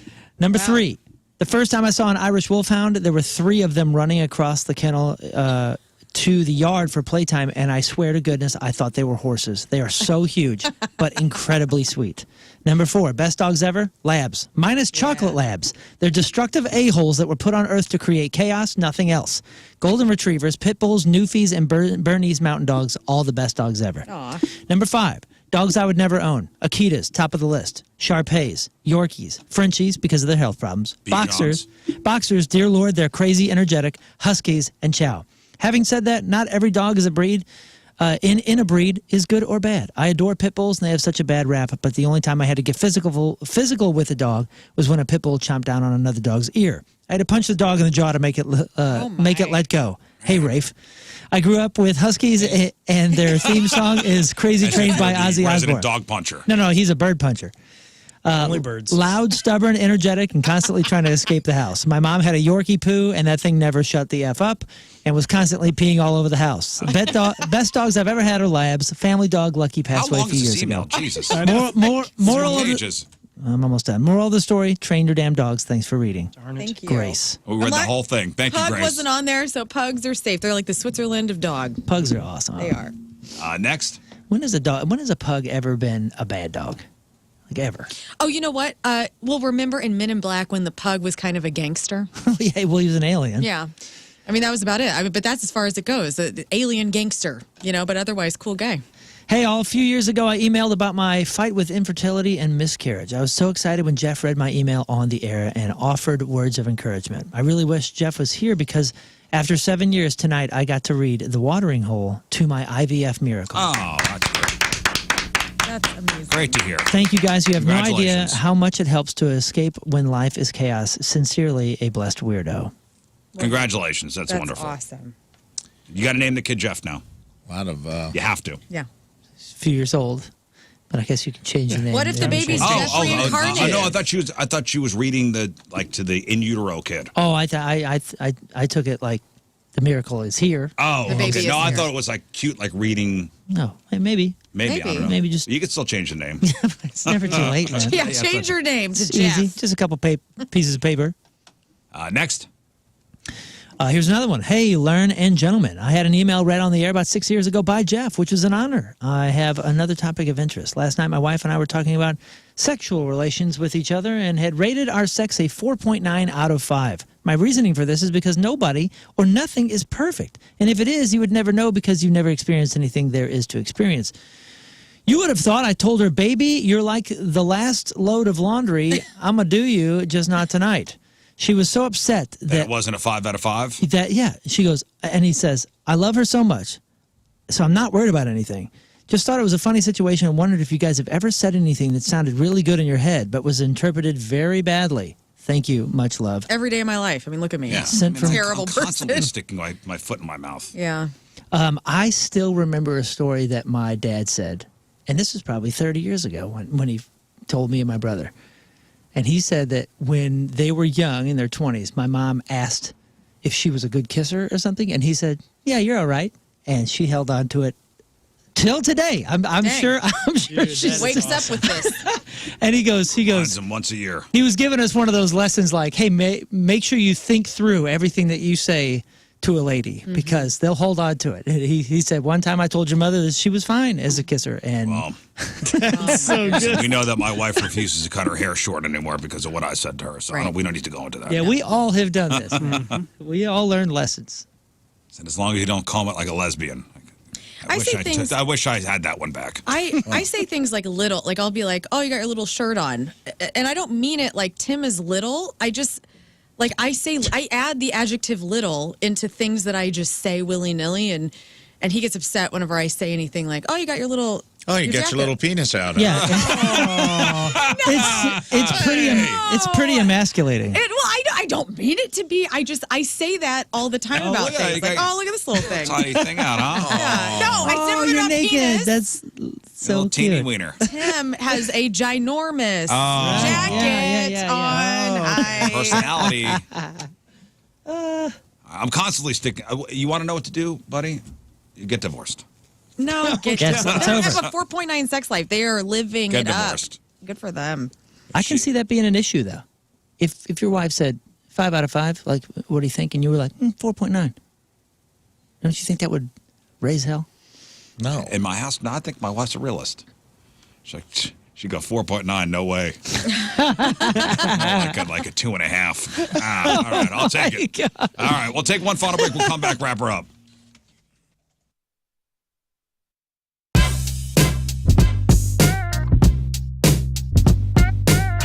Hey, it's Jeff Britton backstage at the pageant, and Nick and Peanut from 311 gracing us with their presence yet again. Thank you guys for taking the time. Appreciate it. St. Louis absolutely freaking loves you guys. Yeah, how fast did this sell out? It sold It's out really super fast. Yeah. Super We're fast. stoked. And, We heard about that. yeah, so thank you for coming in, man. I was looking up, especially you, Nick, before you guys came up here, 49 turning 50 in 2020.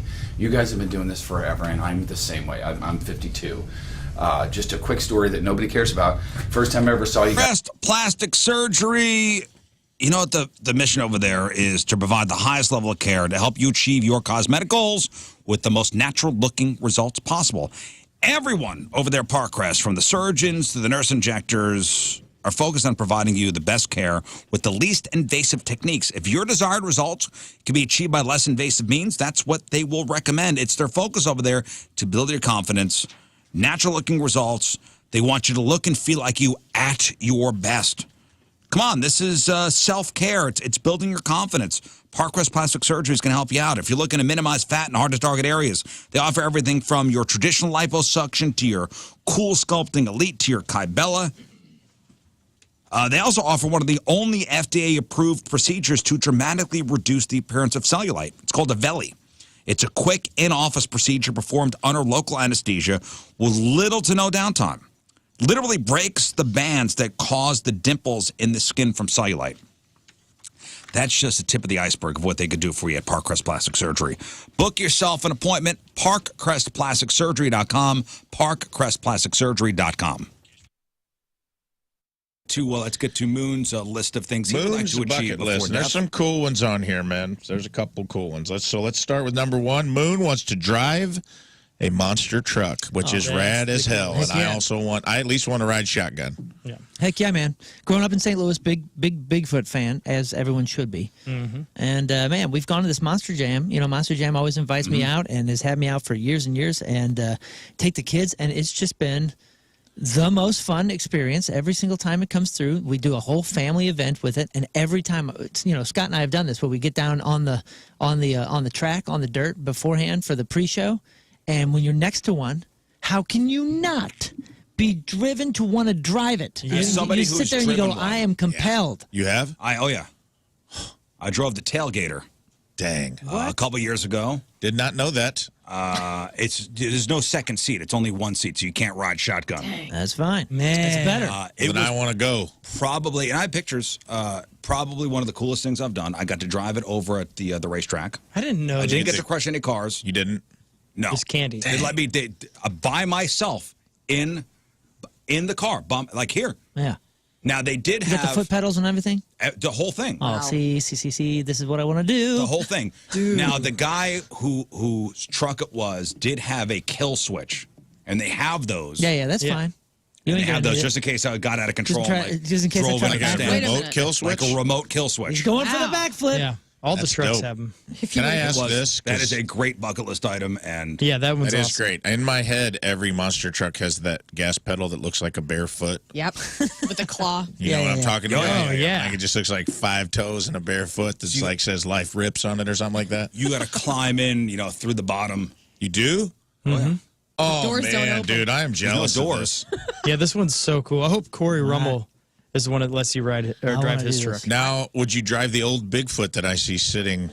Yeah, but that ain't what I'm looking for. You want a modern. That would be sick. Like there is modern Bigfoot. Yeah, they have the Hot Wheels one. Oh, okay. It's in the Hot Wheels circuit or whatever. I haven't seen that. Like the original one. I mean, that would be. I would love a picture in it. Just like kid me. But man, when you go to Monster Jam and you see what they're doing with these trucks these days, it is a different thing. They have a modern Bigfoot. So Bigfoot is now part of the Hot Wheels circuit. Okay, I haven't seen the Hot Wheels circuit. I've only done the Monster Jam one. I know they're like, competitors. Yeah, so the Hot Wheels circuit is a competitor to Monster Jam. But they're up in Pacific. I was up there last year. Okay. Big fans of the show. I'm sure if we asked nicely, they would let you take Bigfoot for a spin. Yeah, let me rip it. Hey, where is this? I want to put this up in the Pacific. Notes. Let her rip, Tater Chip. The one you see outside the grocery stores, and I don't think works, that one. Off 44. And that's Bigfoot in Pacific? Oh, yeah. They have a whole warehouse that is like there. getting to drive Hulk Hogan. Yeah, I'd love to. They have a whole warehouse out there. I got the CDL already. You can trust me. So here's a question for Moon. Okay. Someone put it in the chat, and I like this idea. Can I sit on your lap and steer like I'm your son? Yes. Technically, can I just get in on your bucket list, sit on your lap, and you let me steer like we're going downtown to buy a newspaper? You know what? That is a great one, and I will consider it. But you know what? This is my dream. This is You're right. You're right. This is my boat. I'm just saying. I at least want to be there. Yeah, because I love it. I think we all should take turns. I'm excited for you. All right. Well, we got a line on that. Second moon bucket list. Reenact family battle of Hastings from 1066. This is the one that made me laugh. What the hell is this? Yes, LARP. Reenact the Battle of Hastings. What? His family battle, no less. Yeah, my family was a part of that. The big, Both sides. on both sides. My birth family and my blood family and my adopted family. Is that where you guys fought Very a bunch Game of of emus? Thrones. They were mortal enemies. Mortal enemies. That's so Game of Thrones, dude. So the Battle of Hastings was fought on October 4th. Basketball season, when your favorite stars score buckets, it's your chance to win big with Underdog, one of the leading sports apps where you could make money just by watching sports. It's your way to turn your hoops knowledge into cash, and it's simple. Just choose whether a player will go higher or lower on stats like points, assists, or rebounds. You could play with as little as $1. You get everything right. You could win up to 1,000 times your money. So turn $1 into $1,000 just with your hoops knowledge. And they got all your favorite leagues and teams and stars to choose from. Create entries with basketball selections or mix and match across other sports like soccer or hockey. Millions of fans have already won billions playing on Underdog. With over 100,000 five-star reviews, the app is the real deal, and I can attest to it. Download the Underdog app, sign up now using promo code Rizz to unlock a special offer of up to $1,000 bonus cash when you make your first deposit. Join in on the fun when you sign up with promo code RIZZ. Claim your special offer today. Get up to $1,000 bonus cash instantly upon first deposit. Must be 18 and older, 18 plus in Alabama and Nebraska, 19 plus in Colorado for some games, 21 plus in Massachusetts and Arizona, and present in a state where Underdog Fantasy operates. Terms apply. Concern with your play, call 1-800-GAMBLER or visit ncpgambling.org. In Arizona, call 1-800-NEXT-STEP or text NEXT STEP to 53342. In New York, call the 24/7 Hope line at 877-8-HOPE-NY or text HOPE-NY. Joined in the Point Studio now by the mastermind behind Ghost, Tobias Forge. How are you, man? I'm good, thank you. How do you do? I'm doing really well. It's an absolute great pleasure to have you here, and the absolute ferocious fan base of Ghost has me completely petrified that I'm going to screw this interview up because they then don't. Right. Well, that's the idea. But it's one of those really great things in getting to talk about Ghost right now because you can just feel all the excitement and everything kind of not starting to come together, but just continue to get bigger and bigger and bigger. That has got to be an amazing thing for you to see on your side of things. Of course it is. I mean, I've done many records in my life that had caused nothing, you know. So it's you never know how many times you will have this feeling.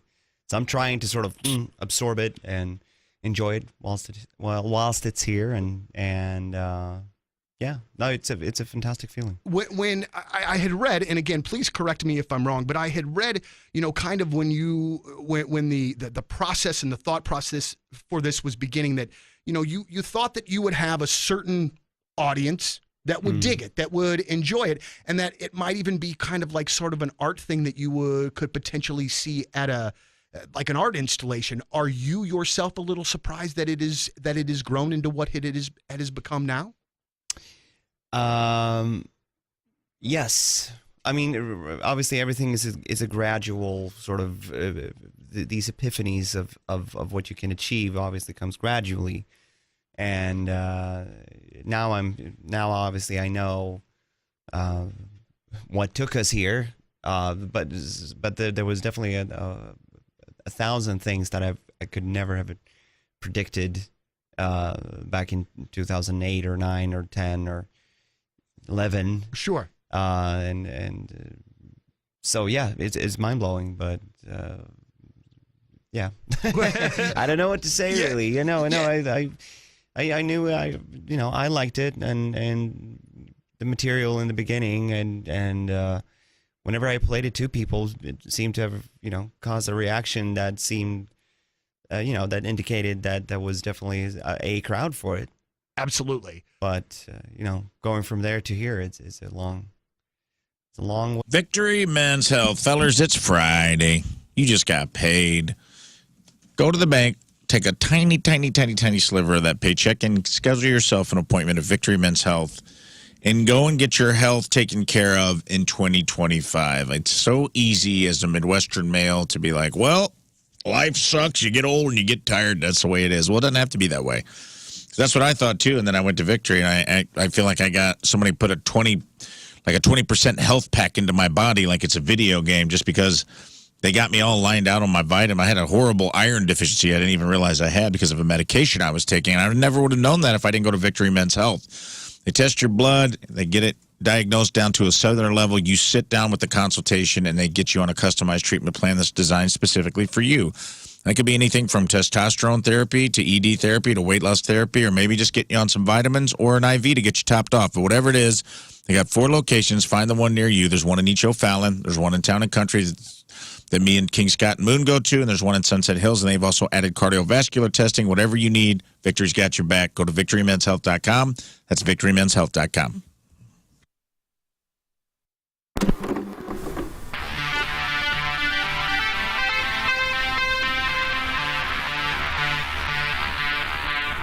It's 105.7 The Point. Donnie Fandango backstage, way back Point Fest.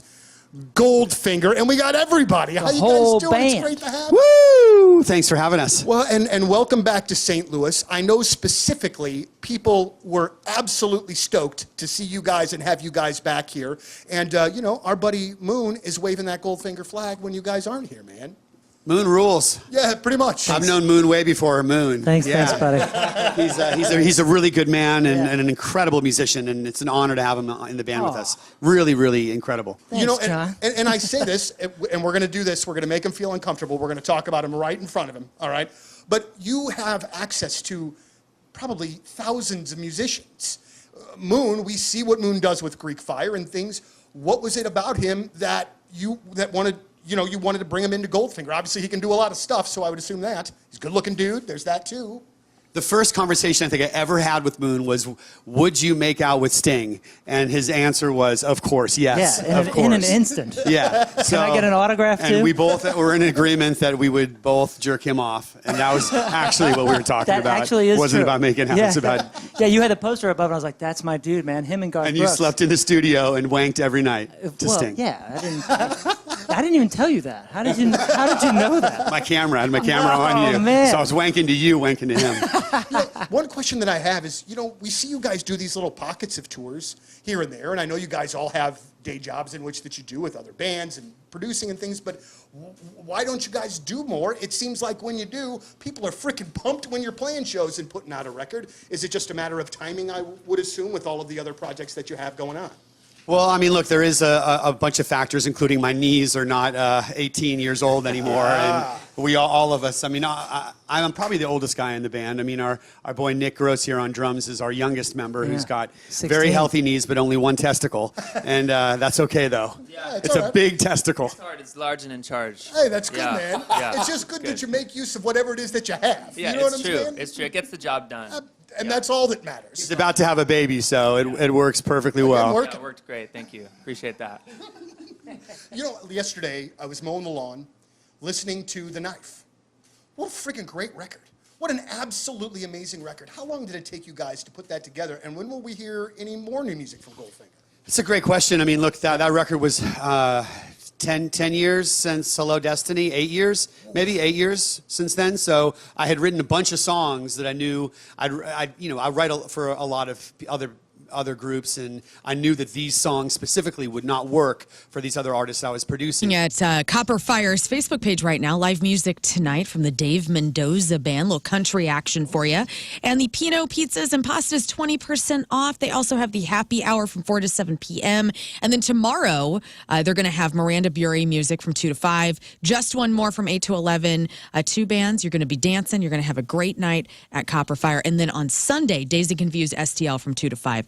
So get yourself involved in what Copper Fire is doing over in Belleville. It's excellent food. It's a cool bar. They have an event space upstairs if you need a place to throw a party. Live music throughout the week and on weekends, and always that happy hour that you can take advantage of. And so go see Renee and Mark, the owners of Copper Fire, if you're going to be in the area. Great patio, too. So if you're wanting to sit on the patio and just watch everybody cruising down that main drag of Belleville, it's a perfect spot for you. So go get yourself some dinner tonight, or a drink, or, like a new person that you're dating. Like I said yesterday, I mean, you never know. Your future partner could be just sitting at the bar at Copper Fire, just waiting for you to ask her to dance. And maybe you don't like to dance, but honestly, if you dance, women are going to date you, because we're into it. And one of the best places ever to dance is Copper Fire over in Belleville. So go to thecopperfire.com.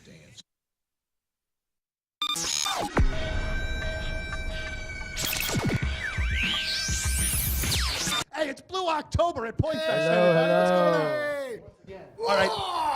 Sorry, I had to do that. No, that's all right. You do whatever you need. We're The next 10 back. minutes are all about you. Hey, Jeff's wife. Just want to say hi, Jeff's wife. Hi, Jeff's daughter. I love y'all. So, okay, first and foremost, we were talking to Will just a second ago. To Will, my boy. Introducing me to Will. Yeah. I think one of the things that has become so apparent to me over time in meeting bands and talking to bands is that word chemistry.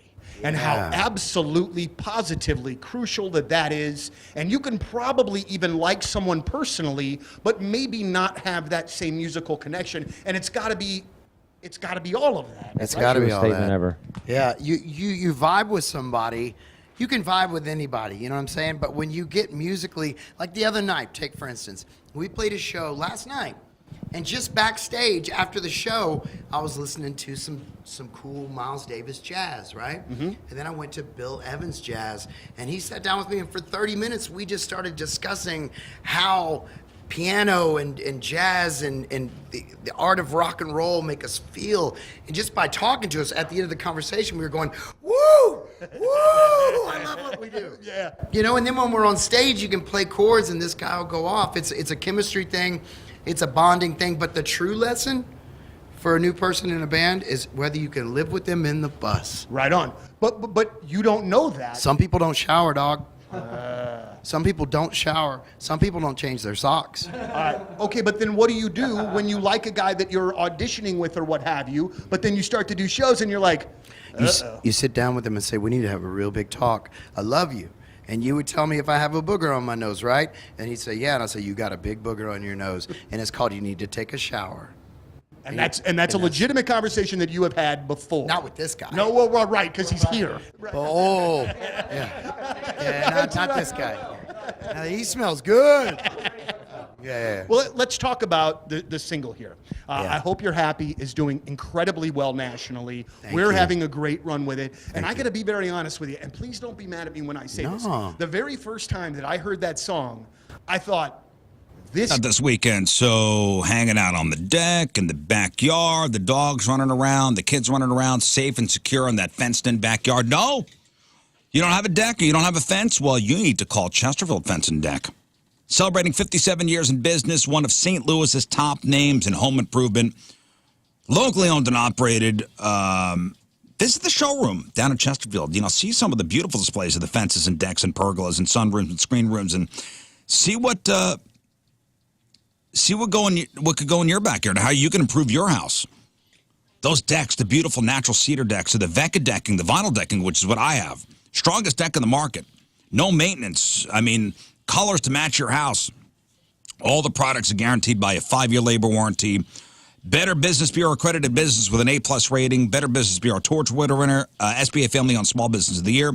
If you mention the Rizz Show this month, you will get 48 months interest-free financing on your next outdoor project with Chesterfield Fence and Deck. Online at chesterfieldfence.com. After all, who doesn't want a bigger deck?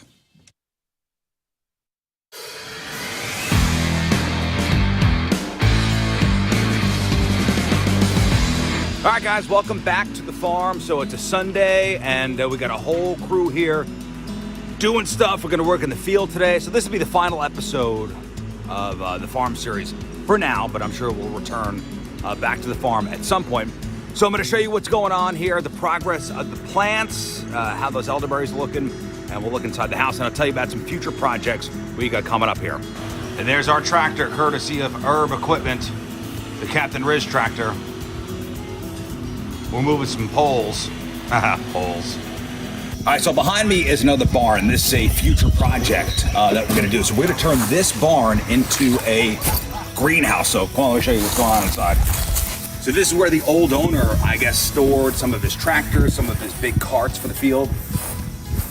So eventually, what we're going to do is we're going to take the sides off and kind of renovate this structure and make it a greenhouse, so we could start cultivating our own elderberry brands and maybe start selling what they call the cuttings. Right now, this is home to many a groundhog. All right, we're out here in the big field, and I am going to show you the progress of some of these elderberry plants.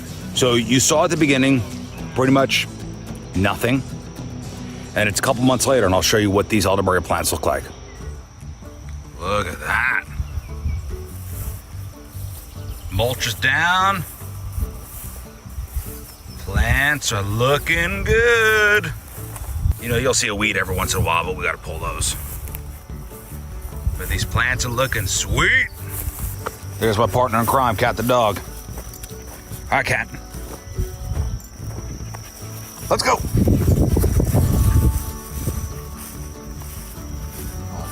Cat is the consummate farm dog. And there's new dog. Come on, Maggie, Cat, let's go.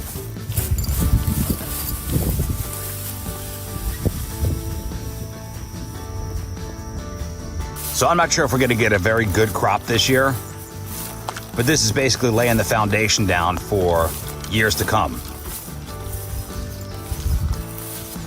First year being a farmer. So it's been almost 2 straight months of mulching. We're not even all the way done. See some of these rows? They still need to be done. Still need to be mulched. We've been taking down fences.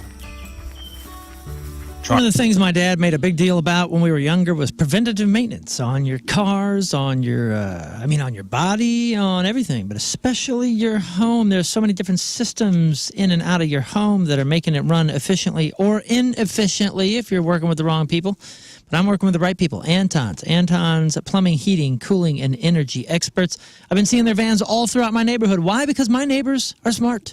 They know what they're doing, and they know that we have houses that, are getting up there. They're like middle-aged houses, and some of the systems are breaking down or, just kind of running low or whatever. Or the houses are just somewhat inefficient in general or by nature, if you will.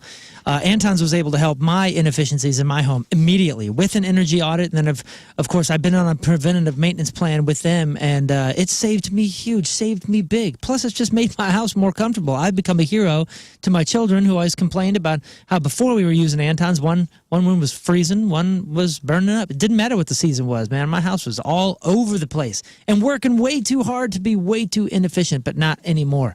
AntonsHVAC.com. That is the website that I implore you to go to. AntonsHVAC.com. We're talking about shopping local, right? STLMattressDirect.com. Mattress Direct, right here in St. Louis. Campbell Mattress, made here in Missouri. Out of here. Let's start the weekend. All right. Hey, All right. You know what? Leave work. Everybody, leave work. Just All right, go. see you Just later. go. Yeah, Scott, you're done. Yay! Go home. Everybody else, St. Louis, let's take a day. You clocked in, just sneak out. Just be done. Nobody will notice, for real. That's it. I mean, you do good work, but it's time to go. I think of like the cops and doctors and stuff. Your work will go unnoticed. They need time off. If you missed anything on the program today, make sure you check out the clip of the day brought to you by Michael's Flooring. Also, the podcast brought to you by Dobbs Tire and Auto Centers. And today's podcast is titled... Well, score another one for Learn because she said, I'm attracted to a bunion. Okay. Moon, what else? By the way, Can 5 you- signatures on my petition so far. For the change the bunion to corn and corn Yeah. to a Heck bunion? yeah. It's going to happen. Dude, I'll tell you what. It's gonna happen, I yes. think you got something there. Can you feel the punktonight.com, May 3rd, 2 shows, 3 p.m. and 8 p.m. A punk rock tribute to Disney. You're not going to want to miss it. Bring the family. All right, learn. I just hope everybody has a great weekend. Go see Rafe. Go buy those punk rock tickets. Go submit your band to King Scott. Listen to the Spread Zone. Are you mowing Just everybody's lawn? Support my friends. You just mowed everybody's lawn. I know. See, we can just leave. Hit it. Okay, see you. Bye. Rafe. I'm on my way to Peoria right now. I'm actually in my car on a Bluetooth. I can't wait. The river rats of Peoria come out, skitter out to the Jukebox Comedy Club. I'll be there tonight at 8 o'clock and then 2 shows tomorrow. See you this weekend. Scott. Hey, if you want a fun Easter egg hunt, that's absolutely incredible. It's huge and wonderful. Come out next Saturday, the 19th, because I'll be hosting the Easter egg hunt over at St. Louis Family Church, and it's from 9 till noon, and it's a lot of fun. And then also, of course, they have their sunrise service 6:30 on that Sunday. I'll be down there at the Easter egg hunt pushing little kids over. Yeah, As win. you Join do. me. You got to win. Join. Yeah. Full contact Easter egg hunt. All right, we'll leave you with a selection from our Team Rizz Member that brought to you by Hot Shots. Don't just pass over. That's a brilliant idea. That actually is a great For idea. next year, the Rizz Show Full Contact Easter Egg Hunt brought to you by Moon. Yeah. Doing it. Team Rizz Member today brought to you by Hot Shots from Columbia, Illinois. Liz Hornell is our team. Liz wants you to the song. Have a great weekend, everybody. We'll see you on Monday.